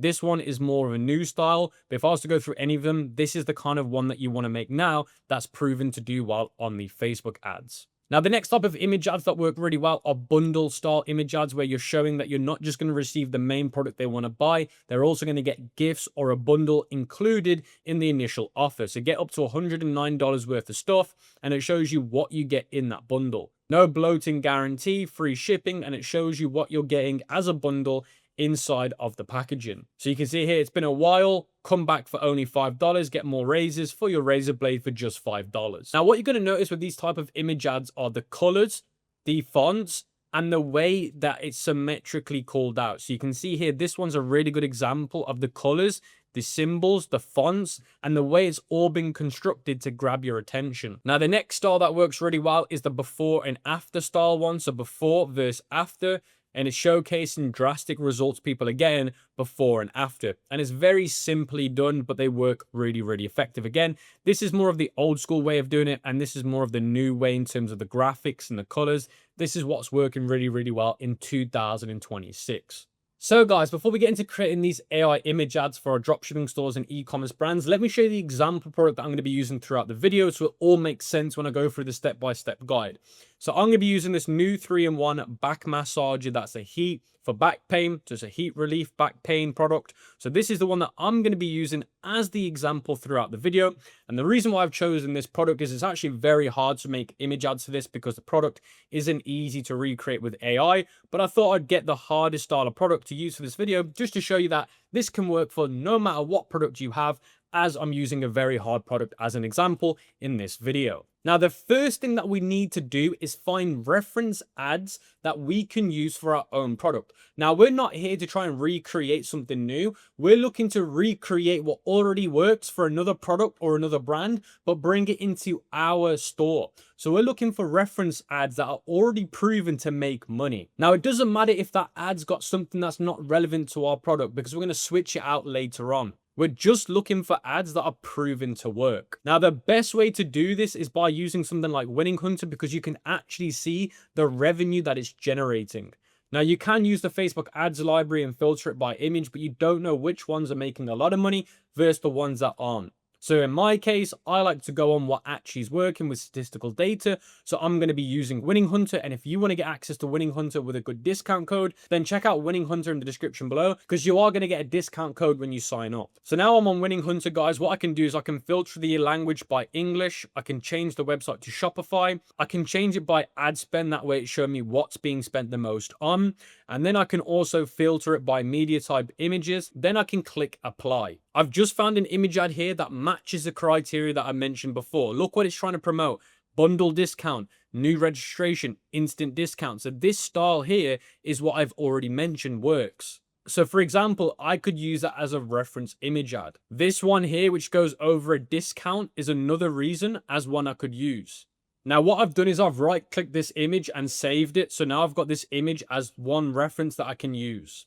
So you can see loads and loads of great examples are coming up. Like this jacket here is another great example. But you can see, guys, there's so many good examples of image ads that are coming up that I mentioned in terms of the criteria. So all I've got to do is right click them and save them, and I've got them for me to use. Now, after around about 10 minutes, guys, I found more image ads that match my product better. Now, this is an image ad that I found, and it's got something to do with sleeping, and it's to do with a back product. So it's more similar to what I'm trying to sell. And this is a great image ad that I could use for me as a reference. And this is going to be the first image that I use to recreate. So you can see here on the Miro board, I've got 6 inspiration ads that I found after around about 10 minutes. So you want to get a list of as many as you can. For now, I've got 6, so now I can move forward. So guys, the next thing that we need to do is get AI to understand what our product is so that once it starts prompting to create image ads, they're actually going to make sense and they're going to work for our product. So the best way to do this is to find the product on Amazon. So this is the exact same product that I'm selling on Amazon. And the reason why is because Amazon has more information and Amazon has legitimate reviews that we can rely on for the AI to extract. So you can see here, you want to make sure that you've got a listing with reviews. Mine's got 114. The more, the better. Usually products on Amazon have between 500 and 1,000. This will work for me. So what I can do is I can copy the link. I can open up ChatGPT. Make sure you're on the 5.2 model as it's the newest model. And what you're going to do is you're going to say, so I've put, I need you to understand this product. I'm selling the same one, but my brand name is Goodbye Pain. I know that's a cringy brand name. I just thought of it on the spot. And then you're going to click send. And then you're going to see that the AI is now replying. It found the Amazon link, and now it's telling you exactly what the product does, what the benefit is, and what it is that it does. Then you can see the AI has responded and told me what the functions are, the ergonomic benefits, who it helps, and the key features. Then once you've done that, guys, you're going to open up my custom GBT that'll be linked in the description, which is called Scopic AI Image Prompt Generator. You're going to click Make Me AI Image Ad Prompt. And then it's going to tell you that it can't make it yet because it needs the following information, which is your brand name, product description, and top to 5 benefits. So what you can do is you can copy this over to the other GBT chat that we've got and say, I need you to come up with all of the information for this, and I've just sent the list that it needs, and you can see it's come up with the brand name, it's come up with the product name, and then it's also come up with the description and the top 5 benefits. And then the last thing it's going to ask you guys for is an inspiration ad. So we've done all the hard work now. It's going to ask you for the inspiration ad, and all we've got to do is upload the inspiration ad that we found, and mine's this one, which is here, guys. And all I've got to do is click send, and then it's going to recreate this, but for our product. So it finds out what the style is, it finds out the tonality, it finds everything out. And now it's going to give us a friendly copy and paste prompt to give to another AI model to make the actual image. Now, before we actually create the image, guys, the best thing to do is have a few images of your product on a plain background, not being used, just the product on its own. So I've come back to the Amazon link, and I'm going to take this first screenshot of the product. So this is one image that I can give to the AI.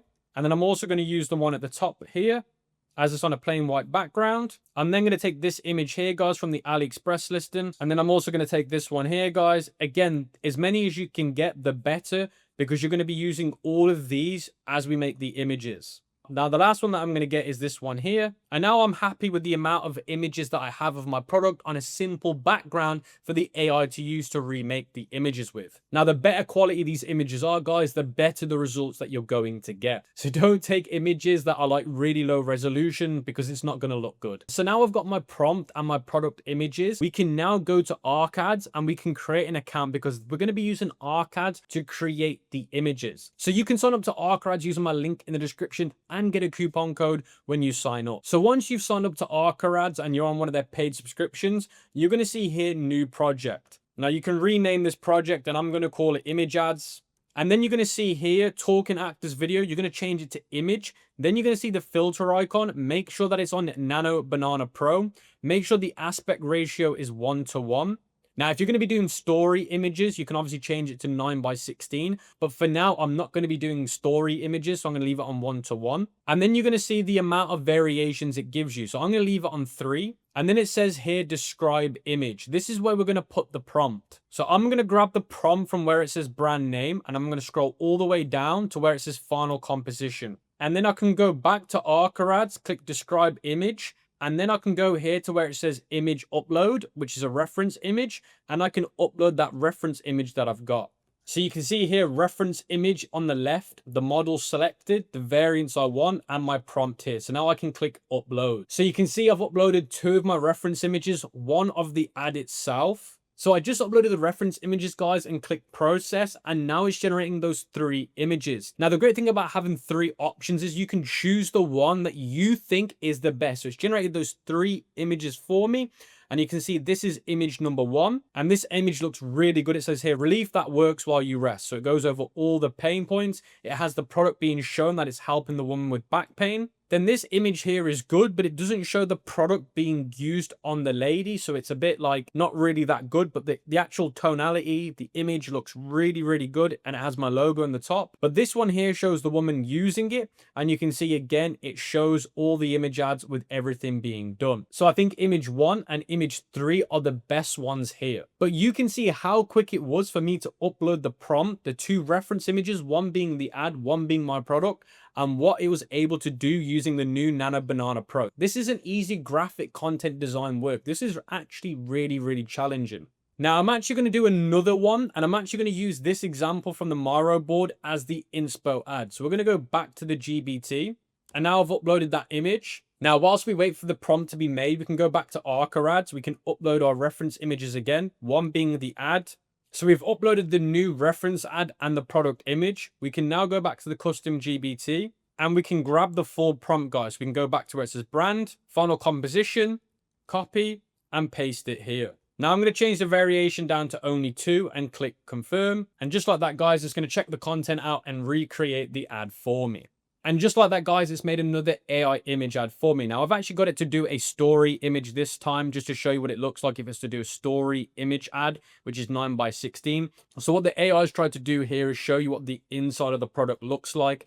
Now, this is where it can get challenging with AI. If you don't have good images where it shows what the product looks like inside, like the benefits or the mechanisms of what happens within the product, then it has to try and make that up. And that's what it's done here. And it's not done a bad job, but it's not also a great job. Then the actual design itself looks amazing. Look at the text, look at the colors, look at the icons at the bottom. What it's tried to do with the actual product itself within the middle is recreate it to look like that's what it looks like within the product, because I haven't given it an image where it has that. Now, if I gave it the image, it would just reuse the same image and plant it in the middle, but it's had to try and remake it for me. And that's where the AI can struggle if you don't have the images that contain everything it needs. But even with that being said, guys, this one still looks really, really good. Now, I also got it to make the 1:1 ratio style, which is this one here.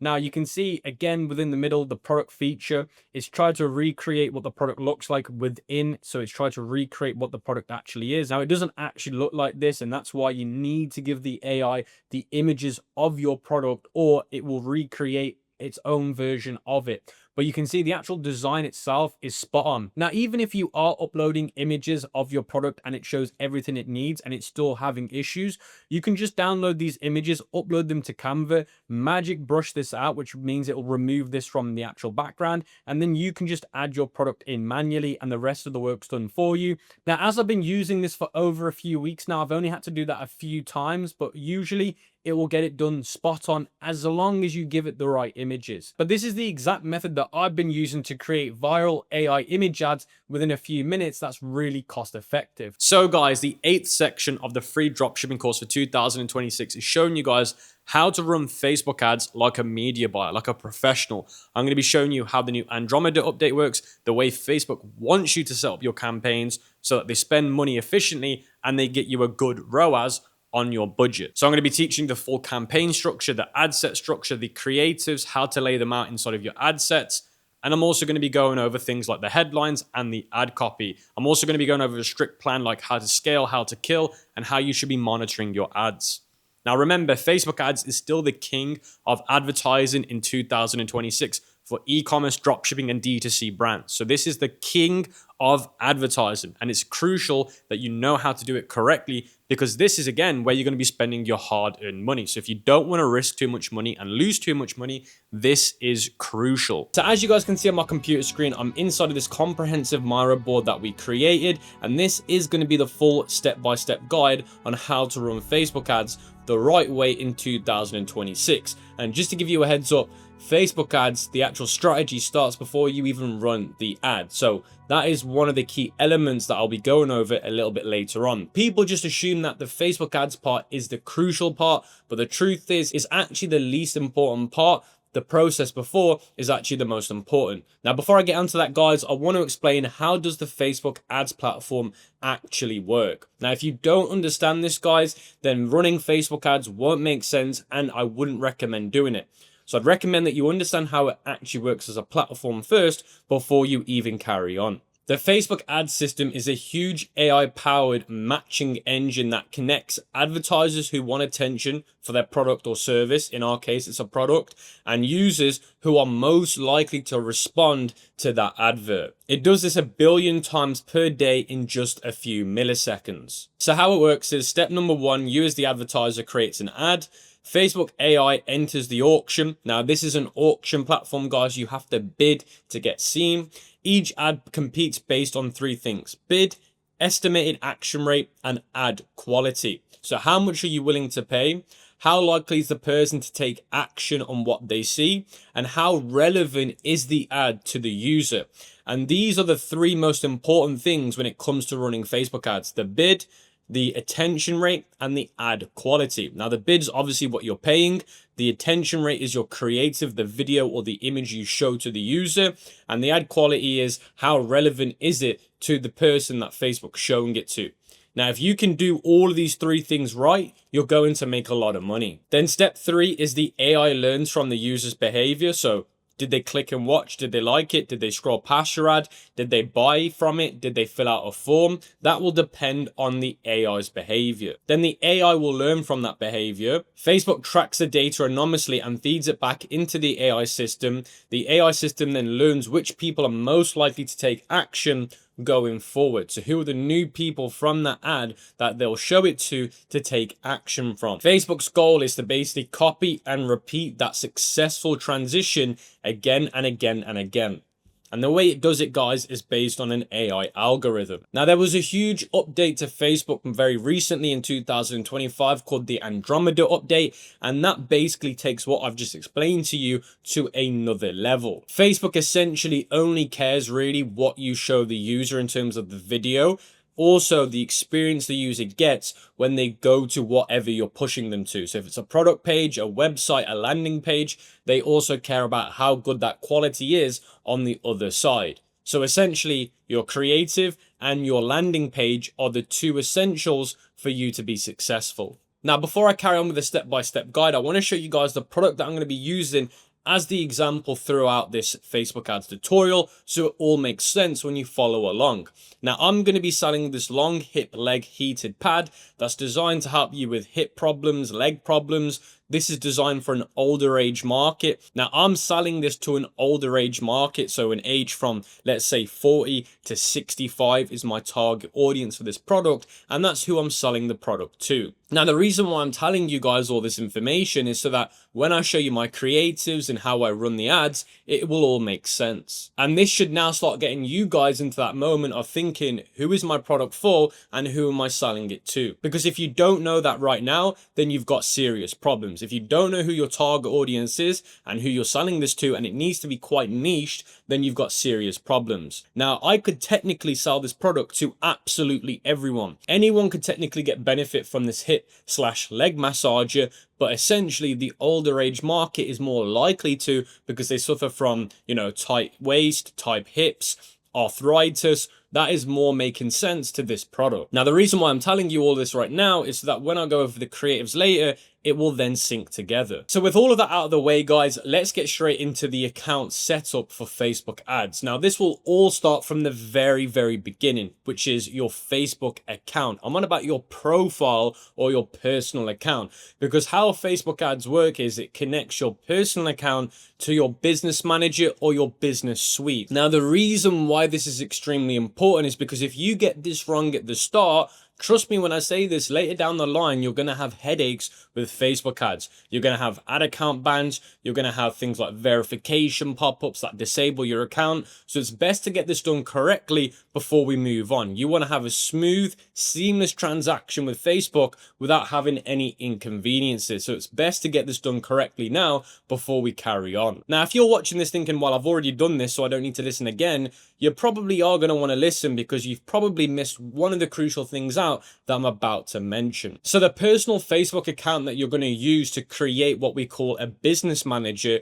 you're going to want to make sure that that personal account is registered to a real name. So it shouldn't be some random name, because when you connect that to Facebook, they're going to want you to verify that that personal account connected to the business manager is real. Now, once you've got that personal profile on Facebook that matches what I've just explained to you, you can then go and create a business manager account with that Facebook account. And then once you've got that Facebook personal profile that you're confident with, you can then head over to Business Manager by Facebook or Meta and create that account. Now, the business manager or Meta business manager account is essentially where you run your Facebook ads. And again, like I said, you need a personal account that then links to the business manager account. To show you guys an example of this, I'm inside of my ads manager. I'm inside of my business manager, whatever Facebook wants to call it. It can get very confusing.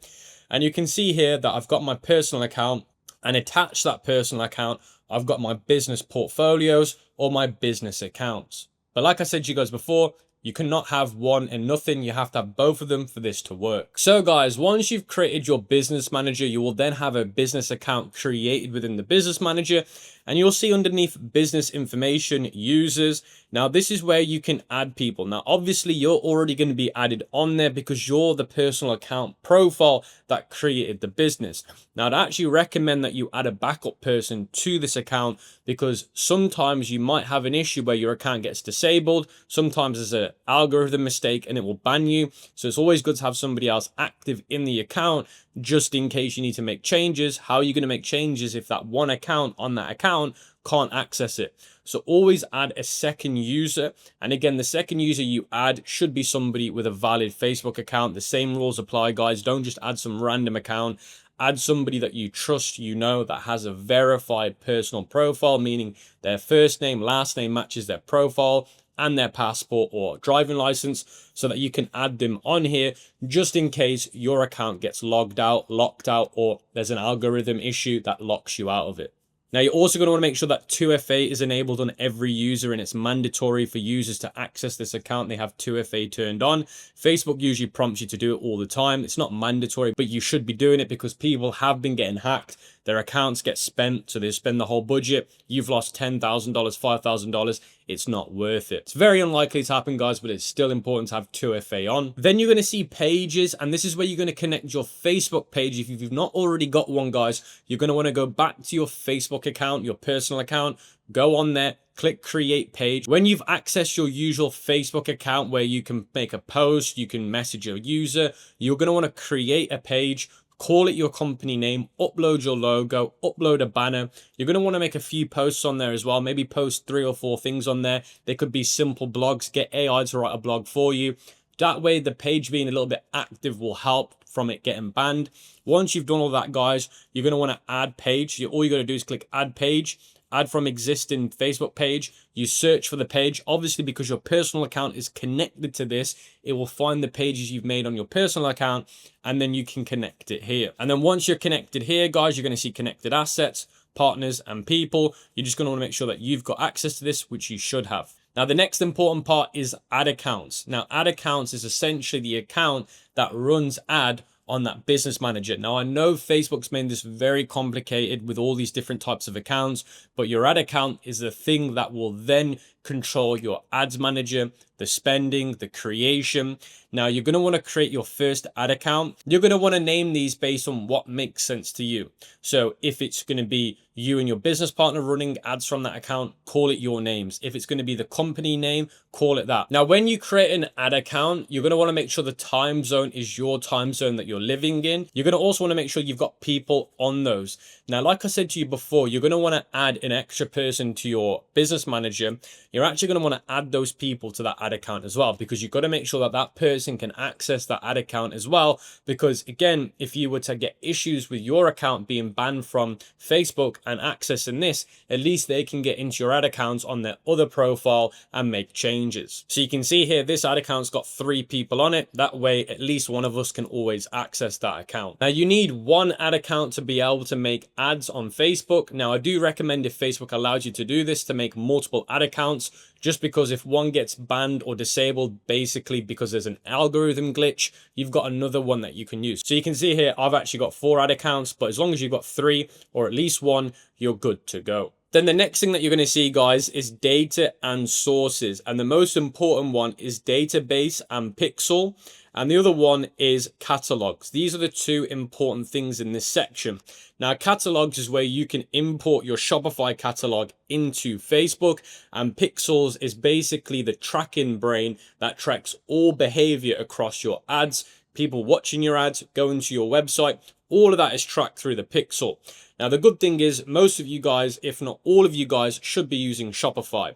So Shopify have made an integration between Facebook and Shopify is super easy. So when you go onto Shopify, you can download on the App Store the Meta or Facebook app sales channel. When you integrate these together, you'll go through a process of logging into your Facebook account on Shopify, then connecting your business manager. And I'd recommend that you do this stage once you've done your ad accounts, you filled out your pages. Don't do this section till you've done all of that, because when you go through the step-by-step sections on Shopify, if you've not set up all your pages or your people or your accounts, they won't show. So essentially you're going through a step-by-step guide and you can't do it because you've not set it up in Facebook. So make sure it's all done on Facebook first, then you go onto Shopify, then you go through the step-by-step guide, because then you can just click on the drop-down menus, your profile, your page, your ad account, and then click sync, and then that will create a pixel and connect it to Shopify. Now, the last thing that I want to go over, guys, is billing and payments. This is very, very important. Now, the reason why billing and payments is important, because this is how you're going to fund to spend money on your ad accounts. Now, my best recommendation for this, guys, is to add a credit card as your billing method. Don't use PayPal, because PayPal has always had issues on Facebook, so I'd recommend not using it. Using a credit card, because you've got insurance through your credit card if something goes wrong. Let's say Facebook spends money when it shouldn't be, you can try and claim it back through your credit card company. There's been loads of times where Facebook goes down because their hosting goes down. You've spent $200 because Facebook's down. Facebook will sometimes give you the money back, sometimes they won't. You can dispute it with your credit card company. Now, these are very rare cases, but it just makes sure that you don't lose money. And most credit cards give you points for every dollar you spend. And because with Facebook, you're going to be spending quite a bit of money, you're going to want to make sure you get rewarded for it. Now, that's not to say you should be spending money you don't have or can't afford to spend. If that is you, then use a debit card. Don't be using a credit card. But for you guys that have got big D2C brands, you're already very well established in this industry, credit cards are the best option. If you're a beginner, I'd probably say stick to a debit card. Only spend what you have. All right, guys, we're going to create our first campaign together the right way. So you're going to want to go over to where it says create in this green button. Don't worry, I'm going to explain what campaign, ad sets, and ads means later on. But what we're essentially going to do is we're going to hit the create button. Then what you're going to want to do is you're going to want to change this to sales, because we want sales on our website. Then we're going to click continue. You're going to change the name of the campaign to your product name. So I've called it Heated Hip Test 1. Again, the naming is important because later down the line, when it comes to navigating through different campaigns, if you've named them correctly, it's going to be easy for you to understand it. Now, where it says Advantage plus catalog ads, we're going to turn that off. We're not going to have that on. And then where it says bid strategy, we're going to have campaign budget. This is classed as CBO. You've got ad set budget, you've got CBO. So we call this ABO and we call this CBO. CBO means that the campaign spends the budget over all the assets like the ad sets, and ad sets mean that you give a budget per ad set. Now, a campaign is the main structure. Within a campaign, you've got an ad set. The ad set is the targeting, the people you want to hit, and then the ad is the visual they see. Now, the ad set is what controls the spending if you have ad set budget on. You can set it as a fixed budget. Now, with campaign budget, Facebook's AI will work out where is best being spent. Is it ad set 1? Is it ad set 2? Is it ad set 3? And spend it efficiently. So that's why we want this one turned on. Now, we're going to change the budget to $100, which means over our campaign each day, it's going to spend around about $100. Now, if that is too expensive for you, you can go down to $50, but it does mean the results will slightly be worse because there's less money to bid. Now, if you're in a very low niche market, competitive market, you might be able to get away with $50. Now, on a new account, I usually test $50 to $100 out, so there's no issues trying 50. But in most cases, guys, I do have to go in at $100 to get results, so that's why I've set mine to 100. Then you're going to see campaign bid strategy. You don't need to worry about this for now, guys. Leave it as highest volume. Then you guys can click next. Now, the name we're going to call this, guys, is Angle 1 Ad Set 1. Now, to make this make sense for you guys, in 2026, you don't need to be doing the targeting. You leave the whole ad set broad. You let Facebook determine this based on the video that you give Facebook. So that's why we call it Angle 1 Ad Set 1. Now, you might be thinking, why is it called Angle 1? Because this is going to be the Angle 1 that we use to try and sell our product to our customer. Now, if this doesn't make sense just yet, guys, don't worry. When we get into the ad level, it will make a lot more sense. But for now, guys, you're going to want to call it Angle 1 Ad Set 1. Conversion location website, maximum number of conversions. Now, the data set is the pixel essentially. So this is going to show you the pixels that you've made. Now, when you integrated this with Shopify through the Facebook sales channel, it would have made you one. So you just want to select the one that you made. And then it says attribution model. You're going to want to leave it as standard. Then you're going to see start date. You're going to want to make sure that this is the next day midnight. So the following day at midnight that it starts. Now today is technically the 12th. So I'm going to want to change this to the 13th. And I'm going to want it to start at midnight. You don't need to start an end date. You don't need that. Then you're going to see here, guys, audience. And this is where you want to set locations. So you do want to set locations. At the moment, I've got United Kingdom. Now, the locations that I like to do right now is the top 5. So United Kingdom, United States, Australia, New Zealand, and Canada. Now, once you've got those top 5 in there, that is okay to carry on. Now, there is a case where you can add what we call the top 15. This is where you start adding EU countries, the big EU countries in there. That could be Switzerland, Germany, Netherlands. Now, it's up to you what you want to do. Now, if your product could be sold very well in Europe, and if you're not sure if it could, you can ask AI to give it your opinion. So you could ask GBT, does my product sell well in the EU? If it does, which countries? Figure those out, add them in.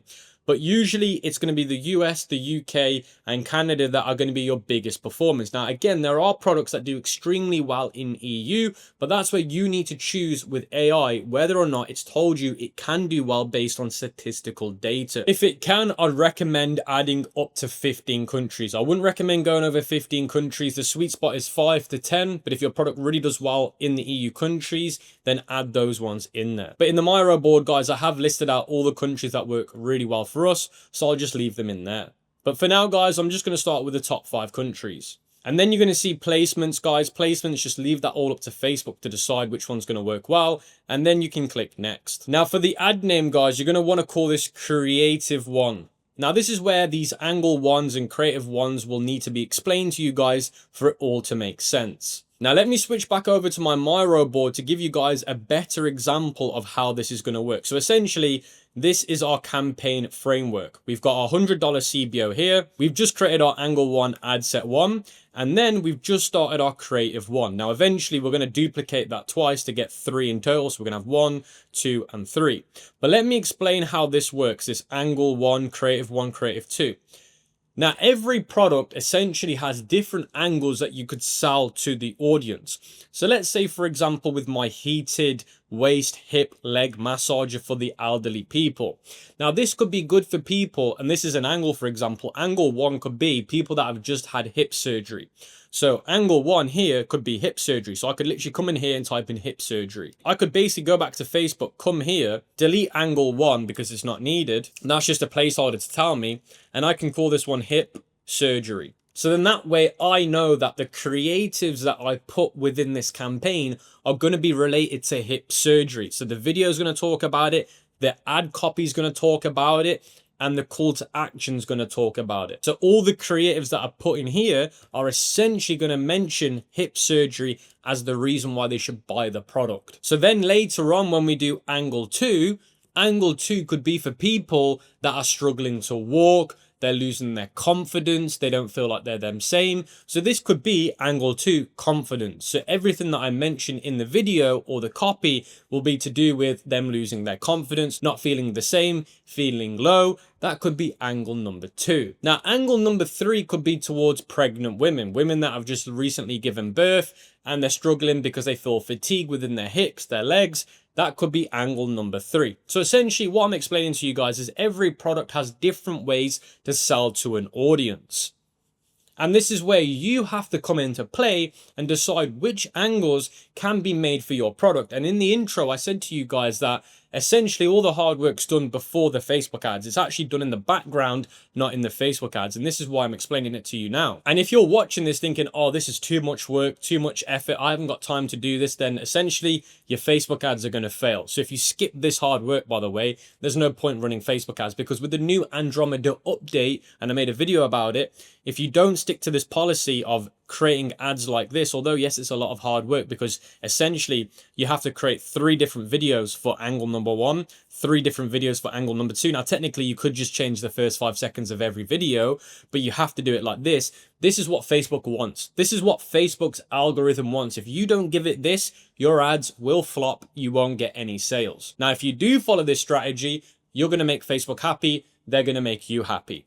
Now, what I'm going to do to show you guys some examples on the screen is I'm going to play some video ads that I made for my product and show you just 3 angles. So I'm going to play 3 different videos. Although we got 5 in this campaign, I'm just going to show you 3 so you get an idea of what I'm talking about. So I'm going to play each video on the screen, and I'm also going to title which angle they're for. Can't sit 10 minutes without that deep hip ache flaring. That ache that starts in your hip and runs down your thigh turns simple moments into careful ones. Getting up for coffee becomes a slow process. Chairs, car rides, even the doorbell start to feel like decisions. You remember when you could sit through a movie without shifting and walk with confidence. Lately, you're gripping railings, avoiding stairs, and skipping plans because sitting feels unpredictable. You've tried pills, appointments, and gadgets that don't fit your life. That's why we created Hip Relief Pro, a cordless, wearable wrap that pairs soothing warmth with gentle massage. Use it while you relax at home. With consistent daily sessions, many users say they feel looser and everyday movement feels easier. Look what our customers are saying. I literally couldn't walk 10 minutes without hip pain. I wore it for 20 minutes a day, and now I'm walking my dog and taking stairs without thinking about it. Best decision I've made. Don't wait. Unlike wired pads that keep you stuck or stiff braces that just add bulk, Hip Relief Pro moves with you, so comfort becomes part of your routine. Sit through dinner with fewer adjustments, take short walks with more confidence, and sleep more comfortably. Try it at home with our 30-day money-back guarantee and free shipping. Tap shop now and make comfort part of your day. Recovering from hip surgery and still planning each step? That dull, constant ache that lives in your hip and radiates down your thigh, turning simple moments into painful reminders. Getting up to make coffee becomes a slow, careful process. Walking to answer the door requires planning your route. You remember when you could jump up from the couch without thinking twice, when getting dressed didn't require sitting down and strategizing. You used to move through your day without your body being the first thing on your mind. Now you find yourself gripping railings, avoiding stairs, and becoming a spectator to your own life. The worst part is feeling like you're becoming a burden to those you love. You've tried everything. Pills that upset your stomach, physical therapy that barely helped, surgery feels too scary and risky. Nothing gives you lasting comfort, and you're starting to wonder if this is just your new reality. That's why we created Hip Relief Pro. Here's what makes it different from everything else you've tried. Most treatments only address surface symptoms. Hip Relief Pro works on the actual problem. Hip discomfort comes from restricted circulation and muscle tension deep in the tissue. Our device combines therapeutic warmth with targeted vibration to support natural circulation while helping relax tight muscles. This dual approach works on the underlying issues that cause stiffness and discomfort. Unlike heating pads that tether you to the wall or bulky braces that only provide support, Hip Relief Pro gives you complete freedom of movement while addressing the source of your discomfort. This means you can wake up feeling more comfortable, walk to get your mail with confidence, cook dinner without needing breaks, spend time with your grandchildren without hesitation, garden without worry, feel like yourself again instead of someone limited by discomfort. Just wrap it around your hip, press one button, and go about your normal routine. Experience Hip Relief Pro risk-free with our 30-day money-back guarantee. If you're not completely satisfied, return it for a full refund. Right now, save 40% plus receive 2 bonus free gifts. This is what our customers are currently saying. I literally couldn't walk 10 minutes without hip pain. I wore it for 20 minutes a day, and now I'm walking my dog and taking stairs without thinking about it. Best decision I've made. Don't wait. Join over 8,000 customers who've discovered the comfort that comes from supporting your body's natural healing. Claim your Hip Relief Pro today while this limited time offer is available. Weeks after your hip replacement and evenings are still uncomfortable. That dull, constant ache that lives in your hip and radiates down your thigh, turning simple moments into painful reminders. Getting up to make coffee becomes a slow, careful process. Walking to answer the door requires planning your route. You remember when you could jump up from the couch without thinking twice, when getting dressed didn't require sitting down and strategizing. You used to move through your day without your body being the first thing on your mind. Now you find yourself gripping railings, avoiding stairs, and becoming a spectator to your own life. The worst part is feeling like you're becoming a burden to those you love. You've tried everything. Pills that upset your stomach, physical therapy that barely helped, surgery feels too scary and risky. Nothing gives you lasting comfort, and you're starting to wonder if this is just your new reality. That's why we created Hip Relief Pro. Here's what makes it different from everything else you've tried. Most treatments only address surface symptoms. Hip Relief Pro works on the actual problem. Hip discomfort comes from restricted circulation and muscle tension deep in the tissue. Our device combines therapeutic warmth with targeted vibration to support natural circulation while helping relax tight muscles. This dual approach works on the underlying issues that cause stiffness and discomfort. Unlike heating pads that tether you to the wall or bulky braces that only provide support, Hip Relief Pro gives you complete freedom of movement while addressing the source of your discomfort. This means you can wake up feeling more comfortable, walk to get your mail with confidence, cook dinner without needing breaks, spend time with your grandchildren without hesitation, garden without worry, feel like yourself again instead of someone limited by discomfort. Just wrap it around your hip, press one button, and go about your normal routine. Experience Hip Relief Pro risk-free with our 30-day money-back guarantee. If you're not completely satisfied, return it for a full refund. Right now, save 40% plus receive 2 bonus free gifts. This is what our customers are currently saying. I literally couldn't walk 10 minutes without hip pain. I wore it for 20 minutes a day, and now I'm walking my dog and taking stairs without thinking about it. Best decision I've made.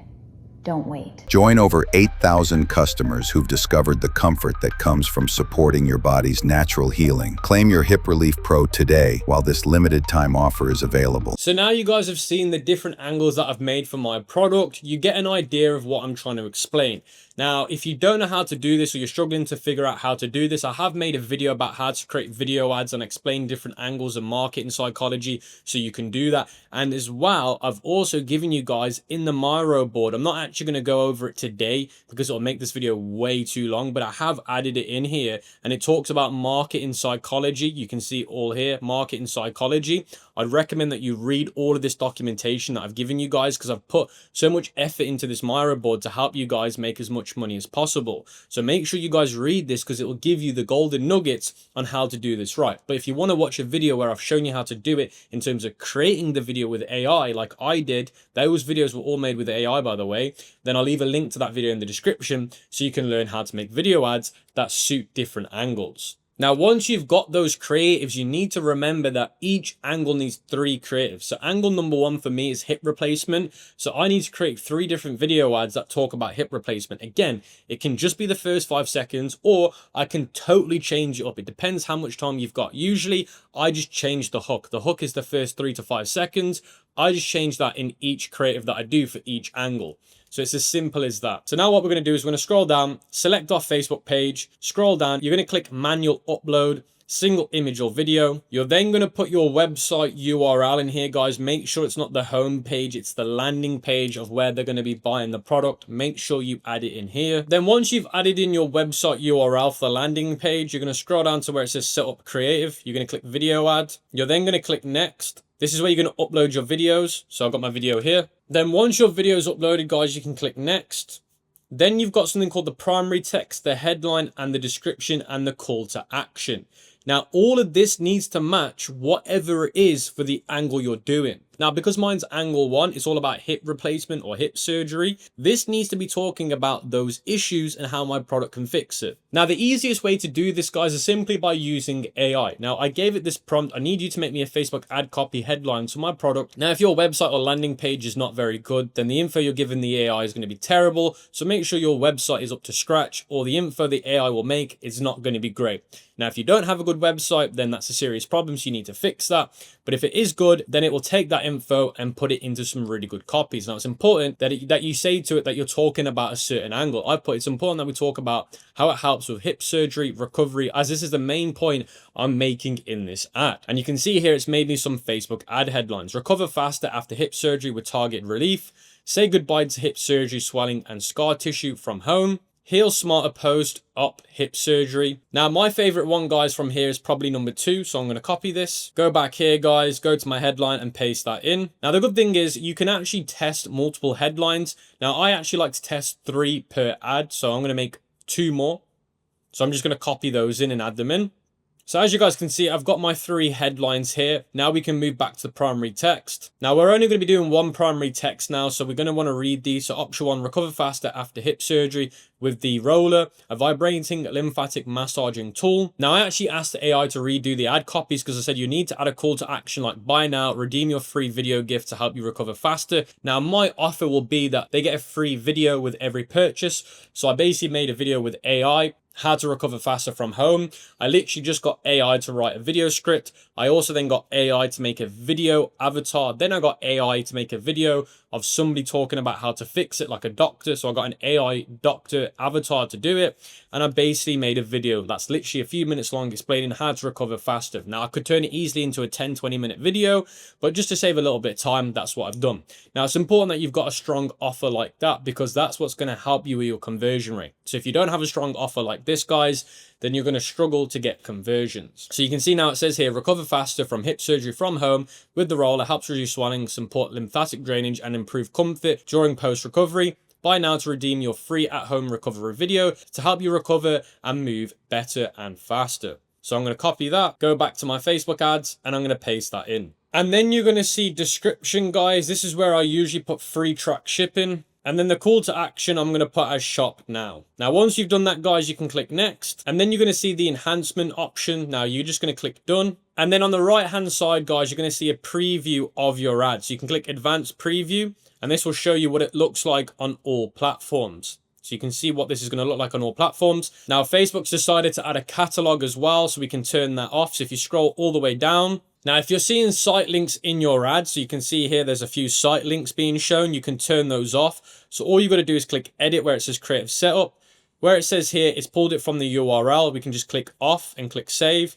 And then once you've done that, guys, it will turn all of that off in the bottom. So you can see now there's no more site links, there's no catalogs, there's no carousels. They've all been turned off. Now you're also going to see Facebook's AI trying to help you here, guys. So you can see Advantage plus Creative. Don't worry, although it shows these, it doesn't mean it's going to use them. These are just basically their options. Like you can use them if you want. It's down to you. They're not bad. But I'm just saying, you don't need to worry. They're not being used. And once you've done that, guys, that's the first creative done. You're obviously going to want to check to make sure you're happy with it. Now, the last thing that you're going to want to change is go into edit media, edit video and thumbnail. This is where you're going to want to manually select a thumbnail where you think it's going to grab most of the attention. Now, if some of the manual options it gives you aren't very good, you can either upload one or you can just use automatic. Automatic is basically what Facebook's AI think will work the best. Now, I usually like to make the thumbnail a dramatic scene within the video. So find a dramatic scene within the video, print screen it and use that as the thumbnail. That's what I usually do. Then once you've done that, guys, you can simply go over to where it says Creative 1. You're going to hit duplicate. You're going to duplicate this twice and click duplicate. And then what you're going to do is you're going to change Creative 1 copy to Creative 2. Then you're going to change Creative 1 copy again to Creative 3. And then what you're going to do, guys, in each one of these, you're going to change the video. Now, the video you're going to change is to the one with the new hook. The hook is the first 3 to 5 seconds. So make sure Creative 2 has the new video with the new hook, and make sure Creative 3 has the new video with the new hook. Now, you don't need to change the ad copy, the headline. You can keep all of those the same as you're split testing them within the Creative. We've created 3 headlines, so we've already got that covered. Then once you've changed the video to the new hook for each video, remember the whole video is the same, just the first 3 seconds. You can then duplicate the ad set by clicking duplicate. You can either duplicate this either 4 or 2 times. Now, if you're going to be running 3 ad sets, you're going to obviously duplicate it twice. That's if you're on a $50 budget. If you're running a $100 budget, you're going to duplicate this 4 times so that in total, you've got 5 ad sets. So now you can see we've got 1, 2, 3, 4, 5. If you're on a $50 budget, you are going to duplicate that twice. So you have 1, 2, 3. Then what you're going to do is where it says ad set hip surgery copy 2, this is where you're going to change this to ad set 2. If you already know the angle that you're going to be using, mine's going to be pregnancy. So I've changed this now to pregnancy. Now the ad set itself stays the same. So I'm not touching any of this. I'm just going into the creative and I'm changing these creatives now to the pregnancy related creatives for my product. Then I'm going to simply go over to ad set number 3 and do the exact same thing. I'm changing this one to old age. And then I'm going to go to ad set number 4. I've changed it to sports injury. And then we've got ad set number 5. I'm going to change this one to confidence. And then obviously, guys, what I need to do is I need to change all the creatives in these new ones to the angles that best represent them. Now, I'm not going to do it now to save some time because this video is already long. So once I've done that, guys, I can simply click the publish button, but I'd always recommend that you double check everything before you click publish. Is the URL correct to the website you're sending it to, the landing page? Are the creatives the right ones for the angle? Is the campaign structure correct in terms of $100, starts midnight the next day? Once you've double checked, guys, click publish. And then once you've clicked publish, you're going to want to go over to where it says campaigns. And then you should see your new campaign. Mine's called Hip Brace. You can see it here. If I then select that and go to ad sets, I can see all my new ad sets. I can see all my new ads that I've made for it. So I know it's all done correctly. So guys, now we've made our first Facebook campaign. That should start spending money and running midnight the following day. So that's all ready to go. Now I'm back in the Miro board and we're going to be talking about the next 24 hours, 48 hours. Now, before I do that, I have added a little section here called creative testing mindset. Now, this basically goes over the angles and the creative testing a little bit more in depth. So I would recommend that you guys look into this in your spare time. I don't want to take up too much time in this video. So now let's talk about the next 24 to 48 hours after we launch our campaign. Now, you do not want to touch this campaign within the 24-hour to 48-hour period. You're just going to leave it to run because you've got to understand that Facebook's now in the learning phase mechanics. Facebook needs time to figure out who your buyers are. Every time you make a change, the learning phase resets. So Facebook has to learn again. So you're basically spending money for it to try and learn. Then you're stopping it. Then you have to start it again. You're basically throwing money down the drain. Changes that reset the learning is editing the budget, changing the audience, pausing it, or adding or removing creatives. Anything as simple as that will change the learning phase. This is why it's so important for you to let it run for 24 to 48 hours. Even if the results don't look amazing, it is super important that you let it learn, because once you make the change afterwards, at least Facebook knows who you're trying to sell to. Now, there is one reason why you might want to make changes within 24 to 48 hours, but it's only these 2 rules. You're getting 0 impressions, budget issues, or ad rejections. So if you're having that issue, then technically, yes, you do need to turn it off.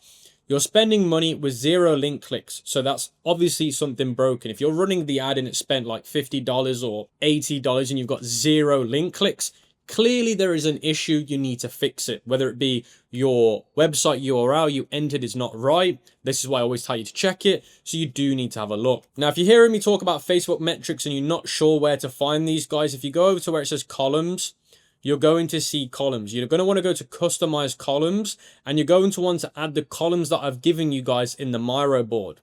So if you scroll down, you're going to see all the different columns like CPC, which is cost per click, CTR, link clicks. All of these are the ones that you're going to want to add, and they are listed in the Miro board and which ones you should have and which order you should have them in, like here, date, created, date, last edited, so that when you view these stats, You can see here my link clicks 27, 71, 75, so I can read all the data correctly. If your columns aren't set up right, then how are you going to read the data? So what should your expectations be within the first 24 to 48 hours, as long as you're not having these two major issues, which is no spending or zero link clicks? Your campaign will show learning status within the few days. During this time, CPMs might be higher than normal, cost per metric basically. Results will fluctuate day to day, but you don't need to panic. Now, the first 24 hours to 48 hours is usually the time where Facebook spoofs the beginner. So I call this Facebook spoofing, and Facebook spoofs you in a few different ways. It will either get your emotions very high because you get a sale in the first day and then nothing afterwards, so you get excited and then you lose the excitement, or you just get very bad metrics and you feel like you've done everything wrong. That's the Facebook spoof that it usually does. Now, the truth be is, don't panic, just let it go on. This is normal. Facebook is testing your ad with different angles and audiences to figure out who converts and who doesn't convert. Early performance signals to watch. So this is what you should be watching out for in the early stages. Impressions. Are you getting impressions? Yes, your ad is being shown. No, check your budget or your ad approval status. CTR, which is click-through rate. Is your CTR above 1.5%? If yes, your creative is working. If no, your hook is weak. People are adding to cart. Yes, your product page is working. If no, your page is confusing, your price is too high, or your offer doesn't make sense. So this is why I'm saying it's important to have a good product page, because if you don't have a good offer where it makes it irresistible for them not to buy it, or it's confusing, or the landing page doesn't match up with what you're seeing in the ad. A lot of people make this mistake. Their ad says one thing, but then their product page says another thing. If you're telling people that you can help them with after surgery or hip surgery, but then your product page does not mention anywhere about hip surgery, then they're going to be like, what the hell have I just watched versus what am I seeing on this product page? So you need to make sure it's all congruent or it's not going to work. Purchases. Are you getting sales? If yes, congratulations, you may have a winner. If no, after 48 hours, diagnose the problem. How do you diagnose a problem? You look at these metrics. These metrics are simply your CTR. Are you getting link through? Are you getting clicks going to the website? Are you getting people adding to cart but not buying because your page sucks? You need to figure this out. Now, if you do need a second opinion, guys, you can always ask AI. You need to give it context, maybe give it all this information that I've given you on the Miro board so that it knows the standards and the procedures so that it can help you. But don't make emotional decisions. Print screen some of your stats, give it to AI and say, these are my stats, what do you think? Don't just let AI tell you, because AI will give you random rules. You want to give it the rules that I've given you, so you can either copy this information and give it to it so it's a baseline, but you definitely don't want to just randomly ask without any context, because AI will just go crazy and give you some random BS. And the truth is, guys, you're probably not going to see good results straight away. You're probably going to have to refine one of these processes. So have that in your expectations. But essentially, this is what we call round one. You do this once, this whole process once. You refine it again. After you've ran it once as round one, you run it as round two, but round two is with the changes you've made based on this information and statistical data.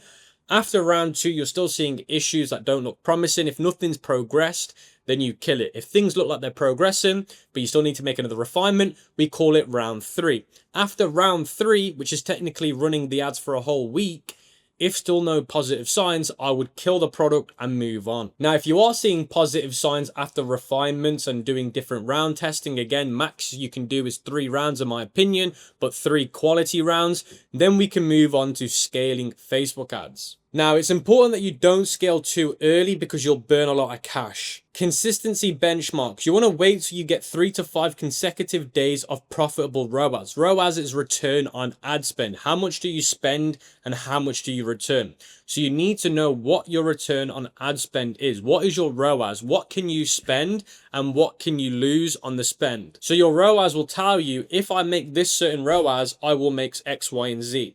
Now, if you're not profitable on the ROAS level, you should never scale. You want to make sure you get at least 6 to 12 purchases from a single ad. Give Facebook enough data. So you want to make sure one ad has at least 6 to 12 purchases. That way, Facebook's got enough data to move confident in the future. You want stable CPMs and CPCs. You don't want this to fluctuate too much. Now, if it's during a certain time of the year where it's a holiday season, yes, that's okay. But if it's not, and you're getting really inconsistent stability here, I would not do it. CPM is cost per metric and CPC is cost per click, how much it's costing you to get a click. But at this stage, guys, you should know what your metrics mean. You do need to invest in your own time, how to understand your own metrics. Now, the minimum data requirements, you need at least 6 conversion events before you consider scaling. Why? Because Facebook's algorithm needs data to optimize. If you scale 6 purchases, Facebook doesn't have enough patterns to find more buyers. You're essentially saying, hey, Facebook, scale my product. Facebook's then going to try and be like, oh, I haven't got enough data. I don't know who to try and give this product to. I don't know who to give the ad to. It then stumbles, you waste loads of money. So here you got 2 scaling methods. You've got what we call the vertical scaling methods, and we got something called the horizontal scaling methods. So when it comes to vertical scaling, this is where we increase the budget. So vertical scaling is literally increasing your budget on the existing winning campaign. How to do it?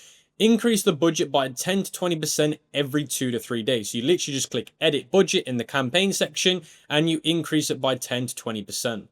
And you do this every 2 to 3 days as long as it stays profitable. Don't double your budget overnight, resets the learning phase. So don't do this every night because you're going to reset the learning phase. If you get excited and you see, yes, it's working, it's making more money, do it every day, it's not good. Monitor your ROAS closely. If it drops, pause the increases. Don't do any more increases. Example, day 1, $50 a day, 3 ROAS. Day 3, increase to $60.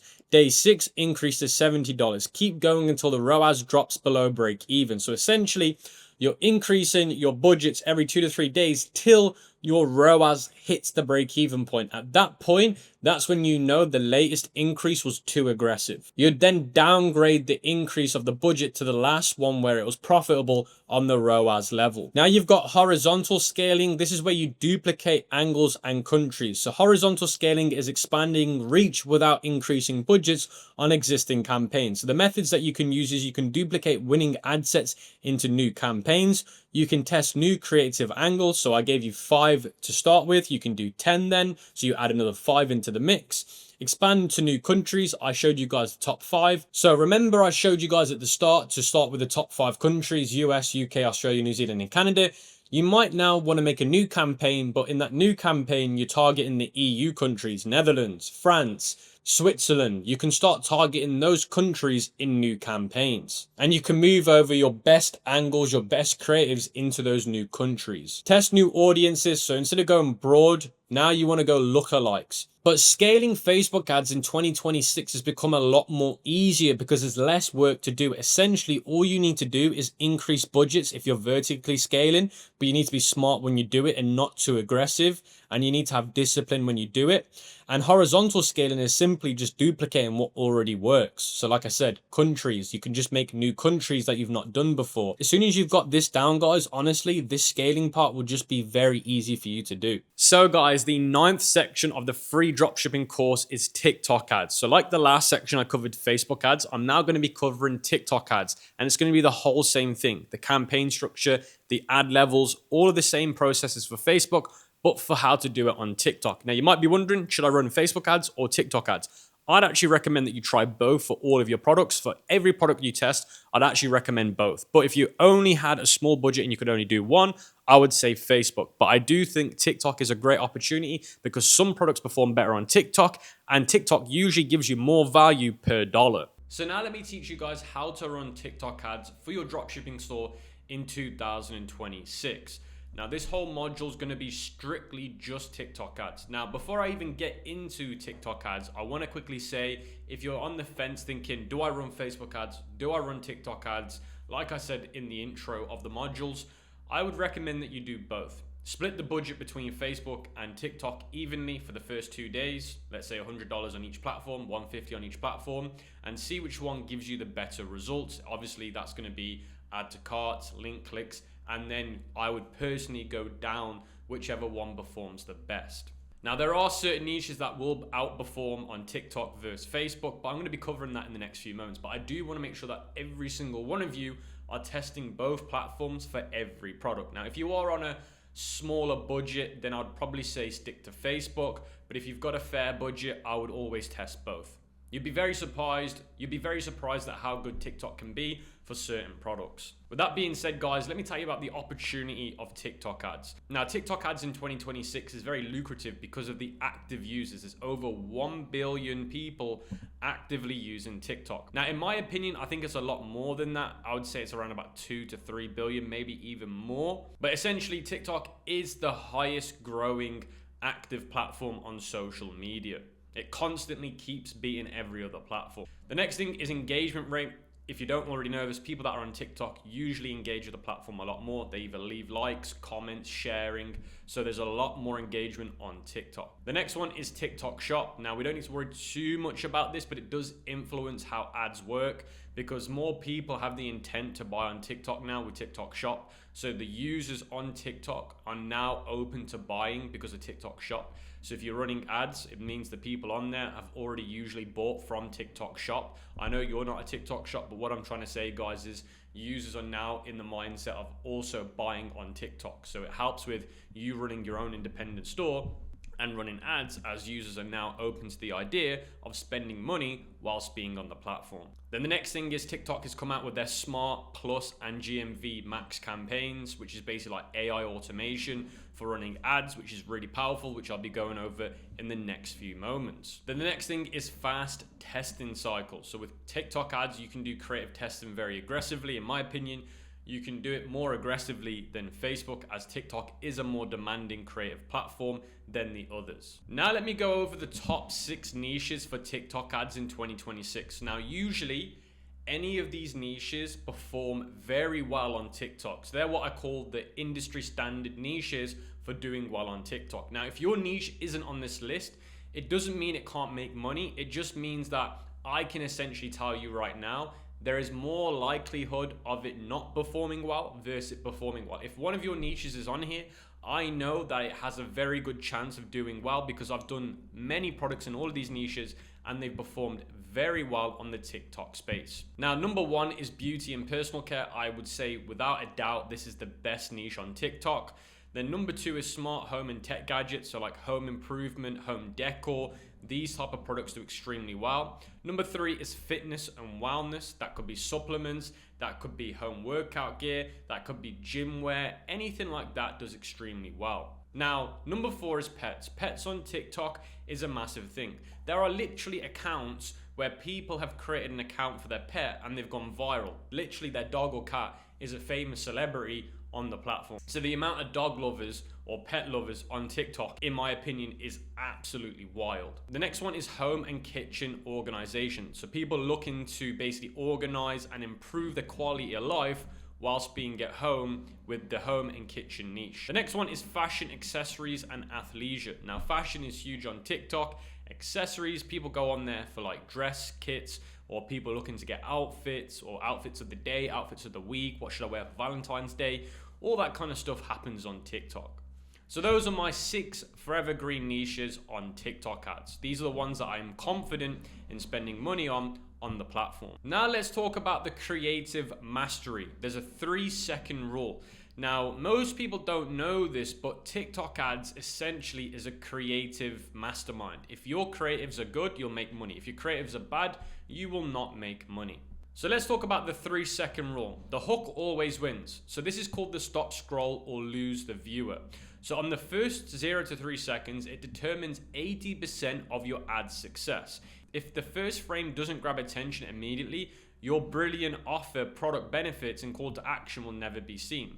So essentially that first 3 seconds, I'd even say less than that. By the way, every year it drops down and down and down because people's attention span gets worse and worse. So you have literally around about 0 to 2 to 3 seconds to win somebody over. So if your video can't grab somebody's attention in that space, you will fail. That amazing product that you have, that amazing offer you have, no one will care. You have to think from your use. Now, I know everyone watching this uses TikTok. I know everyone here watches Instagram Reels, YouTube Shorts. When you're doom scrolling, when you wake up in the morning before you go to bed, which videos do you watch? The ones that grab your attention instantly. If they seem boring, you just move on. Because TikTok's made it so easy now, they've even had auto scroll. So it'll automatically scroll for you based on your behavior. So you can just quickly get a new video whenever you want. And the likelihood of you finding one very quickly is high because that's their job as a platform. So the point is you have to make sure those first 3 seconds are really good. Now here are some execution tactics that will help you with that. Cut fast, no shots longer than 1.5 seconds in intros. So the first 5 seconds of your intro should be quick shots. They should transition quickly, and those shots that you transition into for the first 5 seconds should be really catchy. Front load value, show the wow factor instantly. Don't hide it till the end, show it straight away. It's like when you watch a video on YouTube, they even do it in long form. They'll show you the most funny part of the video, and then they'll get you to watch it throughout the video.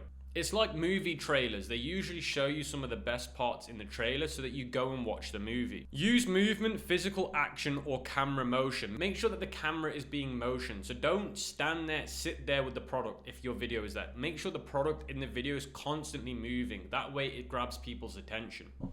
Essentially, if it's a static video shot, it's usually not going to do well. Strong first frame, visually striking thumbnail. So that first frame has to be a crazy frame, whether it be the background, whether it be what's being displayed on somebody, it has to be something that grabs people's attention. Now let's talk about the 4 proven hook patterns. Deploy these structures and maximize scroll stopping power. POV, you tried of a specific point.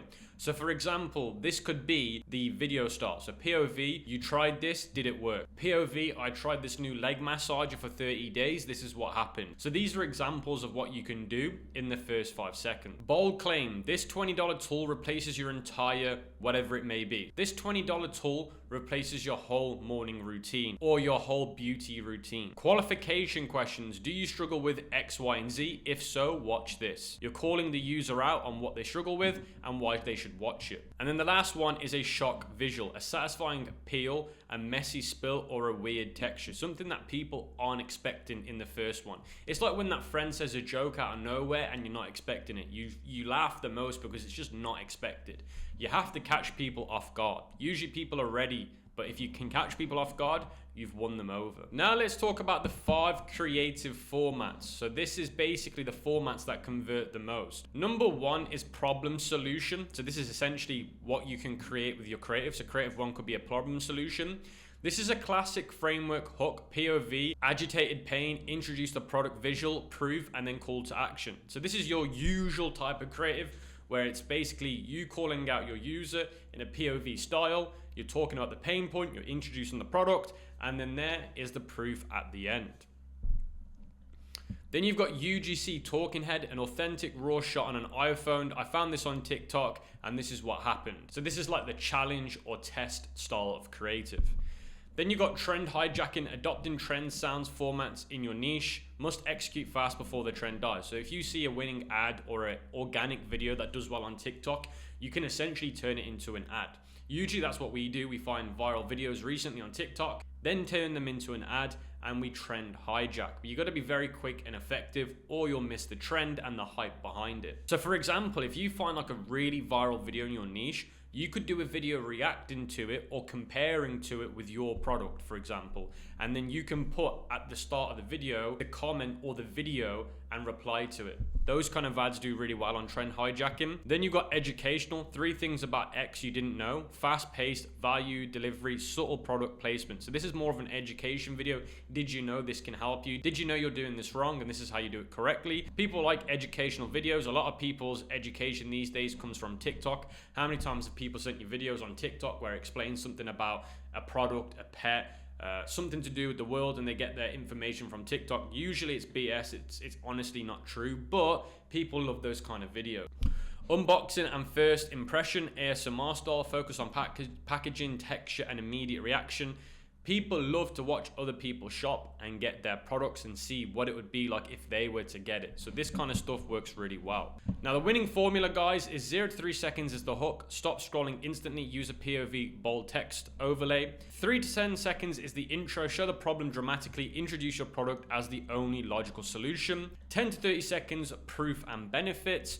30 seconds plus is your strong call to action. That's usually the framework that we use, and obviously we adopt it based on the product. So guys, now you're going to be in the creative section. So you've got your campaign name here on the left, you've got your ad group, and then you've got the creative. Now for ad name 1, you're going to call it creative 1, and then the angle. So I'm going after pregnant women within the creative angle. Now, remember, we're going to duplicate this 2 more times because we're going to have 3 creatives focusing on this angle. Now, what you're going to want to do is you're going to want to upload your video here. So there should be a button that says upload image or video. You're going to upload your video. This should be the creative number 1 that you upload. You should have 3 creatives for each angle. The hook's the only thing that changes. And then once you've uploaded that first one, you can turn off automate creative. I don't think you should have that one turned on, guys. And then where it says identity, you can create an identity by just typing in the name of your brand and uploading the logo, or you can connect your Instagram account. Now, once you've done that, you can scroll down and then you're gonna have your text for your ad. Now, this is the text that's gonna be shown on your ad. Now, in the right-hand section, you're gonna see here the social media placement, which is TikTok. We've turned the rest of them off. You're gonna be able to see what your ad looks like in search, in feed, and in search feed. So you're gonna be able to see all of them here. Now, what you're gonna put here is usually, I like to keep it very short and sweet. So for example, for me, I like to do things like 50% off, limited time only 3 left in stock, and you can subtly add your name of your product within this, no problem. So you guys can see I put 30% off for new moms ending soon. So that's an example of what you can do. Now, it actually gives you some AI suggestions, which actually sometimes they're very, very good. So I'm gonna go for the second one. So you can see now it's gone off to 30% off new moms essentials, shop now. So that's the one that I'm gonna use. And then you've got the call to actions. Now for call to actions, I like to keep buy here on, order yours now, purchase it now, order it now. I like to turn off learn more, check it out, get yours now. Get yours now is fine, get it now, order it immediately, order now, purchase now. So anything that basically explains ordering it now, like these ones, they're fine to leave on.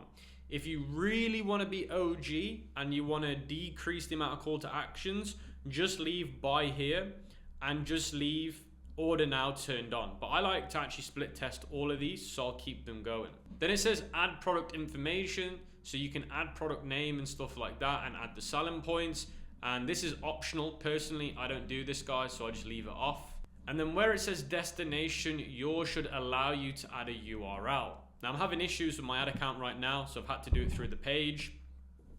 But yours should say add a URL. This is going to be the URL of your product page. You're going to add the link and then you're going to preview it. There should be a preview icon. Make sure that it's working. Then if you've made your creative with AI, make sure the AI option's turned off, because if the TikTok algorithm realizes it is AI, you're going to get an ad account ban, so it's not worth it. So if your creatives are made with AI, guys, make sure you turn it on. Then make sure that you've got your third-party tracking to your UTMs and stuff like that. If you're using a tracking app like Triple Whale or any of those, you can add it in. But I do recommend that you guys use UTMs. There will be a little section within the cheat sheet talking about how to set up UTMs. They're very easy now to do. I would recommend it.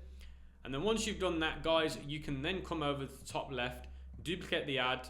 You're going to duplicate it twice and click duplicate. You're then going to change the creative name to basically the same thing as the other one. So I'm going to go to the other one. I'm going to copy the name, go back to the other creative, paste it here and change it to creative 2.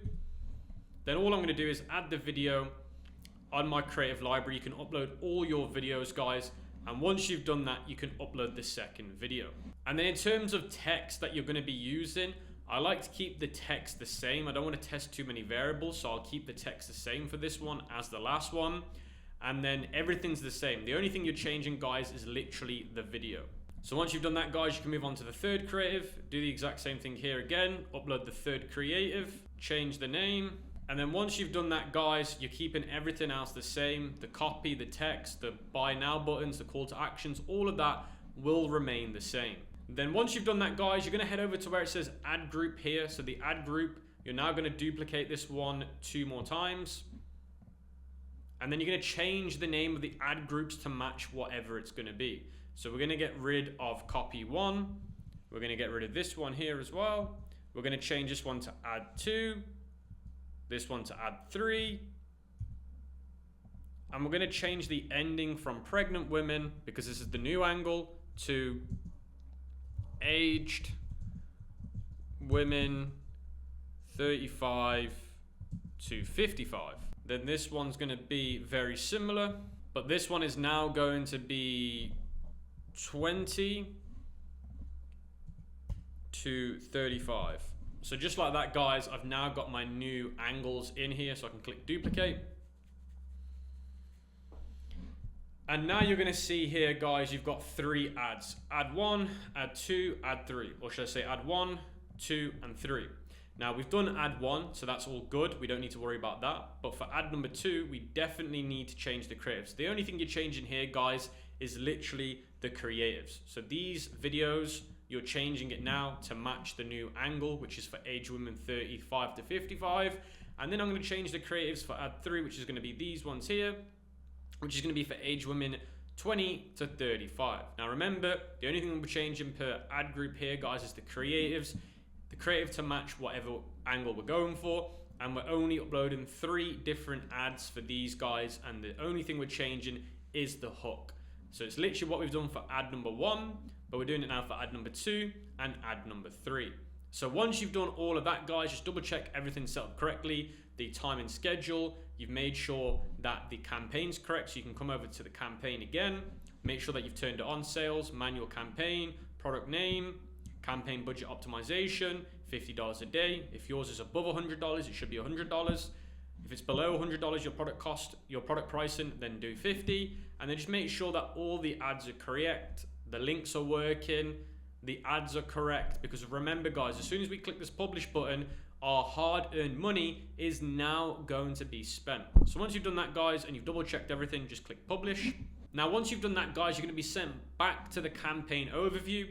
Now, if yours is in draft, you're going to see it under drafts. It shouldn't be under draft. It should be now scheduled. So it should say scheduled here, guys.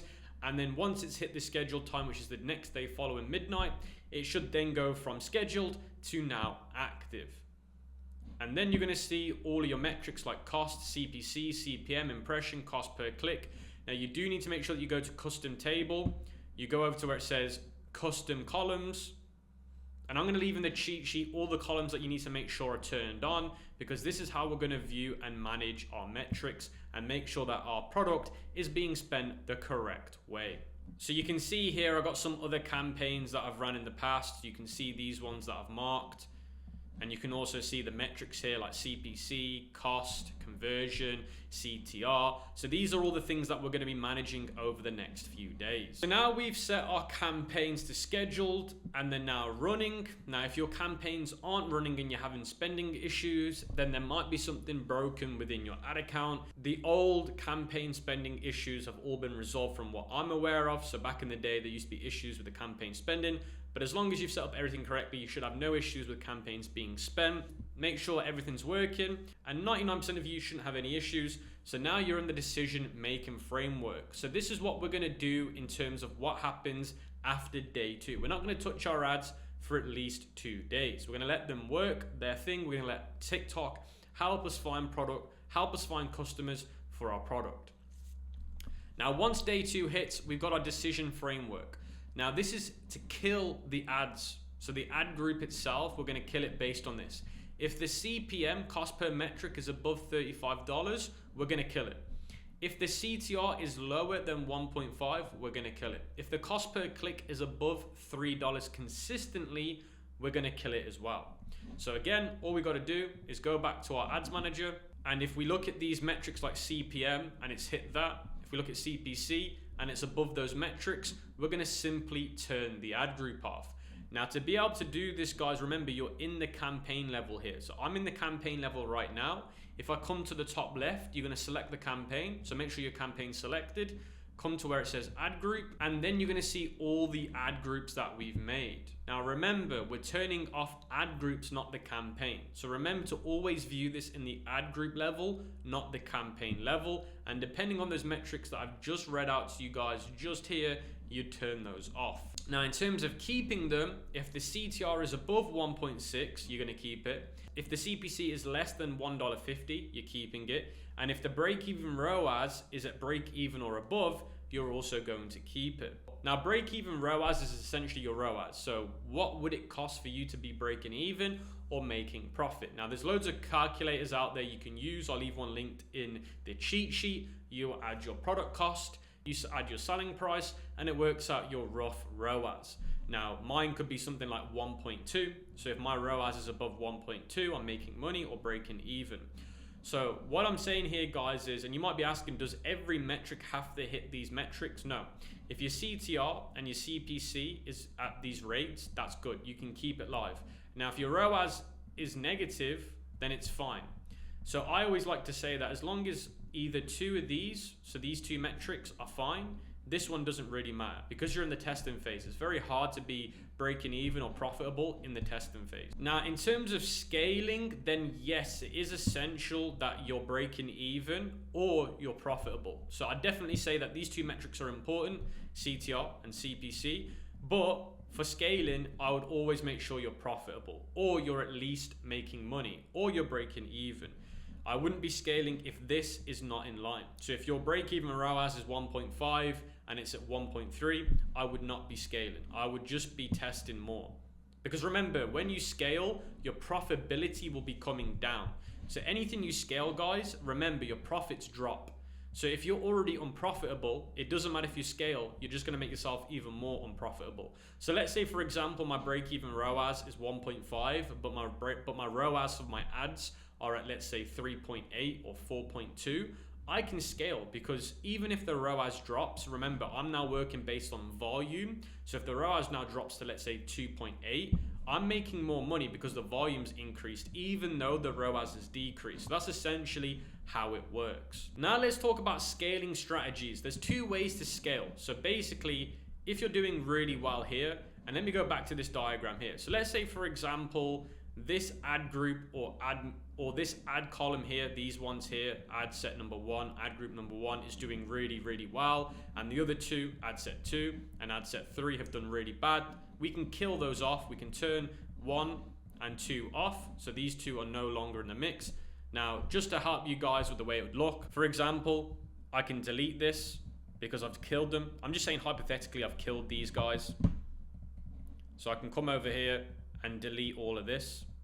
So now we're just working with ad set number 1 because these ones have been profitable. So now I can scale them. So I hope that makes sense. So I've deleted the rest of them because technically I've killed them off. So now what I can do, guys, is I can now scale the strategy. Now the best way to scale the strategy is just simply increasing the budget on the winning campaign. So because we've now killed off our ad groups within that campaign that aren't working, we're not spending money on what's not working. So now we can go back to the TikTok Ads Manager. We can go back to the campaign level. We can now select the campaign, and where it says budget, so you can see here budget, it's currently at $50. We can now change it to $100 or $150. I'd recommend going up by $50 increments every 2 days. So every 2 days we increase it by $50, for example. Now that's method number 1 to scaling. Now this method is very good. It usually works consistently in $50 increments. Now, as soon as you start scaling a certain amount, let's say we go from $50 campaign all the way up to $400 because we've been able to increase it every 2 days, because remember, we can only increase it every 2 days as long as these rules remain the same. You've got to remember, these rules don't change. The rules stay the same regardless. So over the next week, we've been able to take our product campaign from $50 to $400 because these rules have stayed intact over the days we've scaled it. Let's say now the following week, we're now not seeing these positive results anymore. What we're now going to do is we're going to drop the budget from $400 back down to $350 to see if that stabilizes. If that doesn't stabilize it, we're going to drop it back down to $250. And then as soon as we find stabilization again, we're just going to keep it. Now let's talk about horizontal scaling. This is the next method. So what you can do is you can duplicate the current winning ad groups and you can find new audiences for them. Now the best way to find new audiences for them is by testing new angles. Your creatives is what finds the audience. So I've just done women that are 20 to 35, women that are pregnant, women that are from 30 to 55. I could now do, for example, women from a certain ethnicity or background that have certain needs or requirements for their beauty regime. So for example, I could target Asian women that specifically need help with their skin type because they're from that ethnicity. Remember, your creative will find the new audience, not you going into the ad group and changing the location or selecting interest. Yes, that can help slightly. It's not always working, by the way. You're better off just changing the angle of the ad in terms of what's being said and what's being written. So you basically duplicate and find more people. And essentially what's going to happen is, if we go back up, I've added these back in. So essentially when you scale horizontally, you're now going to have more. Now remember, I've recently just deleted these two. Now I've added them back. I just want you to think that now I've got this super campaign, and under this super campaign, I've now got 3 winning angles, and the budget would now change, guys. So the budget would, let's say, be at $500, but now I've got new winning audiences. Remember, every ad set is just a winning audience. So the goal is to have a mega campaign where you're adding more and more of these branches. So we're adding more and more of these branches to the winning campaign. I started off with 1 and now I've got 3, for example. That's essentially how you guys scale on TikTok. And then if you want to scale even more under the new methods, then what I'd recommend that you do is turn the campaign from a manual campaign into a smart campaign. So what you'd do is you'd create a new campaign. You'd then choose sales again. You'd then go to Smart Plus campaign and you'd use this. Turn catalog off, call it the name of your product, and then click continue. So then you're going to be using the Smart campaign, because Smart campaign basically uses their smart optimization to find you new audiences and new placements. So that's another way to scale, guys, which I definitely recommend, but I'd only recommend smart campaigns once you've got a winning ad set or ad group, so at least one audience. Then you can start testing this out. I find this works better once the pixel has a little bit of data. When you try off no data, it basically can't help you. And then essentially when you're doing those methods, the smart campaign, you're adding new angles, new groups to the winning campaign, you're just going to scale it through the budgets and horizontally. So you're scaling with width meaning basically you're adding more and more of these tentacles to your super campaign, and then you're also trying to scale by increasing this budget over every 2 to 3 days, as long as your metrics are sticking to these rules that I'm showing you here. These 3 rules, kill, keep, and scale, apply to everything that you add to the new campaigns. So every time you add something over here, guys, or over here, it all remains the same. Nothing changes in terms of these. This always stays the same, regardless of how much money you're spending and how well you're doing. Remember, your goal is to add more and more branches and to increase the budget over time. But do it patiently, because if you don't, you're going to kill your budget. And the most important thing that I'm going to leave off with is you always need to know your numbers. Your ROAS and your numbers are so important. If you don't know your numbers and you're scaling, you're basically going to put yourself into big losses.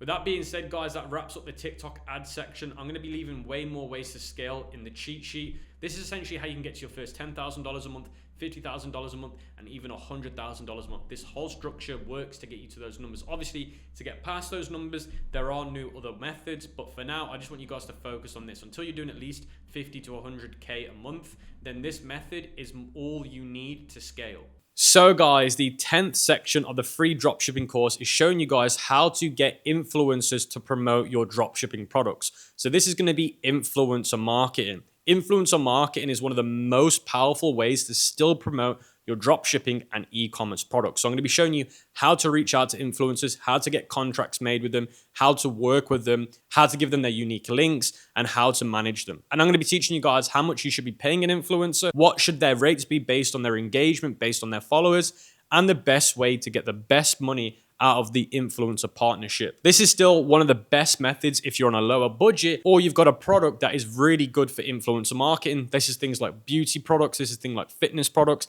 like fashion. Usually influencer marketing is a huge platform for very quick results. So guys, welcome to the influencer marketing section of the free dropshipping course for 2026. Now, influencer marketing is by far one of the best ways to still advertise your e-commerce or dropshipping store, especially for short boosts of revenue and traffic. Now, in terms of long-term growth, unless you stick with influencer marketing campaigns, it's not great. But if you're looking for short-term momentum, in my opinion, influencer marketing is still one of the best methods.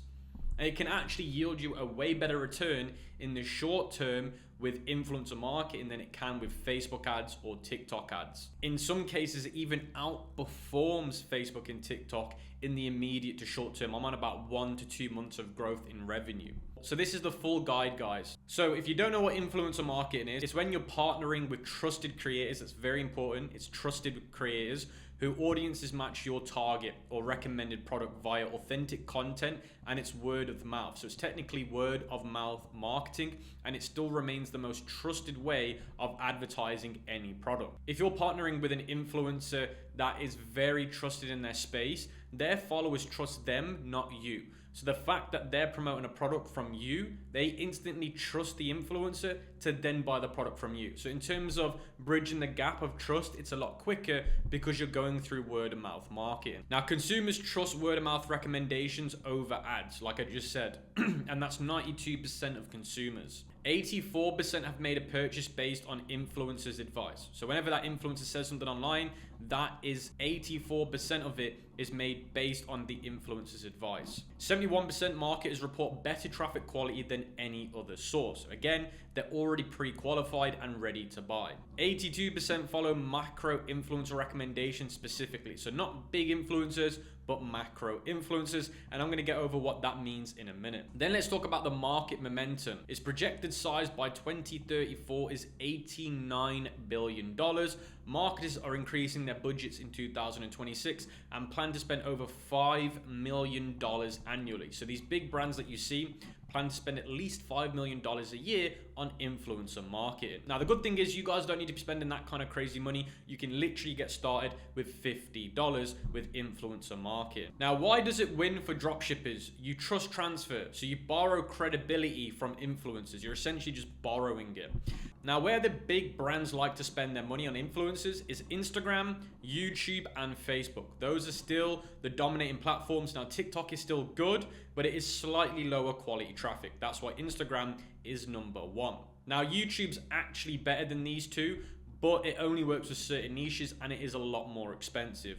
YouTube's like top tier traffic, then it's Instagram, then it's Facebook, then it's TikTok. Now, quality of traffic. So every subscriber or every viewer is the highest on YouTube, then it filters down to Instagram, Facebook, then TikTok. Now let's talk about the budget and planning. So the types of pricing for 2026. You've got nano influencers. So this is basically you working with somebody that gets between 1,000 and 10,000. Now this is the highest ROI. Now this is one of the best when it comes to authenticity. So an Instagram post, they might charge you between $100 and $1,000. Again, it really depends on their engagement. Stories, $150 to $700. TikTok, you're looking at around about $50 to $800. The good thing about TikTok is a lot of creators that blow up on there don't know their true value. So you can really build it to them. So they don't even know what really they should be charging. So you can really get good offers based on that. Then you've got the best for ROI, which is your micro influencers. These are people between 10,000 followers and 100,000 followers. Now, usually for them to post your product on their store, on their posts, you're looking at between $1,000 and $5,000. Usually this isn't a one-off thing. They do it like say 2 or 3 posts. Then you've got stories, which is around about $500 to $2,000. And then on TikTok, $800 to $3,000. Usually when you work with these influencers, you usually package these together. So you package all of this together. Now it will really depend on their analytics, which I'll be going over later. So essentially, which one do you choose? IG post or story? Again, when we collaborate with the influencer before we agree, we're going to want to see their analytics. How many views do they get on their stories? How many link clicks do they get in their bio? We're going to get all this info before even deciding which one to go for. Then you got mid-tier, which is 100,000 to 500,000. These are the costs involved. Then you got macro, 500,000 to $1 million. This is for mass awareness. So this is usually for when you're going for as mass awareness. You're not looking for real sales, you're looking for just brand awareness. And then with mid-tier, you're looking for a broad reach. And then you got mega, which is your celebrities. This is very expensive. You guys should be focusing on nano or micro. Unless you're a big D2C brand watching this, then you can think about the 3 other tiers. Now, engagement versus reach paradox. So this is basically a chart we made for you guys. So you got engagement rate and cost per post. So you can see here the engagement rate as it comes down from nano to mega. usually there's a drop off in engagement. So what I'm trying to say to you guys is, when you work with these big influencers, their engagement rate actually drops down the bigger they get because there's more people. So when you work with Nano, you're going to get a better engagement rate than you were to get with a mid-tier. So usually that's how it works. And then the blue line is the cost per post. So how much does it cost per post? Now, obviously, when you're working with nanos and micros, they're very low tier. And then when you get with the megas, it's expensive. Now, this is like an inverted chart. And this is what the potential that I'm trying to get you guys to understand, which is nanos give you a way better engagement rate and micros do, yet they're a lot cheaper than working with the megas. So for you dropshippers, you shouldn't really be messing around with mid, macro, and mega because you're not looking for brand awareness. You're looking for actual results, sales, people buying your product. So nano and micro are your best solution. And the strategic play is for performance goals like cost per acquisition bundles, multiple nano micro creators for brand awareness. So that's what I just said to you guys. For performance goals, stick to nano and micro. And then if you're looking for brand awareness, then just think about macro and mega. But for you guys all watching this, you shouldn't even be worrying about the rest. But I still need to tell you guys so you don't end up blowing crazy money thinking, wow, I can get a celebrity to post my brand if I pay them $10,000. Do not do it. It's not worth it. Now let's talk about the campaign step-by-step execution. Now don't worry guys, I'm actually going to show you with a live product how to do this. I'm just giving you the information now, so when we do it, it actually makes sense. So number one, you need to set objectives. So pick 1 to 2 goals that you want to do. Now you guys are going to be doing sales, so just think about sales for now. Now if you want to get UGC out of them, which is basically content of them promoting the product that you can then run for ads later on, then that's also a good idea. But usually you're going to be focusing on sales and UGC. So you're going to get them to promote the product, they're going to make money from it, you're going to make money from it, and you also get UGC from it. You want to define KPIs based on their goals, so like ROAS, cost per metric, cost per result. You can do this through an app that I'll be telling you guys about a little bit later on. Then you got to define the audience, so demographics, age, gender, location. Then you got to think about, are they in problem awareness stage? Are they interested? What's their buying power? Now we can figure this out based on prior campaigns they've done with other people, which is really, really good. Then you've got budget and offer, allocation fees, seeding, paid, amplification, define offer, discount codes, bundles, or free gifts. So this is where you're basically telling them the offer they're gonna push. We don't need to worry about that for now. Then you need to discover creators. Now, essentially, you kind of want number 1, number 2 done before you even think about doing discover creators. You shouldn't even think about discovering creators unless you know what your objectives, which should be for sales and UGC. Defining the audience, you should know who your audience is at this stage. If you don't, get AI to help you, but you need to know who they are. So now we need to discover creators. Shortlist 15 to 15 aligned profiles per campaign. I'm going to be showing you guys how to do this with AI. AI can very much do this for you very quickly, but also a human touch is important, which I'll be showing you. Then you want to vet the quality. What's their engagement quality? What's their audience match? What's their brand safety check and fake follower audit? This is very important. A lot of influencers make a lot of money out of scamming brands, out of fake followers. They have rinsed their audience saturation. They've promoted products to them so many times in the past. At that point, they're fed up. They don't want to buy anything anymore. So you don't want to go for a saturated audience. Then you've got outreach and deals. Send clear briefs with deliverables, timelines, sign a contract, usage rights, like can you reuse their videos for ads, all this kind of stuff we have to put in the contract, which I'll be showing you guys. It's really not hard to get a contract done. Then you've got the creative plan, define hooks, angles, but allow creative freedom. Remember, they are the professional. They know their audience better than you. They know how to make content better than you. You've just got to give them a rough idea of what they need to kind of showcase to their people. So you can get AI to define this for you as well.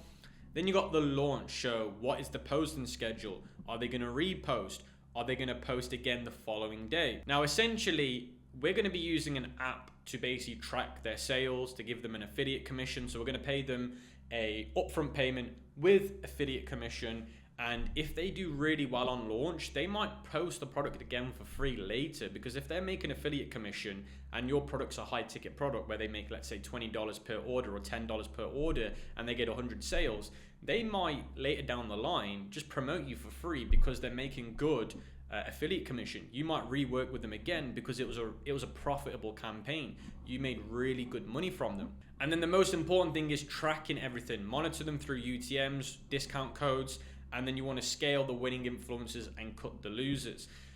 Now, in terms of tracking, you want to do pre-tracking that I'm going to talk about in the next few minutes. Now, when I say pre-tracking, what I'm essentially saying is before you even work with an influencer, you're going to want to think logically. If my product has in profit $50, your profit margin after cost of goods, after you shipping the product is $50 or $40, you can figure out, if I was to work with an influencer for $200, they do IG post, story, a reel, and a TikTok, and I pay them $200, all I've got to do is take the $200 that they're charging me, divide it by my profit. That essentially means that $200 divided by 50, because it's easier to do the math, would equal 4. So it means that that influencer has to get me 4 orders to break even. So just to break even on them promoting the product, I need 4. For it to really make sense, breaking even's not bad.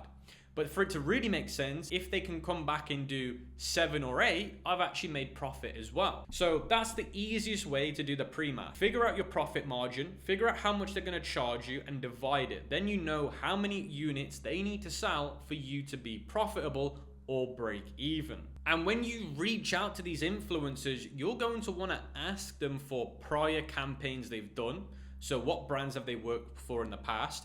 Have they got proof of success rates? Especially the influencers that try and charge you a lot of money. You want them to show you proof through other brands that they've been profitable.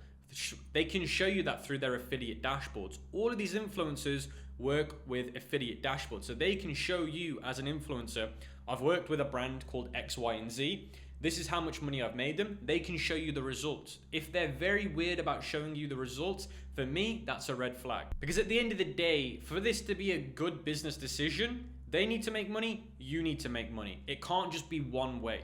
Now, usually when I work with influencers, if I'm not overly confident but optimistic, I might say, okay, if you're gonna try and charge me $250, I'll give you $100 and then I'll pay you the rest of the money once you hit the objective goal of 8 sales. I'll pay the rest of the money out. That way, I'm de-risking from paying you all up front, because then you're setting objective goals for a full payout. And that's usually the safest way to do it. And again, if they're not very happy with that idea, that means they've got something to hide. If the influencer knows they can hit that objective, they're not gonna care. And you can even do like a bonus where they make even more money if they hit a goal. So if they get 10 sales, you pay them an extra $200. Then you're incentivizing. And that's when it becomes lucrative. But you've always got to do your pre-math before. You've also got to think, can they show me proof from prior brands they've worked with? If they're micro or nano influencers, they might not have that, but you can ask them, okay, in the past, have you had any success? Again, with those kind of accounts, they might be a bit funny, especially the nano ones, but the micro ones should have at least 1 or 2 brand experiences from the past. Now, let's talk about channel selection. So platform strategy. So Instagram, 79% of brands adopt Instagram because it's the #1 platform. Around about 46 of brands optimize for TikTok as its fastest growth. Now, the core strengths of Instagram is shoppable links, story stickers, strong lifestyle/beauty fitness niches, multi-format reels, stories, and carousels. Best used for evergreen UGC product education, retargeting on higher average order value. So if you're selling higher ticket products, Instagram is definitely the platform you're going to want to use. Now, optimal formats is reels, 3 story frames, and a link. Carousel before and after transformations, and then you're looking at micro engagement between 3 and 8%. Macro engagement 1 to 3%. Now for TikTok, the core strength is algorithm favors content over followers, so followers don't actually matter on TikTok, and massive viral reach potential on TikTok versus on Instagram. TikTok Shop native integration, that's the issue. We're not going to be using TikTok Shop, so we're not going to think about that. Whereas most influencers on TikTok usually work with brands that have it. As we're an independent store on Shopify, that isn't for us. Then best use cases is faster creative testing and discovery, impulse buy and spark ads, optimal formats 9 to 30 seconds with a strong 2-second hook, and subtle overlays. Viral potential, audience is Gen Z to Alpha. So again, I would say that try and get the influencers that you work with to do a cross-channel platform. So if they're on Instagram, Are they on TikTok? If they are, try and get a deal done where you're leveraging both platforms. Now let's talk about finding vetted creators. Now don't worry guys, like I said, I'm actually going to be showing you how to do this in the next few moments, but I just want to quickly explain what to look for. Alignment check must have. Niche match. Content must align 100% with your product. If they don't align 100%, do not work with them. It's not going to work. Audience demographics, verify age, gender, location, and US women between 25 and 34. So let's say, and I am going to be showing an example where I'm selling a beauty product. If I'm working with an influencer and the majority of her followers are creepy men just looking at her account, why would I want to work with that? I'm just going to get a load of weird men following a beauty influencer for the sake of it. They're not going to buy the product. Whereas if I'm working with a woman influencer and the majority of her followers are female, that makes a lot more sense to me. Now you want to make sure that the age is good as well, especially on Instagram. They're going to want to be at least 25 to 45. You don't really want them under that age because they're not going to be willing to buy the product. And then you're going to want to make sure their followers are from top tier countries. So if they're saying their account is in America, but all of their followers are from Germany, that's weird. If they're saying they're from, let's say, the UK, but all their followers are from India, that doesn't make sense. So where the location of the account is, usually it should be where most of the traffic comes from, because the algorithm that the social media platform will push them on is their local IP address or local country. Then you want to do the content quality check. Are their videos high visuals, clear audio, brand safe tone and values? Are they good? Do they put effort into it? Can you tell they put effort? Do they reply to comments? All of that kind of thing. Performance metrics, engagement trends, consistent likes, comments relative to followers, look for around about 3%. View ratio, average video view should be at least 20 to 30% of the following count. And comment quality, real conversations versus generic nice pic. Usually those are bot comments. Now, risk red flags, sudden follower spikes, engagement pods, same 10 people comment on every post, conversational past content, or brand bashing. You want to stay away from that. Now you want to do a portfolio mix strategy. So this is where for conversation, you're working with micro nano influencers. 70% of your portfolio or budget should go there. Then 20%, if you're a bigger brand, can go towards mid-tier. And then if you're a big brand, macro can work. But for most of you guys, you're going to be spending at least 90 to 100% on micro and nano. Now let's talk about collaboration types and cost. So you got number one, seeding/gifting. So this is where it costs of goods plus shipping. So you're sending a free product out to the influencer with no obligation, but you hope for a post, and it's a volume game. So you send 50 out and you get 5 to 10 people that post. So out of the 50 people that you send the product to, 5 to 10 of them post it. Now this is actually a very good option, the seeding and gifting, if you're doing low ticket. So if your product's only costing you $10 or $5 to get and ship, or let's say worst case $15, working with nano and micro influencers and finding their PO box, a lot of them will leave their PO box in their email or in their link tree or whatever it may be, because they're actually waiting for brands to send them gifts or freebies. So a lot of these smaller influencers are waiting for you to send them freebies, and if they like the freebie they get, guess what? They end up posting it. This has been one of the most lucrative strategies for me in the past. Now, when you do this, make sure when you send it to their PO box, you're making it a bit more impressive. You personalize the message card in the box. So instead of just sending them the product, put something in the box, like a message that says something based on what they've shown on their page. Maybe they've had something traumatic happen to them. Maybe they've had something like a massive achievement. You mention it on a card. And then that way, when they open your gift, they're going to be like, wow, this brand spent the effort to actually find out who I was. So this method works really well if you're doing lower ticket and you really want to maximize ROI by free gifting. It's very good, but you have to be very smart at doing it. Now, sponsored post packages are the most common. Again, these can cost between $100 and $100,000 depending on how crazy you go. You pay to play. So you pay to play for content like bundled reels, TikTok stories. Now, this is for maximum impact. Rates vary depending on their tiers and their pricing. Then you've got affiliate/rev share. So this is where you reach out to the influencer and you say to them, this works really well on high ticket, because with high ticket products over $100, if you're giving them between 10 and 30%, 30% of 100 is $30.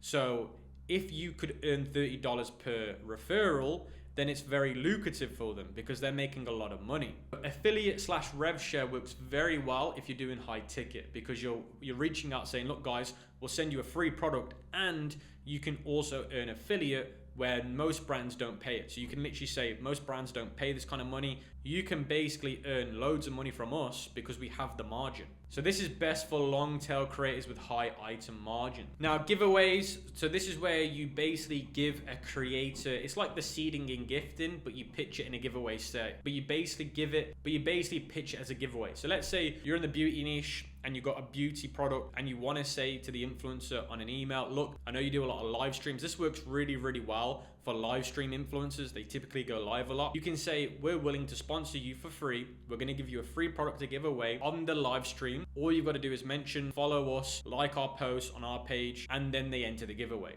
And then they could win the product that you give them. So the giveaway strategy is really powerful, but again, it's best suited for influencers that usually go live. That's usually on TikTok. TikTok influencers go live a lot. Then you've got ambassadors. So this is where you pay them a monthly retainer of $500, $1,000.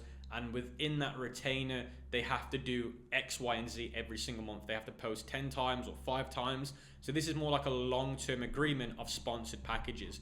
Ambassadors are great for nano influencers, the really small ones that don't know their value yet. They don't know what they should be charging. You can really get them onto ambassador programs. They're new to making content. You've just offered them $500 a month. They've got a part-time job. They're thinking, wow, I've just won in my little side hustle. So this is really, really good for nano or micro influencers that don't quite know where they fit in the market in terms of value. $500 to $1,000, you work with them for a month, they could return you $5,000, $10,000. So this is very, very powerful as an option. And the good news is the app that we're going to be using to do all of this actually allows you to do all of these. So that's very, very good. Then you've got TikTok Shop Live. So this is kind of like the giveaways, but basically what you're doing is you're working with influencers based on them promoting you on their TikTok Shop Live. Because usually TikTok Shop Live has a higher engagement rate, higher audience quality.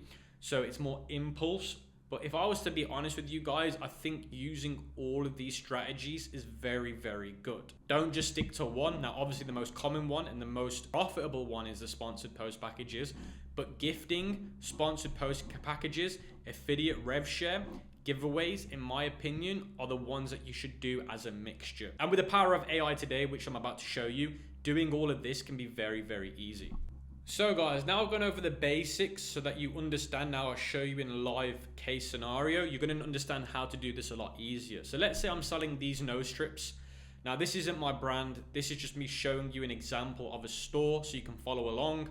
These are the nose strips that get rid of blackheads. But basically most niches are fine, but the biggest ones again are beauty, electronics, fashion, fitness, health. Those are usually the biggest ones. Let's just say I'm selling this product, for example. This is my website. This is the product. I'm then going to head over to Collabstar. This is one of the best tools you can use because it's free. So this is a free account. And what it allows you to do is it allows you to find influencers. So what I can do is I can choose platform. I can select Instagram. I can enter keywords, or I can choose based on the popularity. So beauty's popular. And then all I've got to do is click search. Now what I can do, guys, is I can also now filter it down. So I can filter it by nano influencers. So if we go back to my little board that I made for you guys that will be available in the cheat sheet, we can see if we go back to the top that the influencers that we're going to want to work with are between 1,000 and 100,000. So I'm going to come back here again and I'm going to drop this down to 50,000. So now I'm going to click save. Then you've got location. So you can choose where they want to be. So I might select United States and click save. Then I can also choose gender because my product's made for females. I'm going to select female. Then you can do content type. So if you want to really filter them down by live, but for me, I don't want to, so I can leave them all as they are. And just like that, guys, now I'm seeing influencers that are in the US. They're between 10 and 50,000 followers. I can adjust that, guys, from 0 to 1,000. And now I've got all the influencers, and you can see it says here makeup and beauty creator. This is where they're based. They're based in Austin, Texas. You can see a rough pricing. And you can see this is a top creator, completed multiple orders and have a high rating from brands. So that's a good sign when they have the top creator sign. So I can click on this. I can see from their drop down menu what they charge. You can see the Instagram story, Instagram photo feed. So I can choose all of these and I can see the different pricing. Now the thing is, this is done through Collabstar. So this is where you go through Collabstar. The good thing with going through Collabstar is you get more protection, but the issue is you can't customize packages, you can't barter with them, or you can't renegotiate the prices. Now remember, Collabstar have got to make a fee from this, so they will make it more expensive. Now you can click negotiate and you can negotiate as well. But in my opinion, the best thing you can actually do is just actually reach out to them privately, because look, the links to their accounts are here. So I think reaching out to them privately is better, because you're going to save a lot more money and you can customize what you want to do. Now, if you scroll down, you're going to see the analytics from Instagram. So you can see her followers, average views, engagement. So you can see your audience from Panama, United States. You can see the portfolio of what she's done in the past with other brands, and you can see the reviews. Now you can see here it shows all, so you got TikTok as well. You can see her TikTok is a lot more expensive, and I'm guessing it's more expensive because look, she's got more followers on TikTok. On Instagram, 17,000. On TikTok, 173,000. Now that doesn't mean it's better, because if we go to TikTok and she's got less views, is that better? So let's have a look. On TikTok, she's getting around about 11,000 views, 13,000 views, 6,000 views. Now, I'd always recommend that you guys use a Chrome extension called vidIQ on the desktop, because with vidIQ, you're going to be able to see all of the metrics by using it. So let's say, for example, I click on this video. You can see these stats here are from vidIQ. It shows me how many comments, saved, and likes she's got. vidIQ is a free Chrome extension. It just helps you find all the information. You can also filter this by popular, latest. So you can see that here she's averaging around about 15 to 20,000 views on her Instagram. And we filter this by reels. I'm guessing she's posting the exact same stuff. She's actually getting consistently better numbers, or slightly under, on Instagram, and it's a lot cheaper. And the quality of audience is higher on, guess what? Instagram. Now you can see from her bio, she gives you her email address, so you can email her for collaborations. So as long as they've got their email, it's very good. Now what you guys can do is you can actually manually go through these yourself and decide, okay, is this somebody I want to work with? Send them an outreach message, or you can use the power of something like GenSpark AI to do it for you. So GenSpark's an agent that can actually do it for you. And the way you would do this is you'd go over to GenSpark. You can sign up using my link. I'm not sponsored by them. You can go over to the add tool section. You can click add, and you can connect your Gmail or your Outlook, which means now the AI can do outreach for you automatically. Connect your business email, make sure it's a business or info app for your brand. And then once it's connected, we can now do AI outreach. But before you do that, you want to copy the link to the product that you're going to want to work with an influencer, and you're going to want to send the AI agent a prompt. So I've put, I am selling this product on my ecom store. I send them the link of my website. I am looking for influencers, female, 25, USA, followers 1,000 to 100,000. I need you to find the best ones for my brand, and then you send it the link of Collabstar, because the link on Collabstar already have the filters embedded in the link, which means that GenSpark can go through all of these without having to filter them out themselves. So now I can click send, and the GenSpark agent will essentially now go off and perform that task. So instead of me having to go out there and do it myself, it's actually, as you guys can see, gone out there and performed the task. So this is going to save me loads and loads of time. You can see it's actually going through all of these different influencers. It's already given me the top tiered recommendations, and you can see it gives you the reason why. So you can see it's given me a list of the best influencers and the reason why, instead of me having to spend ages doing this myself. Now, if you want better results, you're actually better off giving the AI agent, before you do this, some context. Go out there and understand what makes good influencers. So for example, I'm actually going to upload the PowerPoint documentation that goes over influencer marketing so that it can understand. So I'm going to upload this document. I've uploaded the document of the actual PowerPoint that I showed you guys, and it says, before we carry on, check the PDF. It highlights what makes good influencers, and also do your own research too. So it's actually going to take that information now and get smarter, because the first list is good, But did it understand this context beforehand? So you can see now it's gone over everything. Check this out, guys. Enhanced influencer recommendations. So now it's actually giving me a different list because it now has more context and information. So now check this out, guys. It's giving me a different list because of the info it's pulled from the PDF. So now it's giving me a better quality of influencers. See, it's going through the vetting checklist now. So before it didn't, now it is. So you can see it gives me way better information. And the good thing is I could actually now reply to it and say, my budget is $500. So you could actually tell GenSpark, my budget's $500. Make me a table of influencers for that budget. And you can see it's already done it based on a pre-understanding of what my budget is. And you can see the expected results here as well. Because it already understands my website, it knows what I'm selling it for, but it doesn't know my profit. So I could actually follow this up and say my profit margin is. So now I've told Jens that my profit margin is $20 per unit and the budget for the campaign is $500. So now it has an enhanced context of what I'm doing. So now it knows my break-even point, it knows target profits, and now you can see it's given me a better comprehensive list. There it's giving you the recommended approach, which is the hybrid mix for $480. And you can see expected performance, total reach, realistic, optimistic, revenue, realistic, optimistic. Profit after, so conservative is I break even, realistic is I make $260, optimistic is I make $700, and it gives you the ROAS. So check this out, guys. AI has done it all for me. Instead of me having to even think about it, I've given it the context and now it has all the information.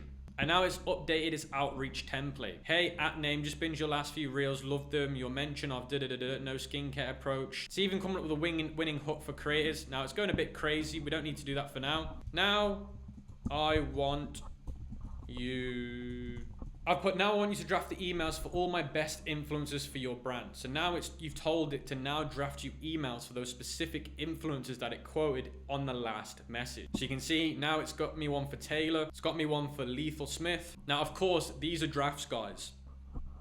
We wouldn't be sending them straight away. Now, what you can see with these email templates is it's personalized it for each influencer. Now, you need to go back in there and adjust them slightly. Check them. Does the AI get it right? Because if they're saying they're known for something and they're actually not known for that, they're going to know it was AI or you're just talking out your ass. So you do need to double check that all of the information it's written is correct. Now, yes, it's doing the work for you, but you still need to proof check it. Because as soon as you click the send button, guys, that's it. As soon as you click send, you can't change it. So make sure you check all of these emails, because I can now follow up with the AI and say, send these emails, and then it will draft it. So in my Gmail, it will show as draft, and then all I've got to do is click send.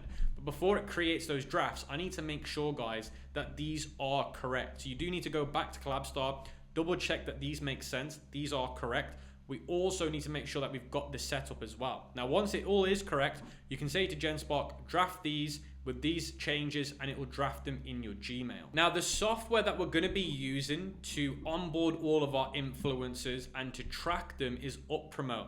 Now, I'm not sponsored by UpPromote. I've actually been using these guys for 6 years now, and I've been using them on the YouTube channel for 6 years. And this is essentially the best app for when it comes to creating influencers, because you can do affiliate recruitment, affiliate management, tracking and analysis, and payments. So you can set everything up all in this one app. They have a free plan. They also have a paid plan. Now, I'm going to be honest with you, the paid plan is the better option if you're going to want to be doing influencer marketing to the highest degree. I think it's like $29 a month, but it will give you all the tools that you're going to need. Now, I made a video about 3 years ago on how to set up UpPromote. Now, nothing's changed since then. So I'm actually going to insert a section a little bit later on about how to set up your influencer marketing using UpPromote. Now, that video I've taken is from a few years ago, so you will tell that it was from a few years ago, but nothing's changed since then. Pretty much everything is the same. But to do everything influencer marketing, guys, affiliate marketing, influencer marketing, referral marketing,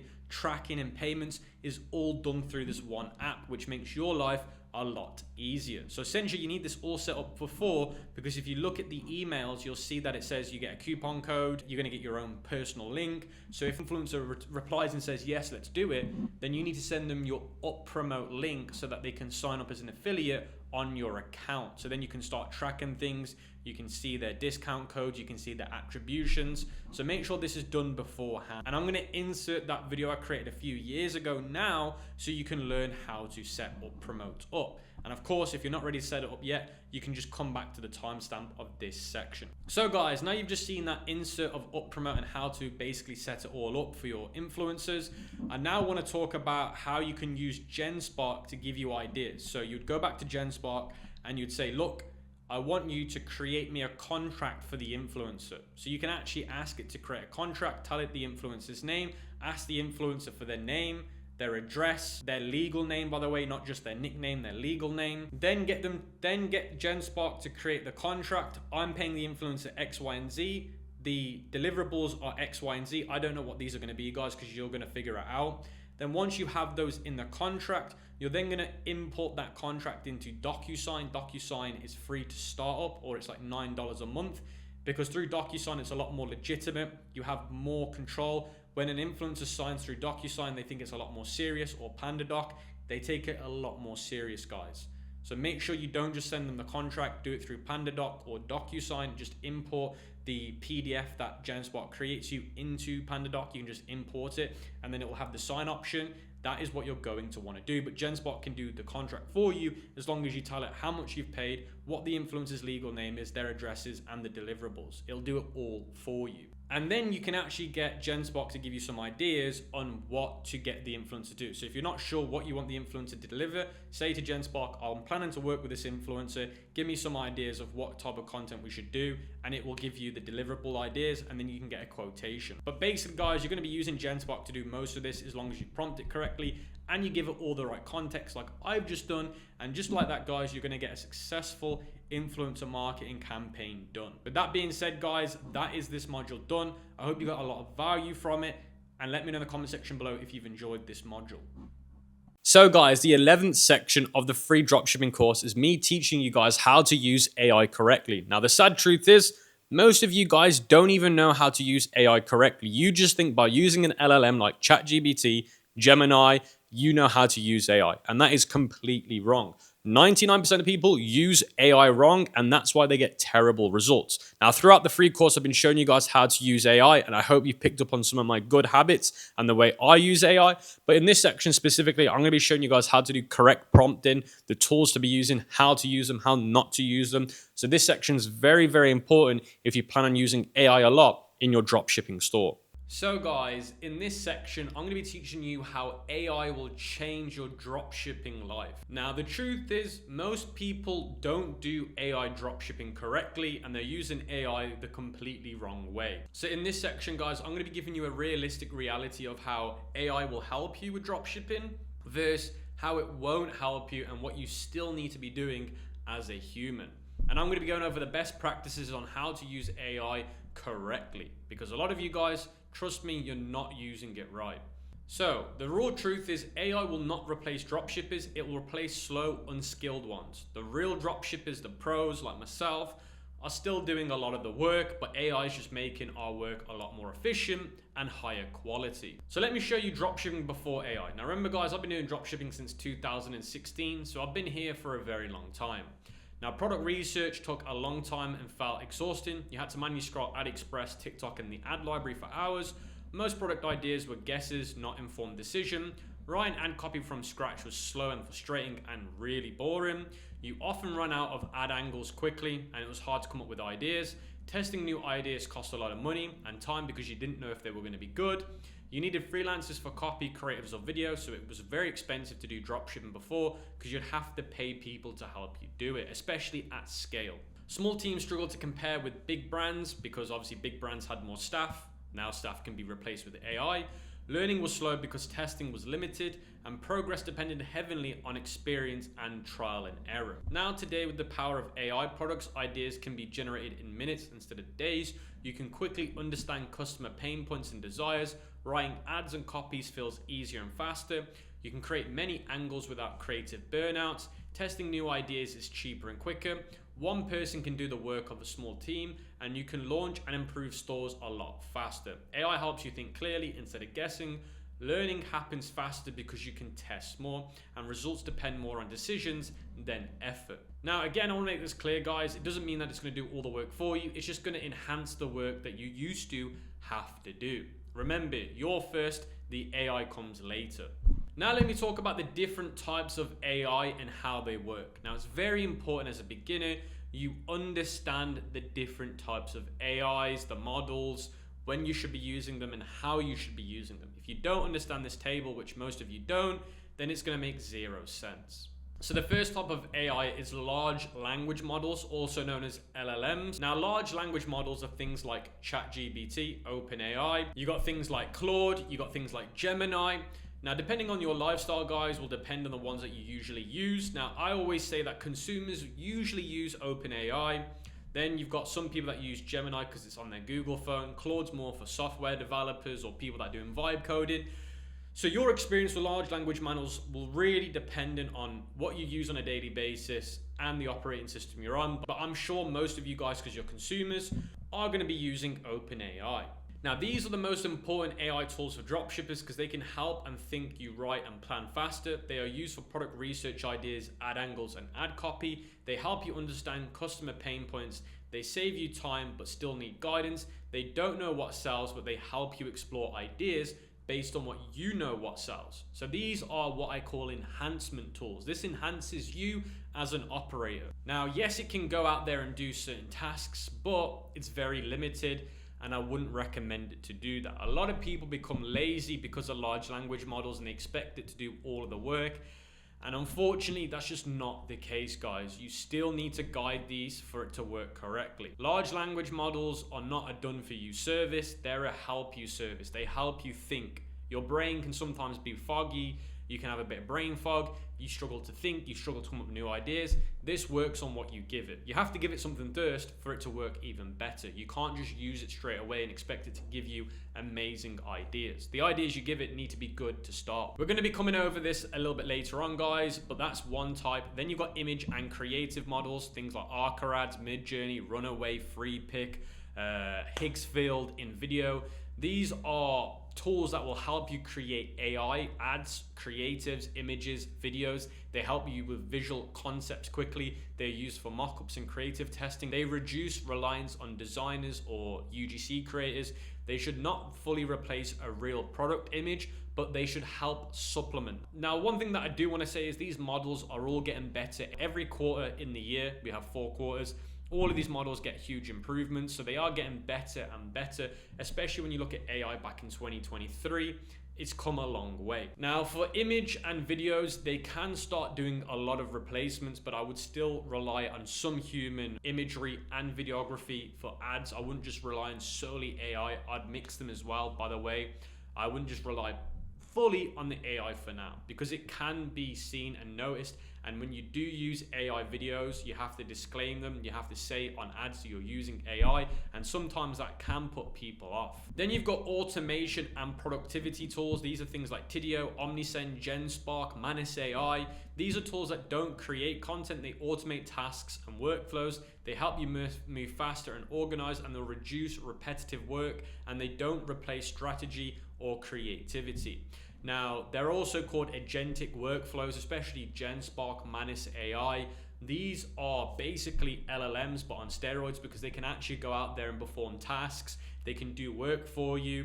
And things like Manus AI just got acquired by Facebook. So Manus AI is an agentic agent.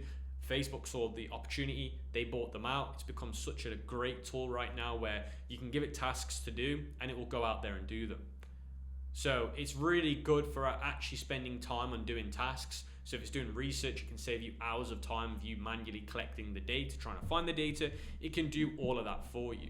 So let's talk about where you can transfer your AI skills. You can transfer them to marketing and advertising. You can write better ads and landing pages. You can understand customer psychology more clearly. You can test different messages quickly. You can adapt to new markets a lot faster. Freelancing, you can deliver work faster. You can increase the output without lowering the quality. You can charge for results, not hours. You can work with clients in many niches. Agencies, you can systemize services, you can manage more clients with the same team, and you can create SOPs and workflows quickly. So when you're hiring a team for your dropshipping store, this is where agency workflow comes important. Content creation, you can plan content faster, you can generate hook scripts and outlines faster, you can improve storytelling, and you can stay consistent without burnouts. Now, burnouts was a big thing before because coming up with new ideas can sometimes be very, very hard.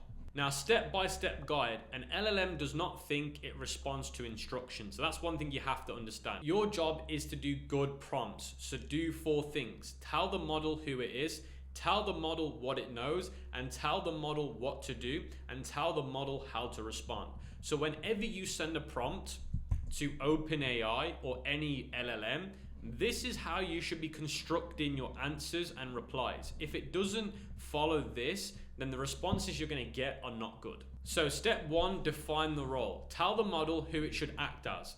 This sets as expertise levels, tonality, perspective, and without a role, the model deflects to generic information and it tries to tell you what you want to hear. Step 2, provide the context. Give the model information it cannot guess. This includes subject or a problem, audience or a user, platform or an environment, goal or an intention. Context prevents vague surface level answers. Step 3, the state of the task clearly. Use direct verbs. Example, generate, write, analyze, summarize, improve, compare, and structure. One task at a time produces better results. So if you ask the AI to do all of these things at once, at an output, it's going to be bad. So to give you guys an example of what I mean, role, act as a specific role. So it could be act as a product research expert.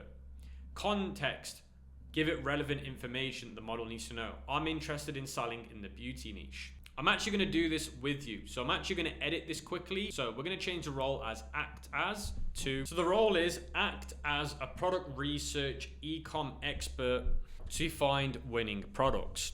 Context, you can see here relevant information. I've put, I'm interested in the beauty niche. What is selling well on TikTok Shop, Facebook ads, and Google ads? Then the task is here. I put the task is find me 5 winning products based on real live market data. And then it says constraints, tone and length and rules to what to avoid. So I put avoid branded products, copyright products. Now you can obviously add to this. Then the output is here. Output format, so I'm gonna put here. So you can see I put output format, rank the products based on potential, saturation, and opportunity. Now this, guys, by the way, is a very basic template. I'm gonna be honest with you, I'll put some examples on the Miro board of ones I've done in the past, but it should be a lot more in depth than this. Now you might be thinking, well, what's the point of using AI if I'm having to do all the work? Guys, remember, when you're using the AI to start with, you do need to give it a lot of information. So now I've got that template, I can go over to my LLM of choice. Now I'm going to be using Scopic AI. Scopic AI is the first AI designed for dropshipping. I'm going to paste it in here and click send. Now again, you can use any LLM you want. I'm going to be using Scopic AI because, like I said, it is designed for e-commerce and dropshipping. So it's already got more information tailored in and it already understands the environment and the parameters very well than basic generic LLMs. Now it is free to sign up, so you can sign up just using your email and verifying your email. So you can see here an example of what it's given me. So based on the recent market data and trends across TikTok Shop, Facebook, well, number 1 as a potential product is hair perfume. It's given me the potential, the saturation, the opportunity. It's given me all of these products and it's given me the output based on what I told it. So you can see the quality here of the output. Now I'm actually going to redo this again, but I'm just going to use a basic prompt. So I'm going to put find winning products for ecom.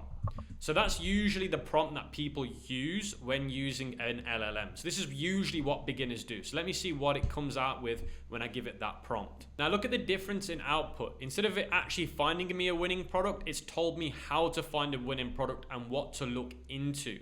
So look at the difference on reply, guys. The first reply was very good. It found me 5 products, and reading the products it gave me, 3 of them I knew were very good products. Based on my pro time in the industry, I know they're doing very well. Versus this hasn't told me what I want to know. Now, something that I really want to exaggerate, guys, is you don't want to just be using this template on the first answer or the first reply. You want to follow that same template every time you respond to the LLM, because you don't want to get into bad habits. Now, moving on to step number 5, control the output format. If you don't define the format, the model will choose one for you, which you don't want it to do. And you got to remember, the models, these AI models will try and tell you what you want to hear for you to be happy. And when you challenge it and say, don't tell me what I want to hear, it will then give you a totally different answer. So you have to be very, very careful, guys. But essentially, that is how to use AI the correct way in 2026. Now, throughout this whole free course, you're going to be seeing me use AI tools. So you just need to apply this thought analogy. You got to apply this mindset of AI towards the tools. So as long as you follow this mindset or this roadmap on how to use AI, then you're going to be fine. If you use it the lazy way like most people do, or the way that just beginners use, which is just so bad, you're going to fall into bad quality AI. But because you're going to be seeing me throughout the free course use AI, you're going to see how I would use it. And you're going to notice that I follow this method all the time. I don't just come up with basic prompts. I don't just tell the AI, oh, do this and do that. I give it examples. I actually give it information that it needs. Now, this cheat sheet, the Miro board, will have all the relevant AI tools that I use. It will also have example prompts for everything that I do in dropshipping, so you can access them and see how I would do it. But remember, as you guys are going to be seeing me do this throughout the whole free course, you're going to get an idea of how I do things.